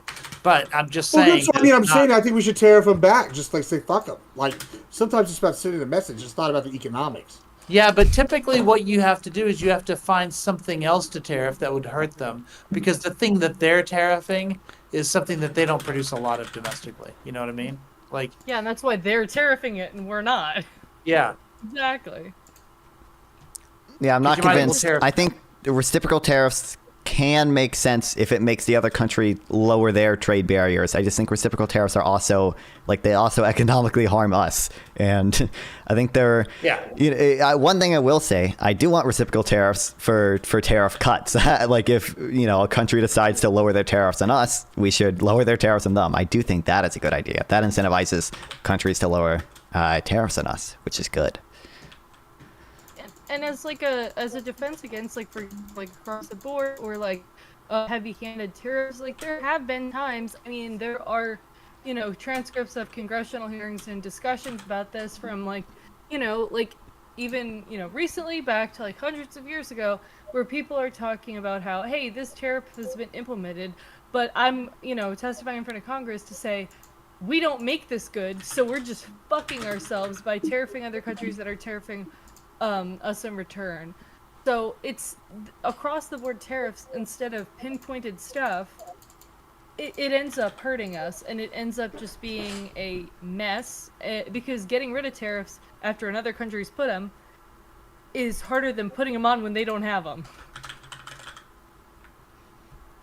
Yeah, I kind of agree with Trump though here. I think that we've been getting a bad deal a lot of these times. People have been taking advantage of us because of our naivety, our niceness, and like this goes back to kind of what y'all were talking about with NATO, really, right? Like, I don't see it as weakness whenever we hold people accountable, right? Which is, I think, what, like, yeah, I agree. Maybe taxing beef for beef probably not the best. If they produce, I don't know, batteries, if we tax them on tariff them on batteries since they're tariffing on beef. Yeah, sure, that's probably a better strategy, right? But whenever we're talking like NATO, right, or any of these other things, I see that as a good strategy. When you go, oh, we're holding 5%, I don't think just because we're like playing hardball that we're necessarily losing soft power. You can always go to the other. I just don't see these as going hand in hand here, kind of like the way y'all are making it out to seem, you know, as a like equivalency. I don't know. Well, okay, so I just looked up the numbers just to make sure I wasn't like somehow having a brain fart or something. So we import we import 13.5K, 13.5 thousand versus there's an index. I think it might be this. 310,000 going the The other U.S. way. has like So really we're talking high about 4% non-tariff trade barriers, even though going in our one tariffs are direction pretty low. compared to going the other direction. So, yeah, I mean, sure, we can tariff that 4%, but I think really what Trump must mean, surely he means, we're going to find some equivalent, something that Europeans make a lot of that's coming here, and we're going to tariff that. That's the only way to make it equivalent in size in terms of impact. That probably would make more sense, to be honest with you. But then what that does is the EU just says, okay, now you're tariffing our VWs, so we're going to tariff Teslas or something. Yeah, and that would be like a mini trade war, and I don't think the EU wants that with the United States. But I don't think anybody wants that. But at the end of the day, if Europe is combining with a whole bunch of other countries around the world, it made sense to me when I saw Trump say, okay, we're threatening tariffs with Mexico. They gave us something that we wanted, so now we're not going to tariff them. Now we're going to do that to Canada. They're going to give us something we want, then we're not going to. And when it was doing it one at a time, it looked like for a while, it was like, okay, our GDP is so much bigger than theirs that they're going to lose each time, and we can just do one after another after another. But now he's talking about just tariffing everyone in the world all at once, and there's just no way that so many doesn't tariff hurt us, conversations. at least I don't want to interrupt. as it hurts those other countries. And fine, you can say that like, Europe doesn't want it, or I don't want to especially undermine these them other too countries much, that are but third world countries, they're able to withstand that tariffs suffering are way almost more never than Americans optimal can. industrial policy. Because we're I think tariffs freaking rarely pussies make when it sense. comes to that, right? The second, butter costs 5 cents more. It used to be when Biden was president, that would be a headline on Fox News, right? Now it's going to be a headline on MSNBC, whatever. But Americans notice when prices go up on shit. And we can't withstand that suffering as much as a lot of other countries can, who suffer all the time anyway. I just don't think he's able to do that. Not if he's gonna look at every country in the world at the same time. I agree with you to some degree. And when Trump implemented the reciprocal tariffs thing, he did say it would be easier if everyone just dropped their tariffs against us and we didn't have any at all. So absolutely, I think he even agrees that would be a reasonable goal to put there. But at the end of the day, like, we do have that big bully economy in a lot of these nations. And they do have these tariffs against us that on an individual level, if we were going one by one, it would take a lot longer, but we would win each one of those battles. Now, I did bring this up earlier, and I feel like it kind of got glossed over. When the tariffs do dictate, and overall you do lose jobs, but tariffs do dictate what country has manufacturing. And it doesn't necessarily mean, like, when we tariff China, We didn't see that manufacturing come back to the U.S., but we did see it leave China, and we saw it leave China for neighboring countries. So these tariffs do somewhat dictate what country does manufacturing. When Canada was being threatened with tariffs, there was a food manufacturer, the second largest food manufacturer, saying they would have to build and come to the United States because we're most of their customers, and they can't afford to manufacture in Canada and still sell it in the U.S. markets at a competitive rate. So those manufacturing jobs from that food company would have come to the United States. And that would have just been one small microcosm of a bigger thing, but we are overlooking this, and that would reset the equation. You're getting something else less. we're overlooking is secondary. Something else we're overlooking is secondary markets, right? Now, this is a criticism many people, especially free trade people, had of Obama when he started doing the tariffs that I talked about with solar panels. And the criticism was, this was a criticism coming from the right now, was that when we were bringing in all these cheap solar panels, the secondary markets, which is the things that use the solar panels that we make to create innovative products all across the spectrum, all of a sudden all became more expensive because of the tariffs. And while our own solar panel manufacturing markets might have benefited from those tariffs, the secondary markets had a big collapse as a result of those Obama tariffs. And secondary markets are often much, much larger than the thing itself that's being tariffed. And there is an argument to be made that Obama's mistake was that he didn't consider the secondary markets when he did that. And what we could have been doing this whole time is taking advantage of all these super cheap, subsidized by China solar panels so that we could use them as super cheap components into really great products that we could sell not just domestically but all over the world, because we have creative engineers in the United States who could use those cheap input materials to be making very innovative products. And so that kind of manufacturing would have been great, and it's suffered because of our own tariffs. Oh, yeah. Yeah, Bad so- market practices. I'm sorry, you go. Yeah, I think tariffs can be sometimes a good tool to build capacity for strategic industries. But I will say, one, tariffs are basically just equal to a subsidy plus a sales tax, but they're not a very efficient sales tax because they make other countries retaliate on us. So it'd probably be better just to, to subsidize the industry we want to protect, and then raise the money some other way via a more efficient form of taxation, whether it be just a broad consumption tax or some type of resource rent tax. And I do also want clarification from Gibbs on how we're being ripped off so badly by whatever trade system we have. I'm not convinced that's the case, but get ripped off, bro. All of them, everybody. How? Okay, that's because we need to go renegotiate all the deals we've ever made. I mean, let's just go back to one. Like, here's a really big one. I don't know if y'all remember this. How's that evidence? I don't think I'm about to give you some. Do y'all remember the Panama Canal? Y'all remember that? Yeah, it's there. Yeah, you. I mean, y'all I remember was this on a Jimmy high school Carter? debate team when that happened. Okay. Yeah. See. Okay. So you might remember this. So Jimmy Carter decided he was going to give this back to him. At the time, right? After we built it, we lost lives. Tax dollars, all this good stuff. Yeah, we benefited from some since then, right? However, this other country that only exists because we propped them up militarily against their conquering their owners back when they rebelled, and then built this canal, which is their main source of income. It's outside tourism now. Only exists because we choose to. Guess who? What? They are charging us. I think with the average equaled out to something like $54,000 per ton that we ship through, and something like 60% of their shipping that goes through there is American. We're getting fucked. That's getting fucked. They should be charging us maybe like $500 a ton.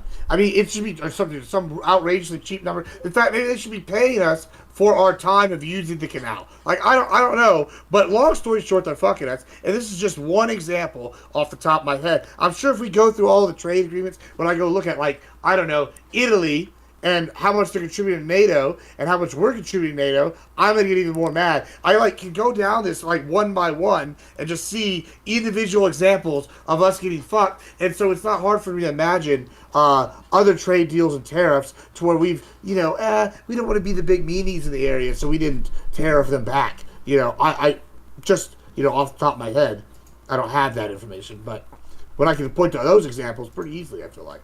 Well, you got to keep in mind the geopolitical position that most of Latin America was in at that time.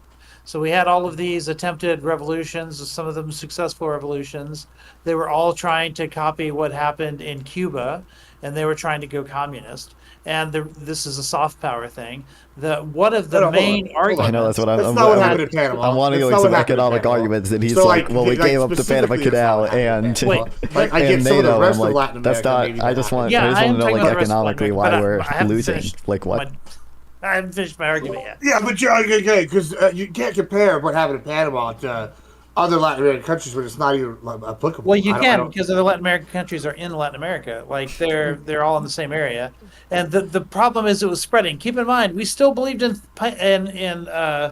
domino theory at that point because domino theory was happening in Central America itself, and we were afraid that if these revolutions were to spread to places like Panama, not just Panama, but we're also talking about other countries in Latin America too. If the Soviets were telling those countries in Latin America that America was just stealing their land and taking their shit and breaking their promises, because keep in mind, we promised to Panama that once we make our money back, we're going to be handing it over to you. We just didn't have a date set in mind. And what the Soviets were telling countries at that time, fighters at that time, the people at that time who were trying to figure out who to back, they were telling them that America is, this big expansionist country that is going to take your shit. And so, and Panama Canal is a perfect example of that. And one of the things that the CIA even... It was our shit. It was our shit. We built it. See, that's what I mean. That's my point. That's exactly, yes. You would have been a perfect commercial for the Soviets at that time. The problem is that we've been playing too much of like we're the nice guy, and we should have been doing more what the Soviets were accusing us of. That's the problem. I think what we should have been doing was winning over hearts and minds.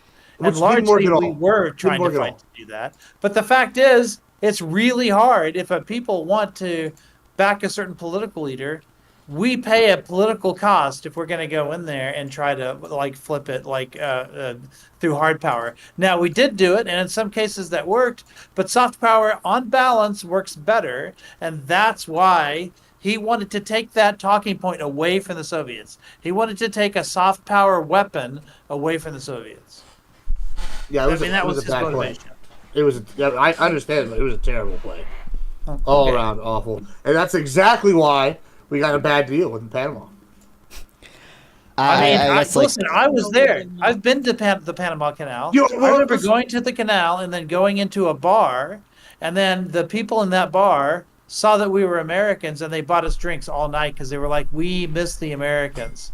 The attitude that Panamanians have towards America is something that's that's a part of our soft power that we want to keep strong. I believe they're called panoramas. Okay. Sorry, I'm just being stupid. I haven't talked in a while. Wow. I think you're completely right on this issue. I think the problem is with this idea of like, oh, we're getting fucked. I'm gonna get mad when I see how many people, or how much people are contributing, like Italy, you said, compared to the U.S. Again, this is the conversation we had earlier about the things that we gain for providing more money. Like, we gain more power, we gain more influence. Same with this situation. But we haven't been gaining that. That's the whole. Right? That's the whole reason all these countries fucking hate us. Like that's the argument. Like, now, where were we gonna put it at? Just a question. Wherever the fuck we wanted. I mean, like that's the thing. We could have put it in Mexico. There was arguably a spot in Mexico. I don't remember which spot it was. It was off below the Yucatan where they were arguing to put. No, the Nicaragua is the place to put it. Nicaragua, there you go. That's what it was. Nicaragua. They both talked about doing it, and now they're talking about doing a train canal in Mexico or some shit. They're supposed to do it a modern day where you can do shipping. Can't do it. Yeah, I know. I just saw the thing. I don't think it's possible either, but they're trying to do something crazy. But the Nicaragua canal is doable. Like half of it already exists. Like you can through natural waters, you can do it. In your chat saying you can do the train thing, and I'm like, I just want to know how this train canal would hypothetically. What are people? No, they would have a shipping area on one side, right?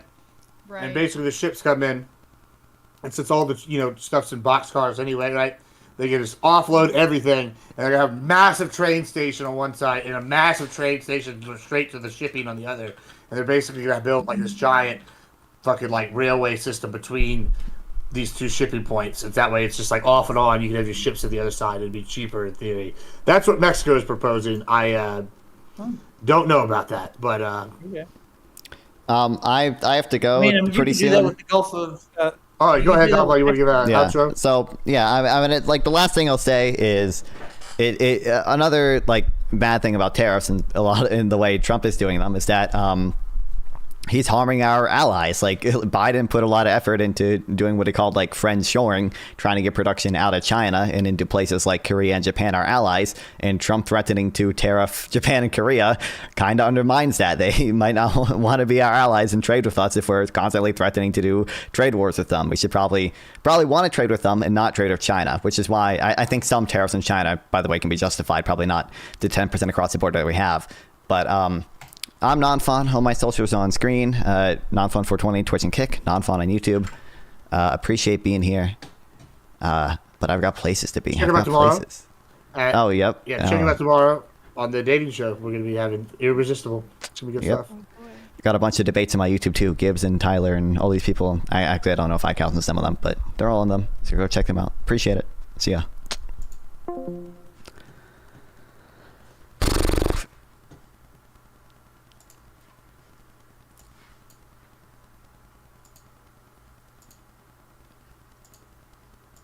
Holy shit. I just clicked on my friend to see what he was doing.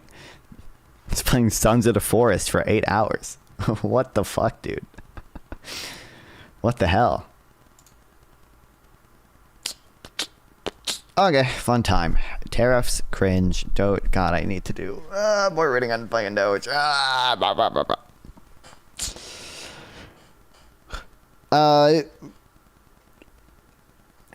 My sleep schedule's fucked, but I think I'll be back to normal now. I think I basically fixed it.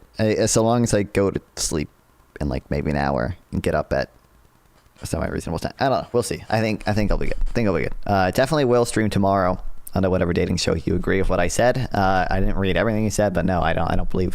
I don't have big issues with nation states.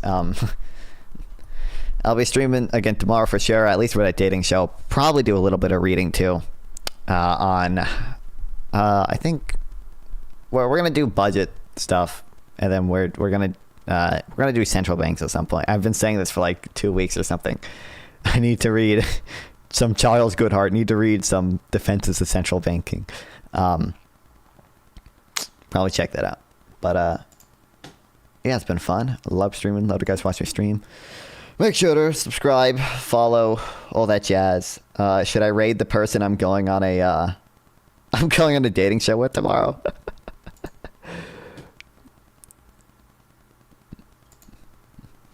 Anyway, good stream, man. I appreciate it. God, I'm sending 2 viewers her way. Wow, incredible. Wait, guys, go to the Twitch stream so I can. Yeah, I love streaming. A lot of guys watch your stream. Streaming tomorrow. It's up to the YouTube. Follow and Kick. Follow on Twitch. Go to nonfun.gg. You're nonfun.gg, guys. We have all the socials are there now. Actually, not all of them. Just YouTube, Twitch, Kick, Twitter, Instagram. Oh, Instagram is anyway. I need to add Instagram. God, I need to fucking edit videos too. I've been so lazy when it comes to editing. I haven't edited my own videos in like 2 weeks. I edited a little bit for Darius, but goddamn.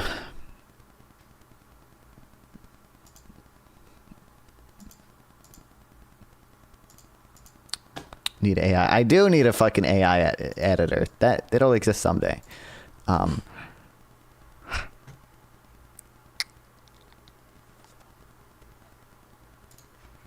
I don't know. It's not even that hard. I just can't fucking. I'm just so lazy. I can't focus on anything. But anyway, I'll see you guys. I appreciate it. Love streaming. Love you guys watch the stream.